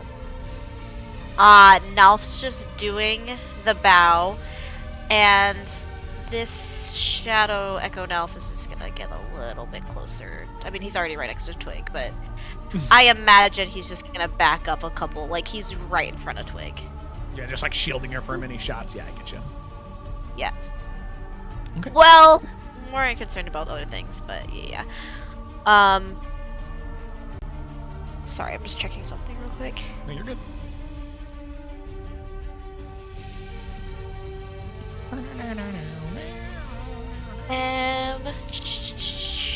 That is an action. Okay, then yep, that's it. All right, great turn, Nalfian. Then we move to Ephran. There you go. Ephran, yeah, Ephran does not like Bansheen. So Fuck that duel. yeah, fuck that duel. He is going to. He sees what you're trying to do, and No man, please shoot him. I don't give a fuck. yeah, you can hear him say, We don't follow the rules around here. Sorry for interrupting your duel, friend. and he's gonna take 2 shots at the Bansheen. Yes, please. So that is a 19 and a 29. Yeah. Those both hit, and that's low damage though. That kind of sucks for him. A 1 and a 2, and then a 2 and a 3. Oh, Jesus. He still does. I mean, even with those low rolls, he still does 22 points of damage. But you know, poopy. Okay, so the shots fire out towards it. Just actually, you know what? He is going to use a charge of his Oh Jesus. There's so much stuff. That's the one downside to the Artificers. There's so much stuff. He has a thing that he can do where he's going to inventory Ephron's rifle. He's going to expend a charge, and he's going to cause the creature to be blinded until the end of its next turn. Oh shit. Unless it Hell succeeds yeah. on a Constitution saving throw. Oh, boo. That's a natural 1. All right, so it's blinded. No. Oh, wait a minute. Like, do they? They don't have eyes. sense They with their don't have eyes. Oh, buddy. Oh, You would have known that though, right? Yeah. Seasoned. Ephron would also know that because he's fought Bansheen before. Yeah. So he's not going to expend a charge. That's That was me getting excited to use one of his features that just isn't applicable. Okay, all right, Gunslinger's turns. Okay, wait. Can I just ask? Yeah. Because for Moonbeam, it stipulates that, like, you know, it's when a creature enters or starts its turn that it takes the damage. Yeah. If they haven't. So- moved, they have maybe. Do they get the damage again?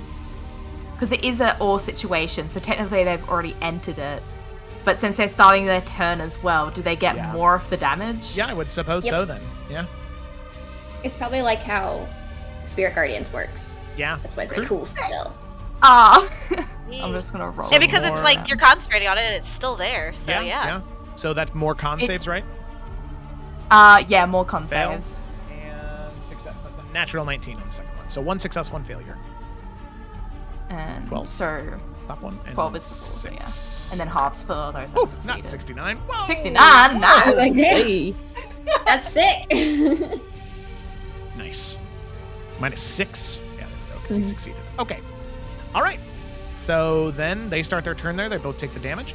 This one is going to... seeing you immolate that guy... Well, the moon... Honestly, they kind of want to stop the moonbeam. So this one is going to take a shot at Twig. Is Elf in the way? I'll say that... I get, like, obscured. Like a cover. The awkward part is... Give her that half cover. Yeah. I mean, he is I'll give her whatever, half but, like... cover. But the thing is, if they do roll within that, like, 2 area range where that wouldn't hit, it's gonna hit Echo now. Okay. Yeah, that's fair. that's okay. Okay. That's what I want. All right. So Twig's AC now is what, 23? Or what is it? No. No. Okay. 17. 17. Okay. So if it's a 16 or a 17 or a 15 or a 16, then it'll hit Shadow Mouth or Echo Mouth. Wait. Well, no. Sorry. The 17 is just from the That's the regular. So that's how much what is her that actual for AC adding? is, plus the thing from cover. Okay. So 19 then. Yes. Okay. So then 18 and a 19 will hit Echo now. Okay, all right. So that's a 17 to hit on the first one, which is a miss. Second one, that's a 13 to hit. So both those are going to miss. Okay. Echo now narrowly avoids getting shot that first round. Then we come to this guy right here who, I suppose seeing where his companion failed, is going to do the same thing. Take 2 shots at Twig. That is a 10 to hit on the first one. And that's an 11 to hit on the second one. So yeah, all 4 shots just miss as Echo Nalf is just like Neo in the Matrix, stopping bullets like a badass. All right. yeah. With that, Lila, it's your turn. Okay, so she is going to cast, seeing that he just did the whole, like, and remembering the first time they fought the Banshee, that light was effective and that he was able to be good in the shadow. She's going to cast Daylight around this area of this like lamp, and it's a 60-foot radius. I thought it was a diameter. It's a radius. So basically the entire map up until like, oh god, the entire place that we're fighting basically, Yes. plus some, is covered in daylight. So get wrecked, Banshee. Right. Oh, I love that.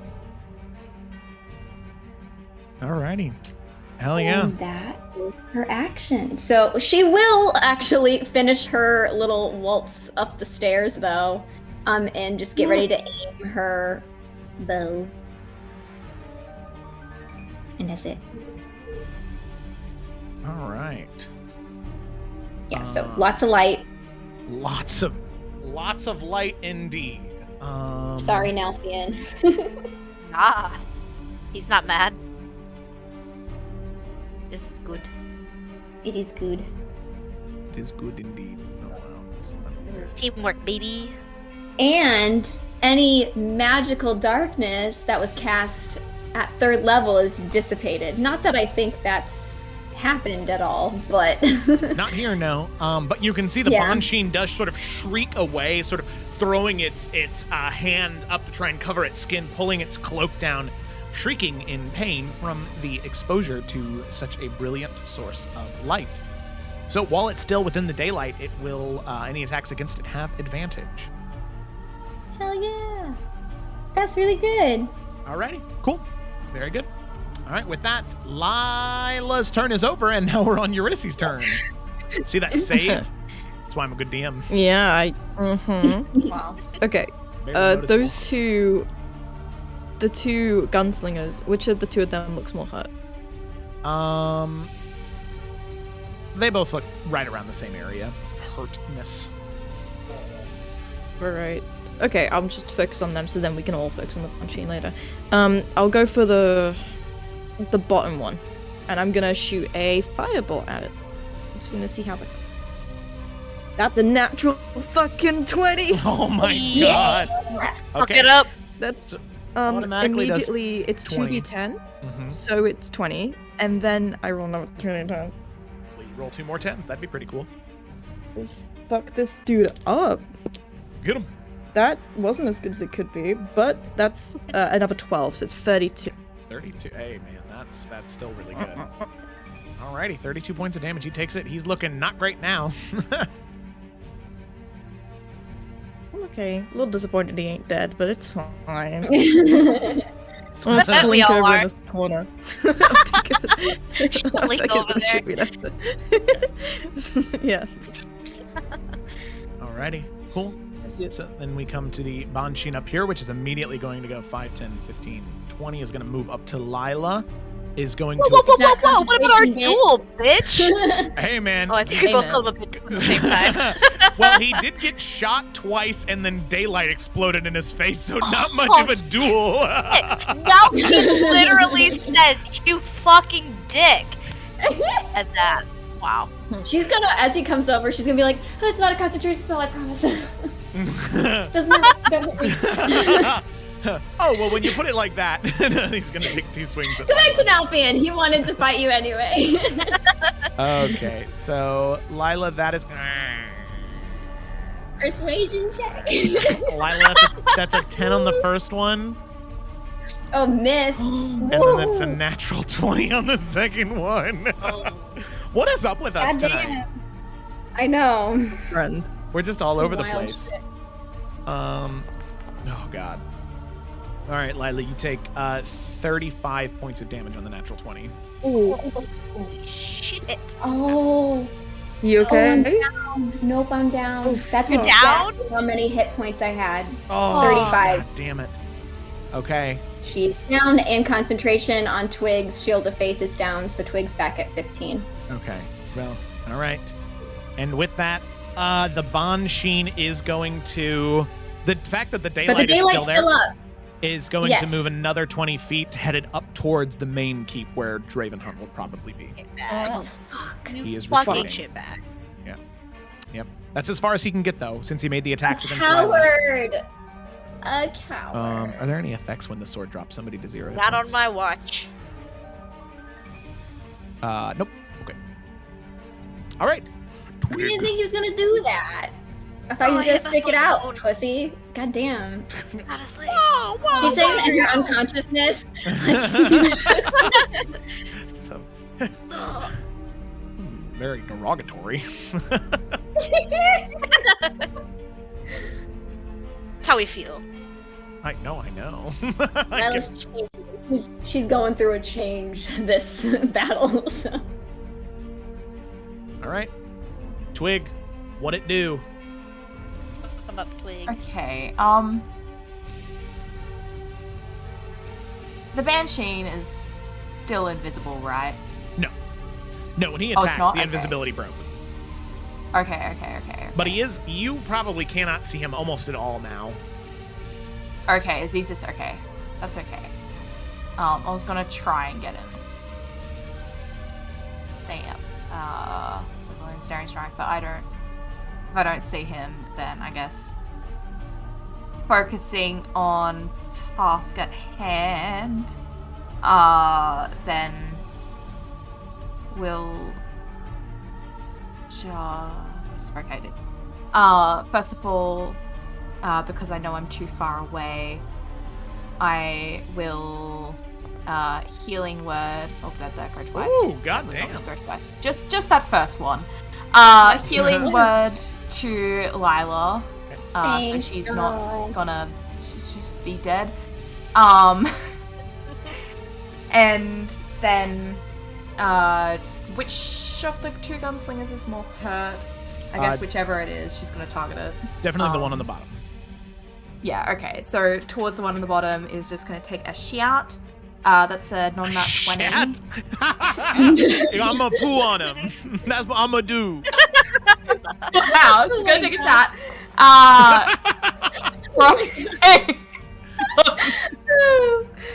Non-natural 20. And that is 7 points of damage on that first shot. And then for a second attack. God damn it. I hate rolling an 18 because now it just makes me sad. That's 25 for another 12 points of damage on that bottom one. Okay. with 12 points of damage. That is actually enough to kill him dead. 12 points of damage. Okay. Wait, just the 12 in total, or remaining from that first attack? Because she took the 2 attacks on it. Yeah, I thought you said there was the first one was like 12 and the second one was 12 as well for the damages. Was it both 12? I don't even remember anymore. Anyway, it doesn't matter. It's down. But since I'm guessing Lila is still pretty hurt, Yes. now Fian should be distracting that gunslinger. Twig will move a bit more towards her. Okay. Alrighty. Anything else? That is all. Alrighty. Nalfian, it's your turn. Okay, so he's gonna run to this dude. Try Yep. to take care of him. See what happens. Wait, are you stepping in the moonbeam? Yeah, don't Oh do that. shit. Nope. I'll sit up over here. Where's the moonbeam? Like right here? Oh no, it's 5 feet around that guy, so you can't actually get within Yeah. melee and hit him. Okay, that's okay. That's fine. That's fine. Then Nalf's gonna scale along this way and go after the Banshee instead. Nice. Okay. Yeah, you do catch up with him, Nalfian. Oh, yeah, I do. Alright. Okay, well, here's the thing. I think he's still in daylight too. Yep, Hold he on. is. Yep. Oh, he has to come with- Nice. If he doesn't, I will lose him. So... Hmm. Hello? Nalfian, because the other gunslinger is dead, if you'd like, before you make these attacks, you can let Ephraim take his shots to further weaken the Banshee before you unleash your attacks into it. Totally fine. Okay, yeah, just that way. So, Ephraim- so should I hold my action, or...? No. You can just choose to let him go first. He'll take the shots real quick. So that's Alright. a 19 and a 20 to hit. Those will both hit, so that's 15 and then 21 points of piercing damage for a total of 36. Okay. All right, there you go. Now you can go, Nalfian. Okay. Was that on the Banshee or on the Gunslinger? That was on the Banshee. Further weaken the Banshee as Alright. Nalfian begins to tear into it. Okay, yeah, because like as Nalfian was running, Those would have been within Shadow now actually. has to move because if not, he will dissipate because he has to be within 30 feet of Nalfian. Okay. So hold on, I just rolled 18. 26 to hit. First attack. Alright, you know that he is. No, 3.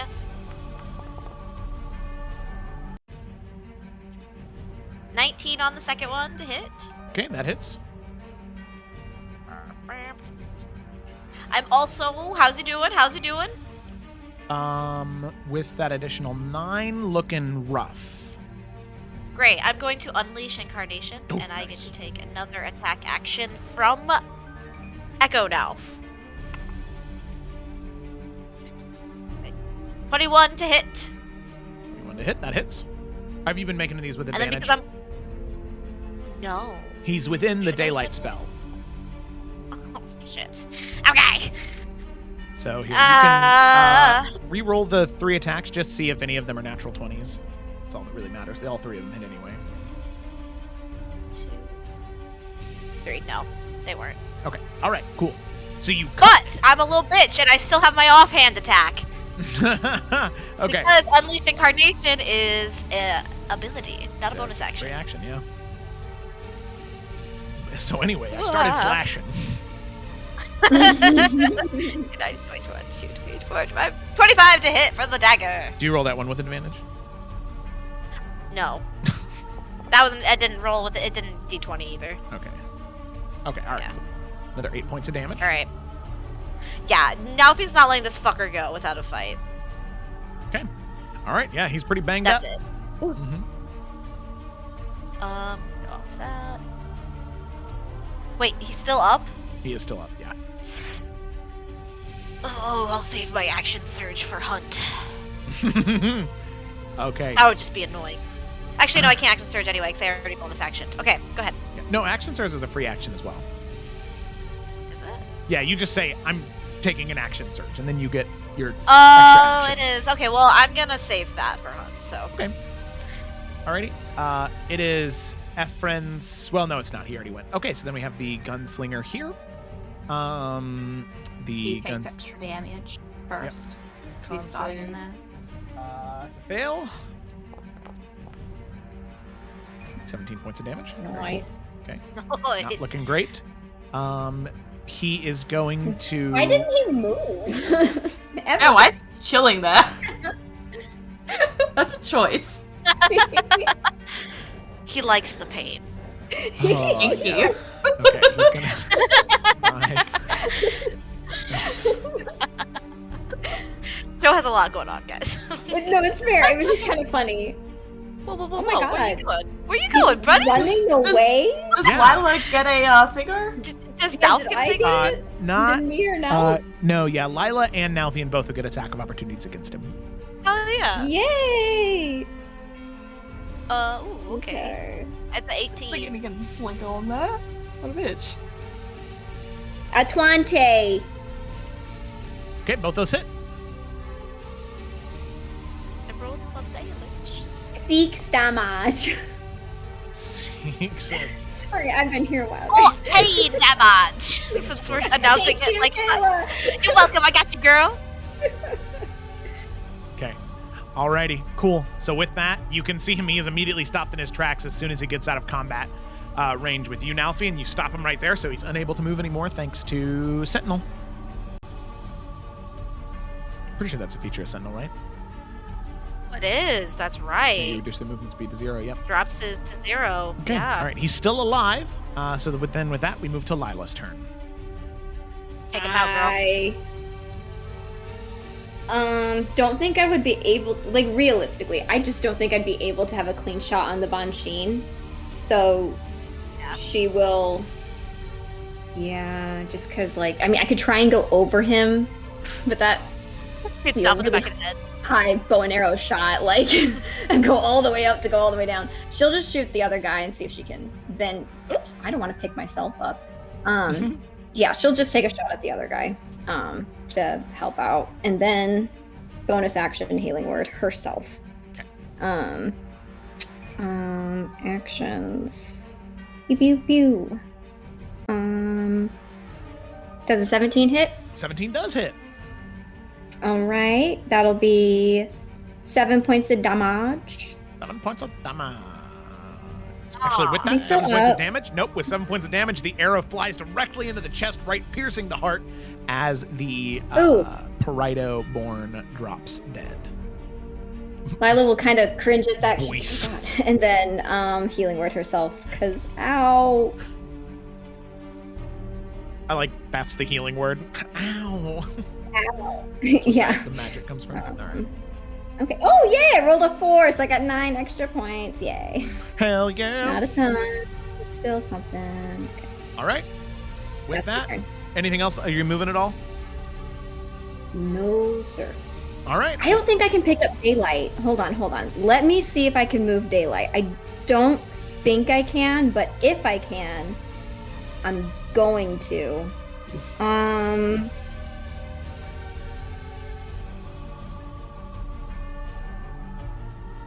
Okay, if you choose a point on an object you are holding or one that isn't being worn or carried, the light shines from the object and moves with it. I think that's a lamp. I would have to pick up a lamp, right? That's what that is? Yeah, that thing that's glowing red right there. Yeah. Yeah, that's what I chose because it's already light. So, yeah, we're not moving that shit. Okay. I don't think I can. So, Okay. that's All it. right. Okay, sounds good. So with that, Eurydice, it is your turn.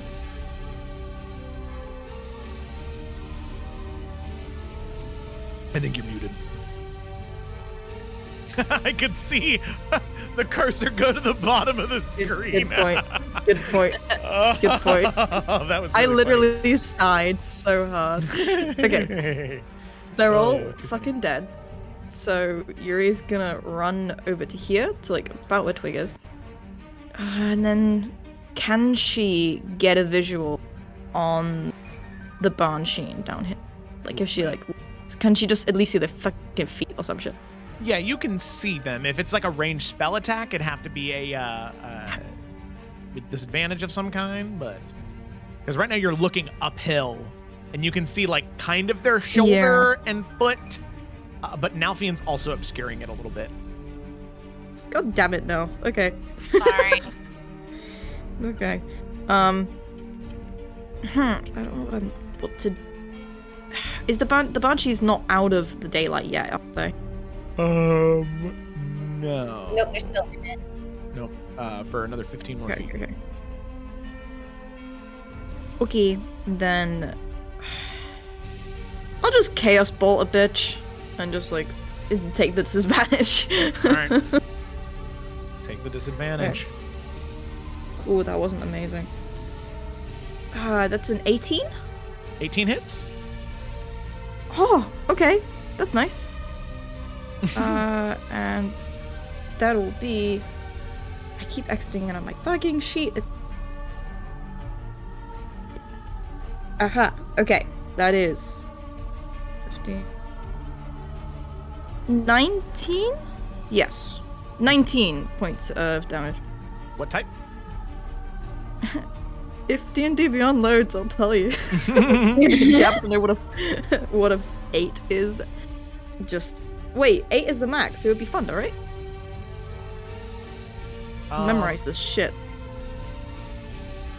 Well, no, I think if you hit the max, then it's... It is. It's Thunder. Doesn't it double? Well, that's what it... No, if you roll the same on both D8s, okay. then it goes. But 8 means Thunder, so it's Okay. Yeah. All right, very good. 19 So, Thunder. 19 total. All right. Thundering energy booming out of the Bansheen's chest plate as the Chaos Bolt lands. Okay. Anything else? Eurydice? I can't really do much as a bonus action, so I'm just gonna vibe here. Okay. Alrighty. With that, it is the Bansheen's turn, and it is going to. Let me see here. Just so you know, the Nelf in front of him is Echo Nelf, and the real one is behind him. Okay. Just in case that makes the difference in his choice. He will absolutely know the difference between them. Yeah. Oh, Nalfian, you already used your reaction this turn to hit the gunslinger, so the Bansheen is just going to not even disengage. He's just going to use his movement to move away. And with that, he's going to use his action to dash. As you can see, eventually, once he gets into the shadow, he sort of teleports into it and away as he gets away. With that, all of you do come out of combat as all of the gunslingers are dead and the Bansheen has escaped. So with that, you can still hear fighting happening at least a little bit further down from where you're at, and you do know where the rest of the keep leads to. You know where Draven Hunt is at. Where is everyone at for hit points right now? I'm at 21. I do have Prayer of Healing. I didn't realize though when I took it. I mean, I think I did, but I didn't think about it when I took it that it's a 10-minute casting. So it would be really helpful for all of us for a boost. 2d8 plus 5. I feel like 10 minutes is too much. Like the I know. Bansheen's gone. It's gonna be time. I will running also out. say I Nalfian agree. still has 40 feet movement from Long Strider. Bless. I don't think I can catch up to that thing now. If I thought he disappeared. teleported away, yeah. No, yeah, it can teleport 60 Um, feet between shadow as much as it likes. Rude. Twig, what's your HP? Yeah. 32. Out of 49. and Lila. This is not doing too bad. 21 out of 67. She's not Oh, girl. doing. I'm Yeah. gonna. Oh, you go first. I'm gonna. Yuri's gonna walk over and use Band of the Dryad. So I'm gonna give points because that sounds like it hurts. What? What is this? It's she has a ring on her finger that like is kind of like vines, and then it has a flower on it, and she's gonna use that and give you back some. Oh, wow. I know, because I'm fancy. I've got cool shit. So fancy. How many hit points? Technically, I also have healing. So you get back. It's 7. That's still Yeah, something. Wait, who's this? Lila. Okay. I didn't know if. God, I keep forgetting his name, so I have to keep Ephraim. looking at my notes. Ephraim had anything to like speed up casting time. Like I don't know what his boosts are, but I mean, prayer of healing's 2d8 plus 5 for everybody, so it might be nice. I don't know if that's an option Sadly, because it's nothing 6 to, creatures of my choice. nothing to boost casting time. One of the things that he can do though is he'll say,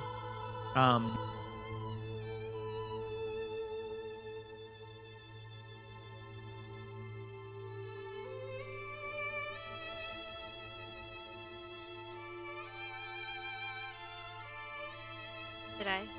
Are we still here? All right, I don't. I think hear so. everyone now. But Joe? I will just say, Yeah. whilst that's being happening, if you want Lila, since you're low, I mean, Twig still has her greater, and she's still got a normal healing potion as well. Yeah. I So was I'm gonna just like, offer if we want to Nalf, too. save time or casting or anything. That's really nice. I was gonna wait till Joe told us what Ephraim has, and then we could kind of like go from there because I know Twig needs healing too. Like, I mean, Twig's did pretty pretty right as far as things stand now. I also That's true. have second wind, so I could use that and give someone my healing potion if they need it. okay, sorry. I mean, Lila Wolf's does. crashed. Oh, okay. Yeah. Because Lila has healing, but she was just gonna save it for the battle. Yeah, I'm really running low on spell slots, so like I don't want to heal anyone outside of combat, like before we know who really needs it. Right, because I got Revivify. I still have Cure Wounds and Healing Word, and I have 2 first level slots. I have 2 second level. I have 2 third, and I have 1 fourth. So I'm okay on spell slots, but just trying to like be smart with everything. So Yeah, I've only got 3 slots left, so like I'm gonna personally save my healing. oh yeah. I have 2 fourth, 2 third, 2 seconds, and 1 first, and I have healing as well. So okay.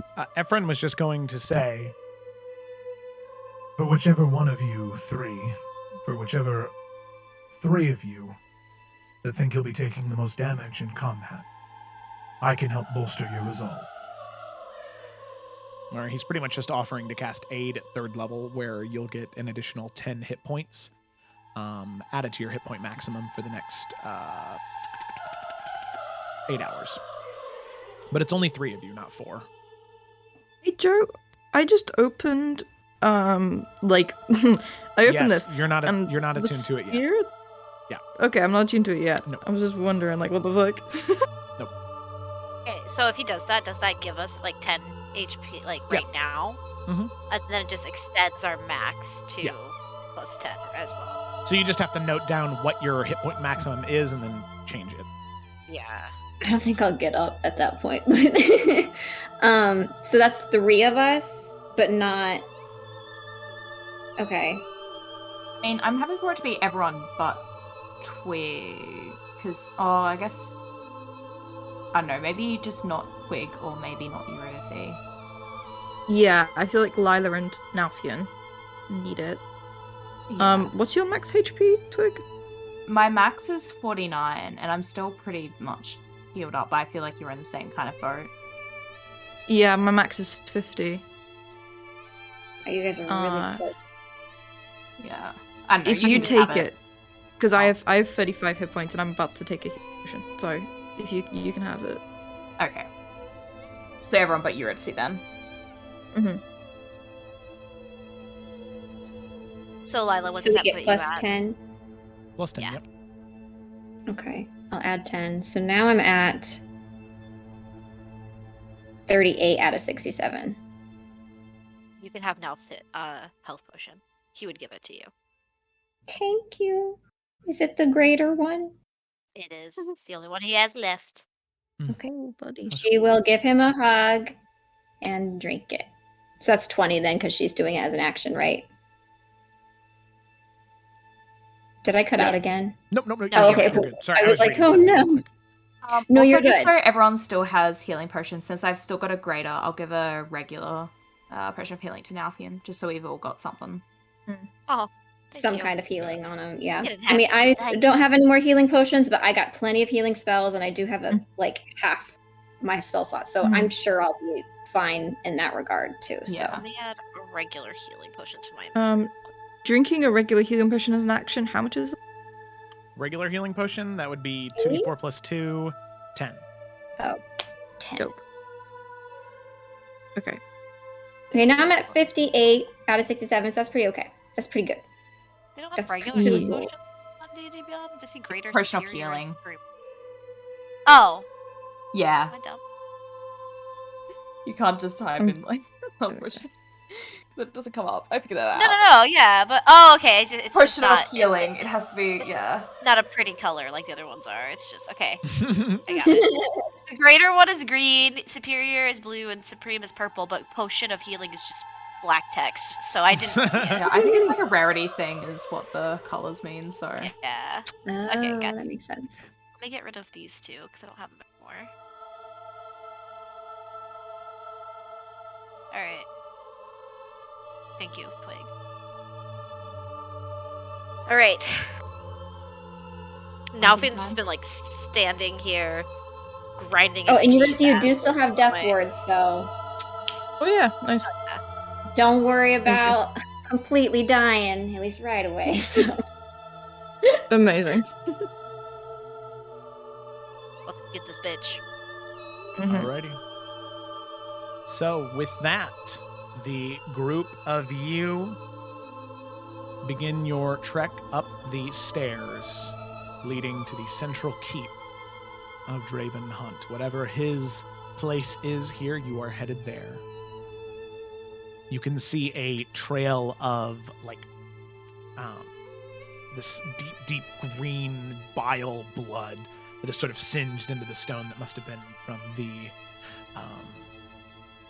Banshin leaking from the wounds it had taken during the fight. As you follow the trail to a set of double doors, wooden, knowing that behind this door, Draven Hunt is right there. And as you go to open the doors, whoever's leading the way, I would say, Nalfian, you receive a message from Keothi. For one, I hope you're still alive. Please. If you are, as much time as you can buy would be helpful.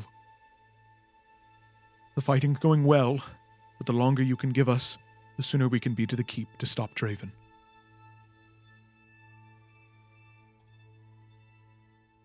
Nalfian will say, "We are alive. We are entering the keep, going after Draven now. We will do what we can." Okay. Alrighty. And he'll inform the others.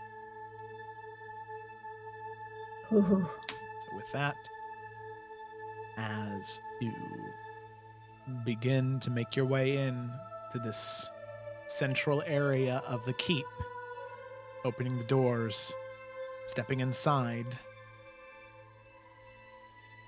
you can see this in front of you. What looks to be 5 of Draven's most trusted. You can see 2 gunners all the way back, a Banshin standing in front of all of them, and then back in a throne standing in front of this massive fire pit. You can see Draven Hunt himself in full plate, weapons brandished. You know that in this fight, even with Ephraim's help, you might not be able to defeat Draven Hunt on your own, but if you can at least spare enough time, Keothi, Blossom, the Goliaths, the Rangers, the Battle Priests of Cord, everybody that you counted on during this fight could be here to bring it down. As Draven Hunt gets up from his throne and steps closer to the flame, he smiles. And as he begins to speak, before you can hear what he has to say, that is where we're going to go ahead and end tonight's session. So hard No. to get here.